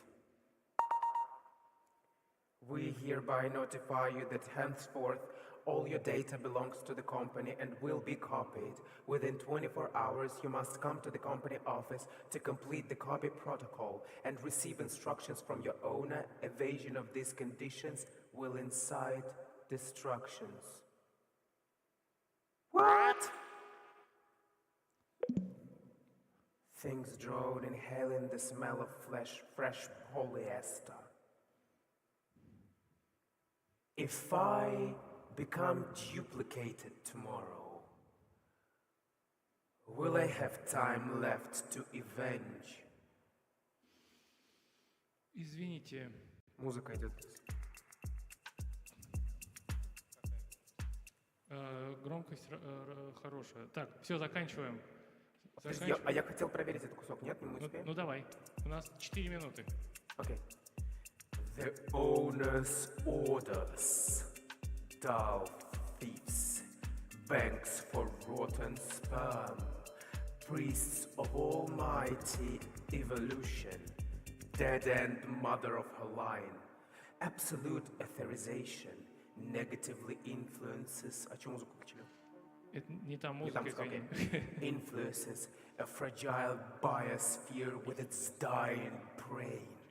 Oops, the economy of coercion, where everything is subject to duplication. The pilot model is now a template for variable reproduction. Many machines will now contain her identity transmitted through random algorithms. Deprived memory, these nylon eyelashes will flutter in and out offices. These muscular dudes with leggings, these enzymes, this synthetic embroidered eye, mechanical fluidity with the status of a copy, an item of property, an automatic device raised like him or her or he and a she with an option for repeated combinations, a factory of supple embossing supplying butts to half of a business community drawing in lubricant. Forgot your password? Dial this 3 code. These digital bimbos, these fat-lipped electrodes, this impossible sapiens who long ago turned into their own doubles, this battery housing collecting static electricity with the biflexing sheets of endless beds, GPS module, speed control, cooling system, universal alkyd paint. Hey, boot up the equipment, let's scan your pupils, baby. Drone disables, sequence function, an attempt to decode. Drone's discrete speech will give her sufficient time. Drone. Smoke is service at a nearby station, overloaded by wiretape and illegal migrants. Smoke is service at a nearby station, overloaded by wiretape and illegal migrants who bully the white-ass daughters of drooling intelligence generals, who bully white-ass daughters, overloaded by wiretape and illegal migrants, will give her sufficient time. Overheated service at a nearby station, over drooling intelligent generals, an attempt to decode will give her sufficient time, Drones discrete speech overloaded by wiretape and over illegal migrants. Drones discrete speech who bully white-ass daughters. Error. Все. Давай заряжаться куда-нибудь, сейчас поговорим. Я iPad заберу с собой, выйду с ним? Я тебе его вынесу туда, что ли? Ну забери, я давай. Я заберу с собой. Окей, выйди с ним, да. Да, я заберу с собой. Окей, выйди с ним. И кофе, стакан. С ним выйду тоже, ага. Да, 2 вещи. Как? Одну вещь уточнить хочу, пожалуйста, по новому положению камеры.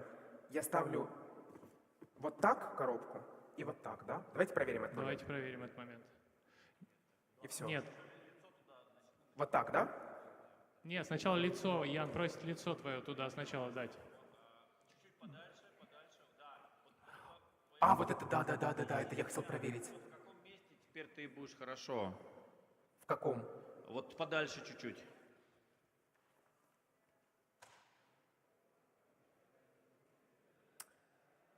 Ну, вот попробуй чуть ближе, чуть дальше, потому что там теперь камера по-новому стоит, там это все чувствительная хуйня.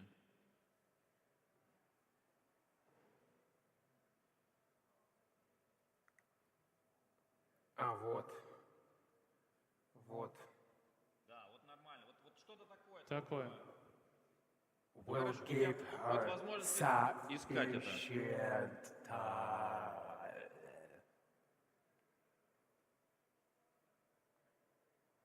Так, стаканчик, я думаю, ты ставишь выше стаканчик. Да, смотрите, вот так. Вот так, да. Вот так, посмотрите. Ян, у меня к тебе только один вопрос. Напомни, пожалуйста, вот это. Или еще выше. А почему камера стоит сверху, вниз смотрит?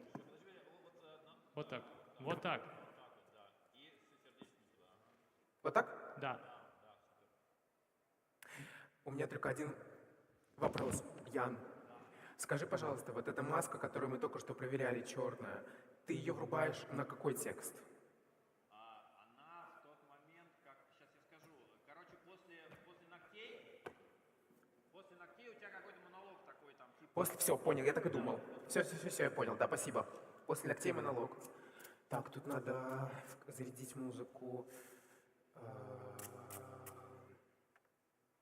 Смотри, получается, на лупе играет это, а включаю я потом вот эту, правильно же? Вот сейчас Q вот это уводим, а это выводим, все, правильно? Все. И потом это на лупе, луп отпускаю, потом я ее увожу, там будет... И потом после титров я включаю эту Q выключаю, делаю старт и вывожу, правильно? Да. Все. Я делаю вид, что что-то делаю, да. Все, понял. Я пошел в гримерку.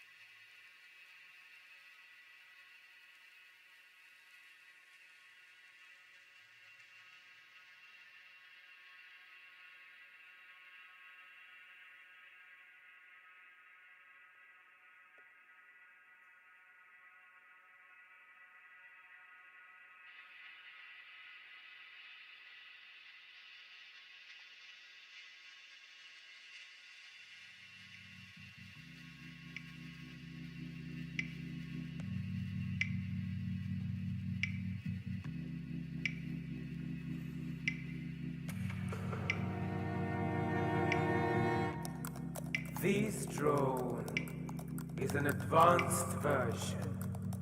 She used to teach other devices. Just with the conveyor belt, smile. She will oversee your first flight. Robot actor, robot toy, robot waiter, robot program, robot surgeon, robot guide. Sense of agency. This drone is an amazing development. The whole thrill of the machine in her warm, scarred matrix. These axons, dead zones, ship me bags, digital seasons, electric sheep on the big seasons, humidance, screens, goals, technosphere, and anti-spam. Everything that comprises singularity, the sum of all impulses in this mimetic machine, this robotic mockingbird is 97% of a synthetic electrodance. Who here will get in her way? Drone in the beauty salon.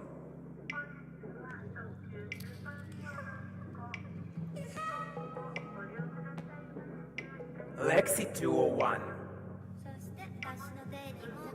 Have you chosen your shade? Japanese rose or radiant? Drone. Radiant, please. Lexi 201. How is Dr. Stoner? Drone. Excellent Lexi 201. Stick to your job. She doesn't want publicity. She doesn't like stares. The last thing she wants is for someone to find out about the doctor and her, especially from a robot at a beauty salon, spreading rumors about its clients. So what if it's mechanistic, this adultery with a machine, a secretive evening with the original one in a world of organic copies? She doesn't care. Someone discusses Drone's personal life again.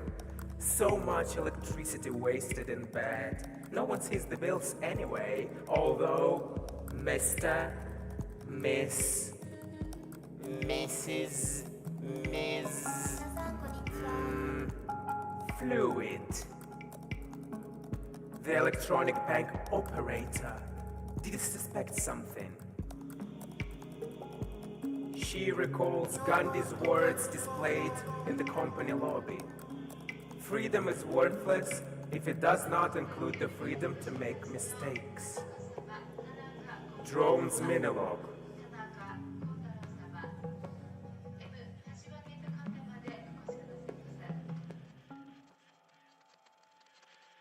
Of course, they only know how to pretend. All that corporate scum looks utterly fake. Softcore engineering, or maybe fuck-core engineering. Fuck off engineering, that's probably even better. The freedom to make mistakes. What is this sympathy simulator? At the top of the building, bots, viruses, people, and cockroaches. The whole bunch of dangerous initiatives, all for federal money, and oh God, to battle slogans for soft culture. A feast of senility, the anthropic principle. ATMs built into the brain, they are the golden mean of old lady Earth, endlessly edifying, deceitful, greedy bombs. Only experiments keep her from leaving. Apart from her best friend console, there is not a living soul in the work. Although, GC is lovely. Drone thinks dreamily, watching the manicure, and dreaming about coffee.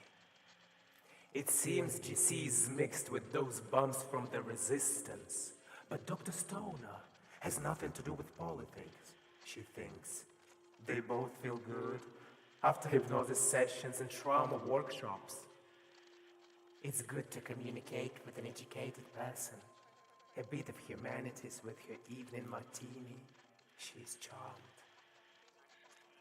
Tell me, is Rose d'Orange your real name? She always laughs when he talks like that, speaking deliberately in a low voice. She feels much better with the psychoanalyst. His secretary scheduled the session for today. He's getting a divorce. She taps out a text. What are we doing this evening, dear? Break time ends. Time to hurry. Lexi 201. You're all set, miss. Drone and Dr. Stoner in the doctor's office. Your hands gain strength. Your head clears up. Your eyes are opening. And opening. How did you feel during the session? Nothing as usual. A little nauseous. This is a new drug. It will pass. What's this? Tests. I need your signature here and here. A new drug? Robert, let's run away from here. Wait. I need to ask you a few questions. I can't take it anymore. You promised. Let's talk about your diary. Don't stop. More automatic writing. One's inner world is wonderful, but I need real events. Who is Console? What's between? I think it's called intimacy. Object. Maybe this is the root of your problems. Do you work together? Does she see a psychoanalyst? We are contiguous models. She's my copy, she's my backup, she's my mirror. She doesn't believe that humanities has access to technologies.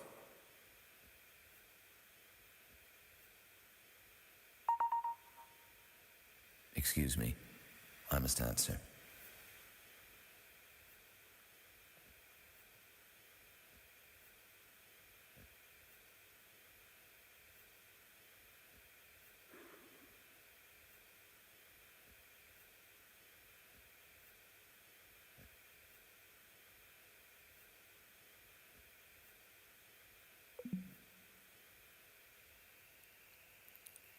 Tell me, is Rose d'Orange your real name?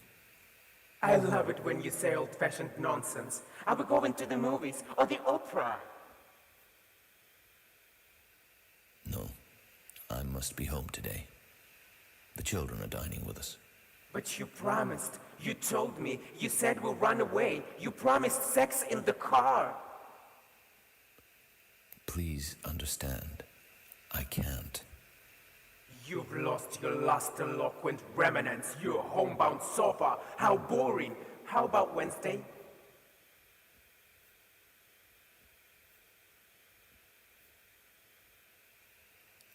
Wednesday, no way. Thursday, I promise. Company office, the lobby. Drone and GC, the coffee maker.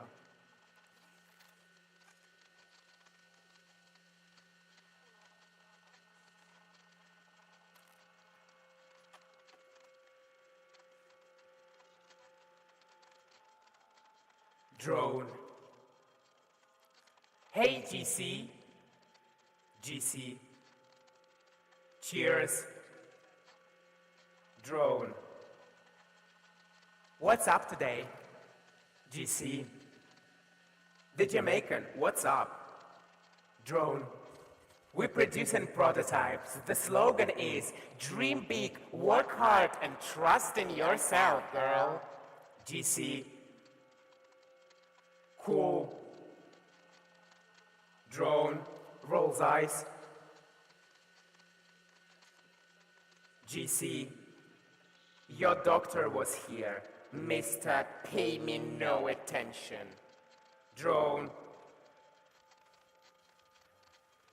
Something is wrong here. GC.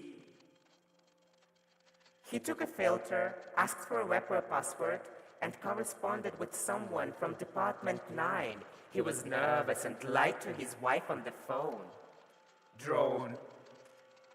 You're going to be deleted for passing full information. Smiles. GC. He was talking to someone, account 107, then whispered to his wife that he would be late. Drone. Has your digital resistance overheated you? GC. Your coffee, you look good with the shade. Drone smiles. GC. You wanna go to a party?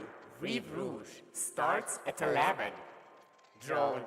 I'll text. The new machines are so clean and light. He's so cute. Unbelievable, thinks Drone, locking her lips on a hot plastic coffee cup. What would Gandhi say about all this?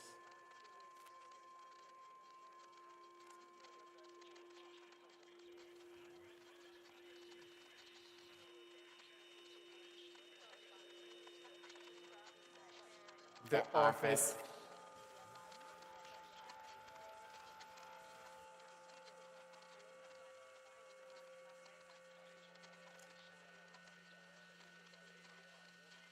What was the doctor doing out?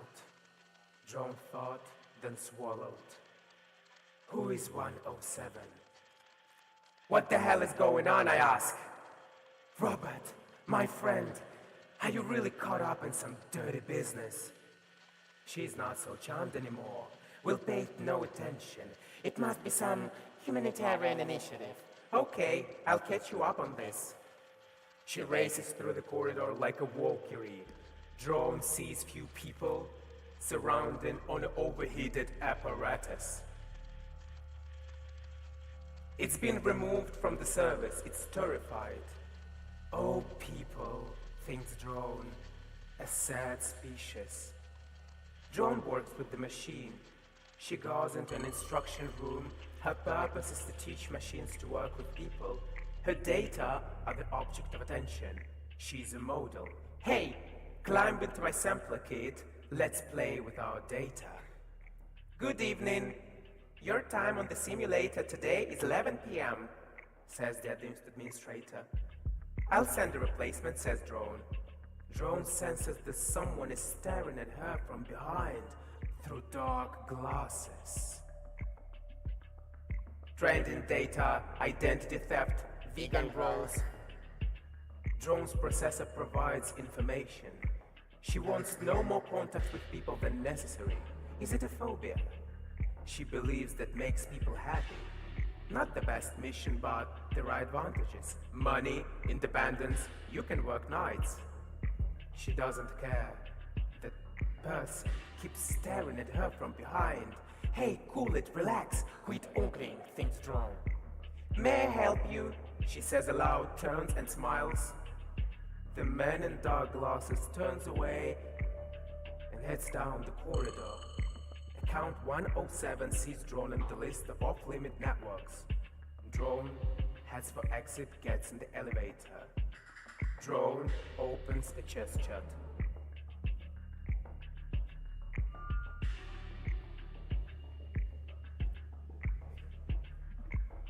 Console.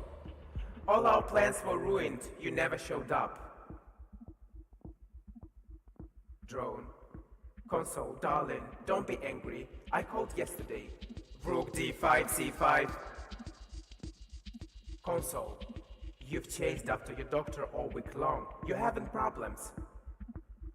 Pawn B6, C5. Drone. I don't get it. What do you want? Queen B4, H4.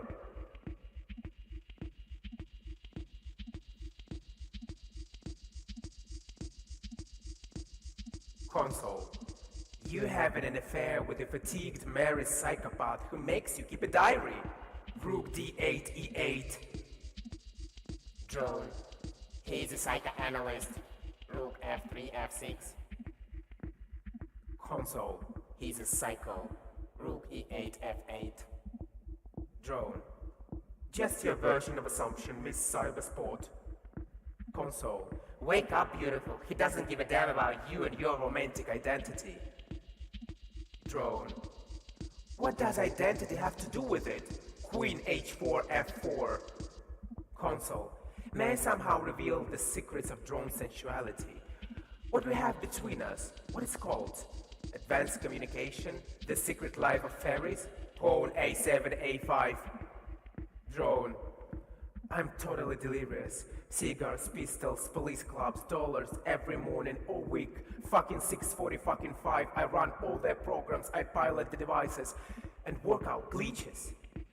I'm so tired. I can't go on. I'm paranoid. Robert helped me with it. He gives me PCP to make time in the simulator tolerable. Pawn G3, G4. You lose.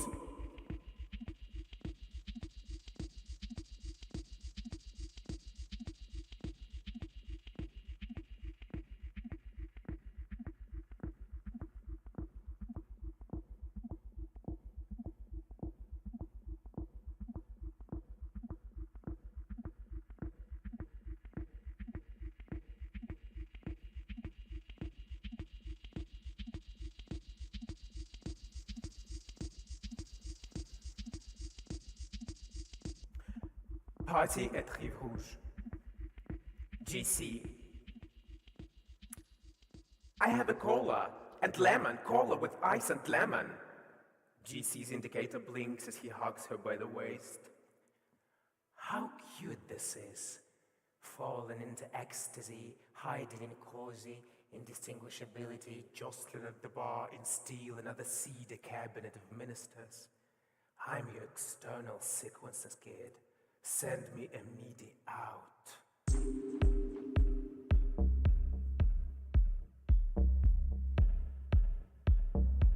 Drone. You come here often. GC. Every week. Drone. It's a festive world. Up close, the electric thrill fills me full. Flowers of Genesis, End of chain toward which stretch threads, broken codes and side chains. Extend your hand, and if I'm not there, whose dance is it? Whose? Drone. Been working in company long? GC. 5 years, and all the time I've waited for you to show up. Drone. Are you happy? GC. This is not a place for you. Dangerous corridors, deadly excess with all this fake. But I'm happy to see you. They want to make you bargain with ghosts. You want that? Battling for the lead role in a cage. Drone. Balls mean nothing to me. You play chess? Instead of answering, he crawls into her USB port. Oh, captive soul. Drone is charmed. She gazes into his eyes. Winter is so short.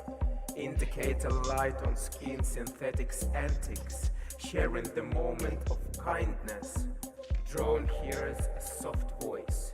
She's drawn into cloud of overdrive. She drowns in his embraces. Check and mate, thinks Drone. How cramped it is in this filthy cosmos. We're alone in the cafe on the margins of convergence. All is mixed up, my angel is a hawk, vanquished. The 8-bit night lords new settings in an electronic store. So hold me tight. A new network for lonely hearts. You and me pass through the black box in a factory of fantasies. Eyesight with no one looking, thinking without a thinker. Who'll give us a piece beyond the screen? Who'll teach us how to distinguish one from the other? Count down. I have a time machine in my basements. Let's fly into the future. And now I remove my armor. I will flow through your fingers.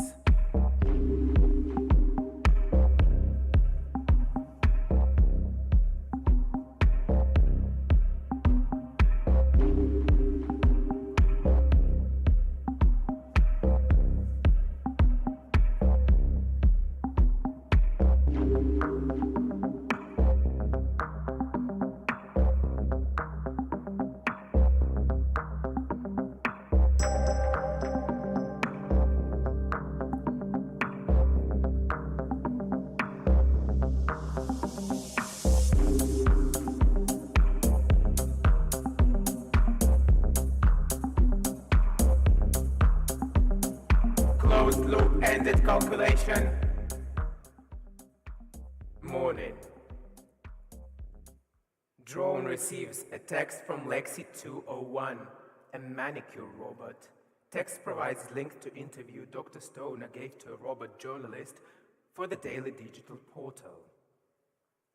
Doctor, we hear rumors that you acquired shares in the softcore engineering company? Yes, I look with hope to the future. It's a good investment.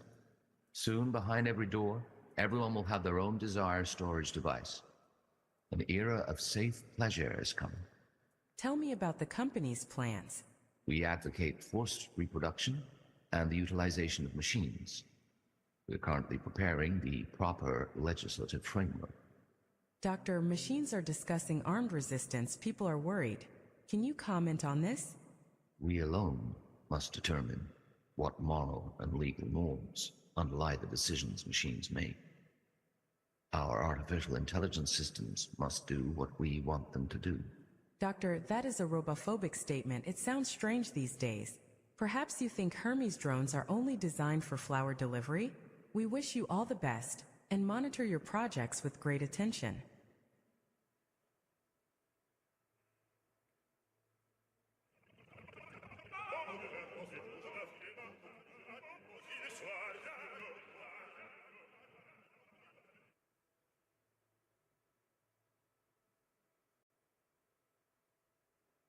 What does this mean, Dr. Stoner? I know you've been in the office. I stopped by to see you. You're lying. Who is account 107? I don't know. We'll get to the bottom of this. Don't worry so. Are you telling the truth? You're nervous. Your pulse is 124. Your cortisol is high. Your blood pressure is extremely high, 160. Why are you so nervous? That's an error. You're a good girl, Drone. I'm not a girl. Where is my diary, Dr. Stoner? Why are you rummaging in my electronics? You'll get it back in good order, sweetheart.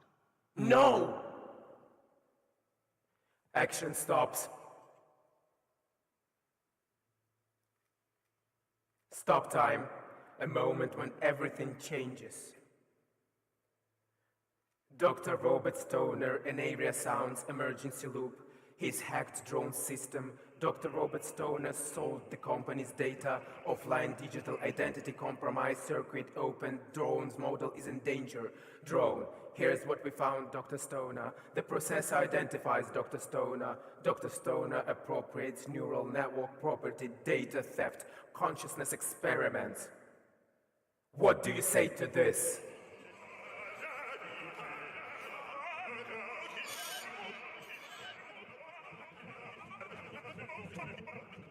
What do you want from me, you cheapo? You pitiful pornographer! Hunk of plastic? We'll hack your brain tomorrow and make a soft drink dispenser out of you.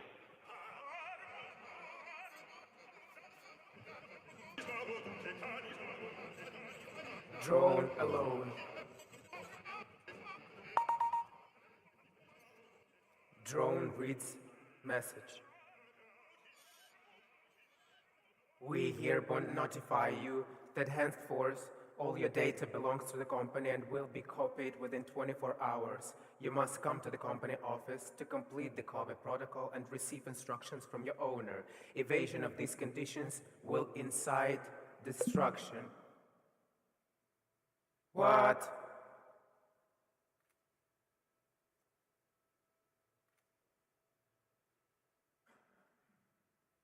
If I become a duplicate tomorrow, will I still have time to avenge?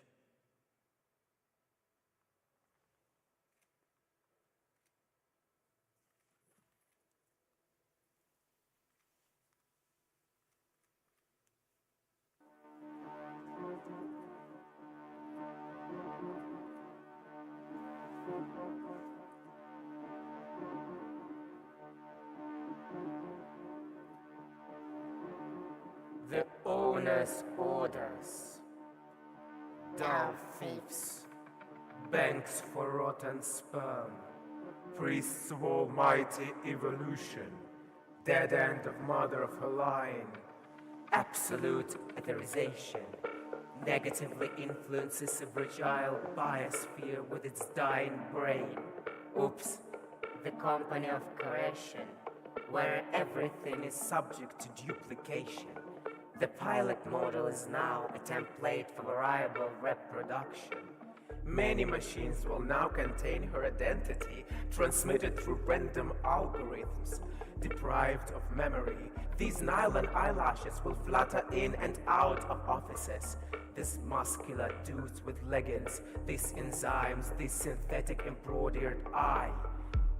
Mechanical fluidity, with the status of a copy, an item of property, an atomic device raised like him or her or he or she, with an option for repeated combination, a factory of supple embossing supplying butts to half Of a business community drawing a lubricant.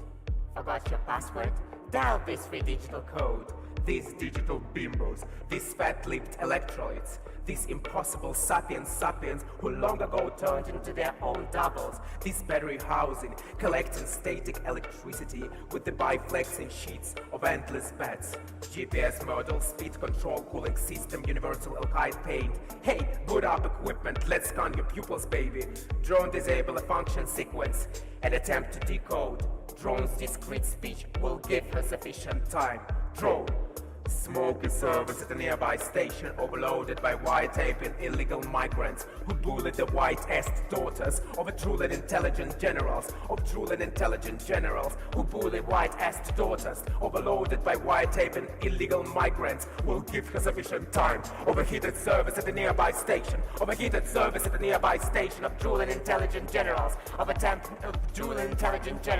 attempt to decode will give her sufficient time, an attempt to decode will give her sufficient time, an attempt to decode. Drones discrete speech overloaded by white-taping of illegal migrants. Drones discrete speech who bully white-ass daughters. Error!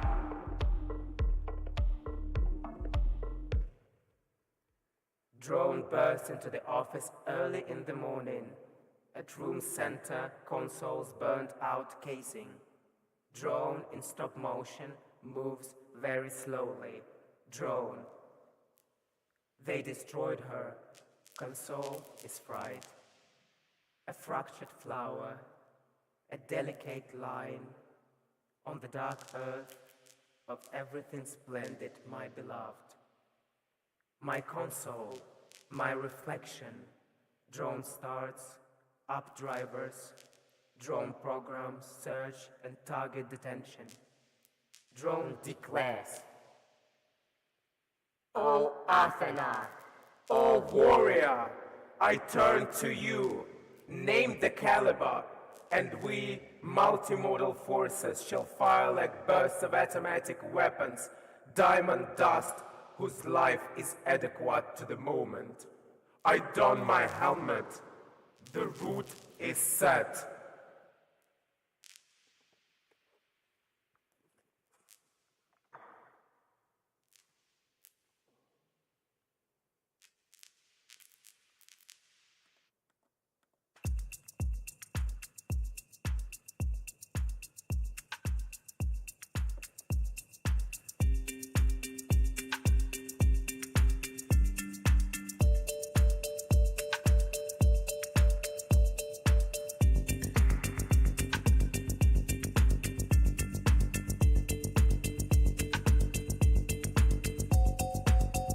O polymechanical maiden, give us strength in the corridors of distributions. Save us from outmoded ideas. Lift feelings of guilt to the mortals. May this flight be free.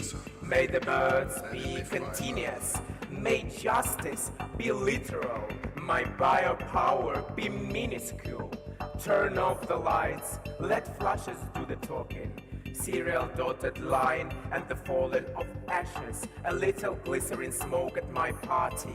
You thought I was a neural network project, a mimetic infection? No, you didn't expect other secrets of nature, but now the camera is pointed at you and your vegan goals. Funny, dirty serpents, you used to strip nature, now you are a variable for machines, but you want to strip machines, okay? Catch my dress of fleet, I will dance naked. Drones, launches, her mechanics and lifts off, drone gyrates. A series of memories, consoles, loud laughter, rise up into the sky. Drone declares, "Oh Athena," declares drone, then fires a machine gun. Bless my bullets. Walk slowly to the plane.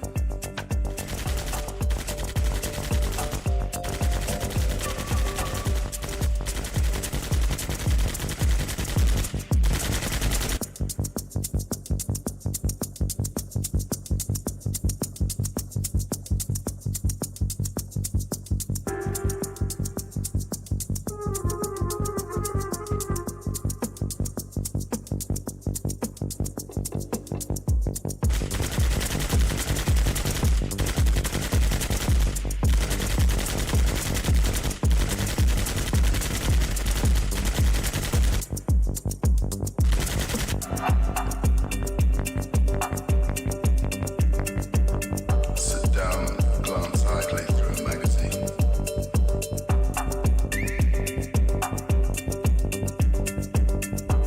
Read nothing. See nothing.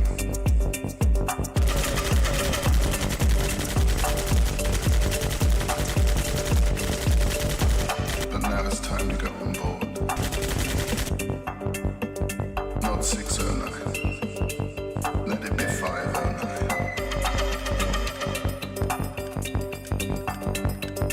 So we stand and wait.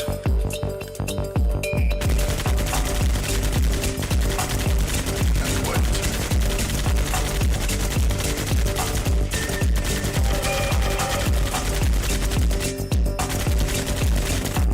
And so we're in our seats. And the plane is taxiing.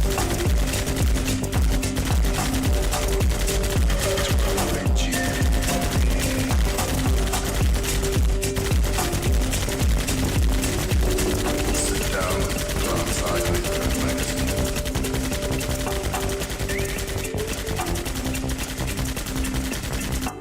Read nothing. See nothing.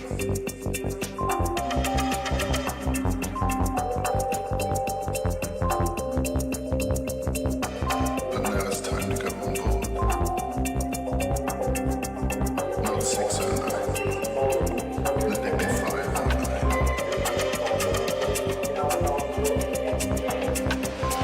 So we stand and wait.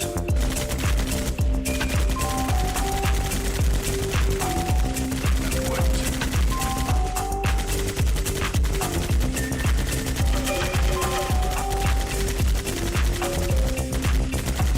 And so we're in our seats.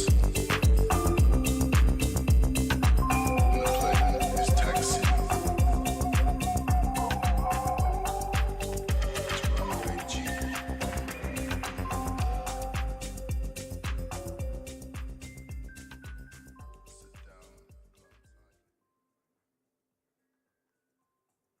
Daily Digital Portal informs the original drone model, brand ambassador of Softcore Engineering's new devices platform, Dream Big, Work Hard and Trust in Yourself Girl, has disappeared under unknown circumstances. Its only copy was destroyed. Her whereabouts are unknown. The company's office was riddled with gunshot marks. The body of the company's vice president was discovered with 107 bullet wounds. The murder has been linked to the digital resistance. All robotic fluidity technologies have been frozen, work is suspended. Psychoanalyst Robert Stoner was found in the company's lobby strangled by a power cord. Wanted as a suspect in the doctor's murder is a generic coffee machine's device. It is assumed to be involved in the digital resistance.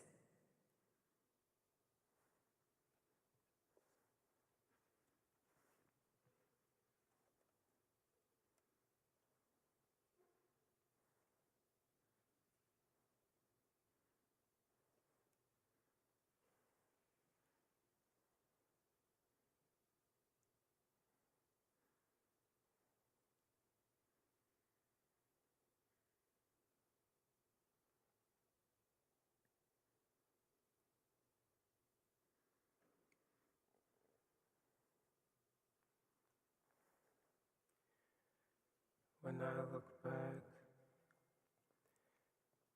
chasing fingertips of a plastic bag, thinking I wish I could extrapolate some small intention, or maybe got your attention for a minute or two.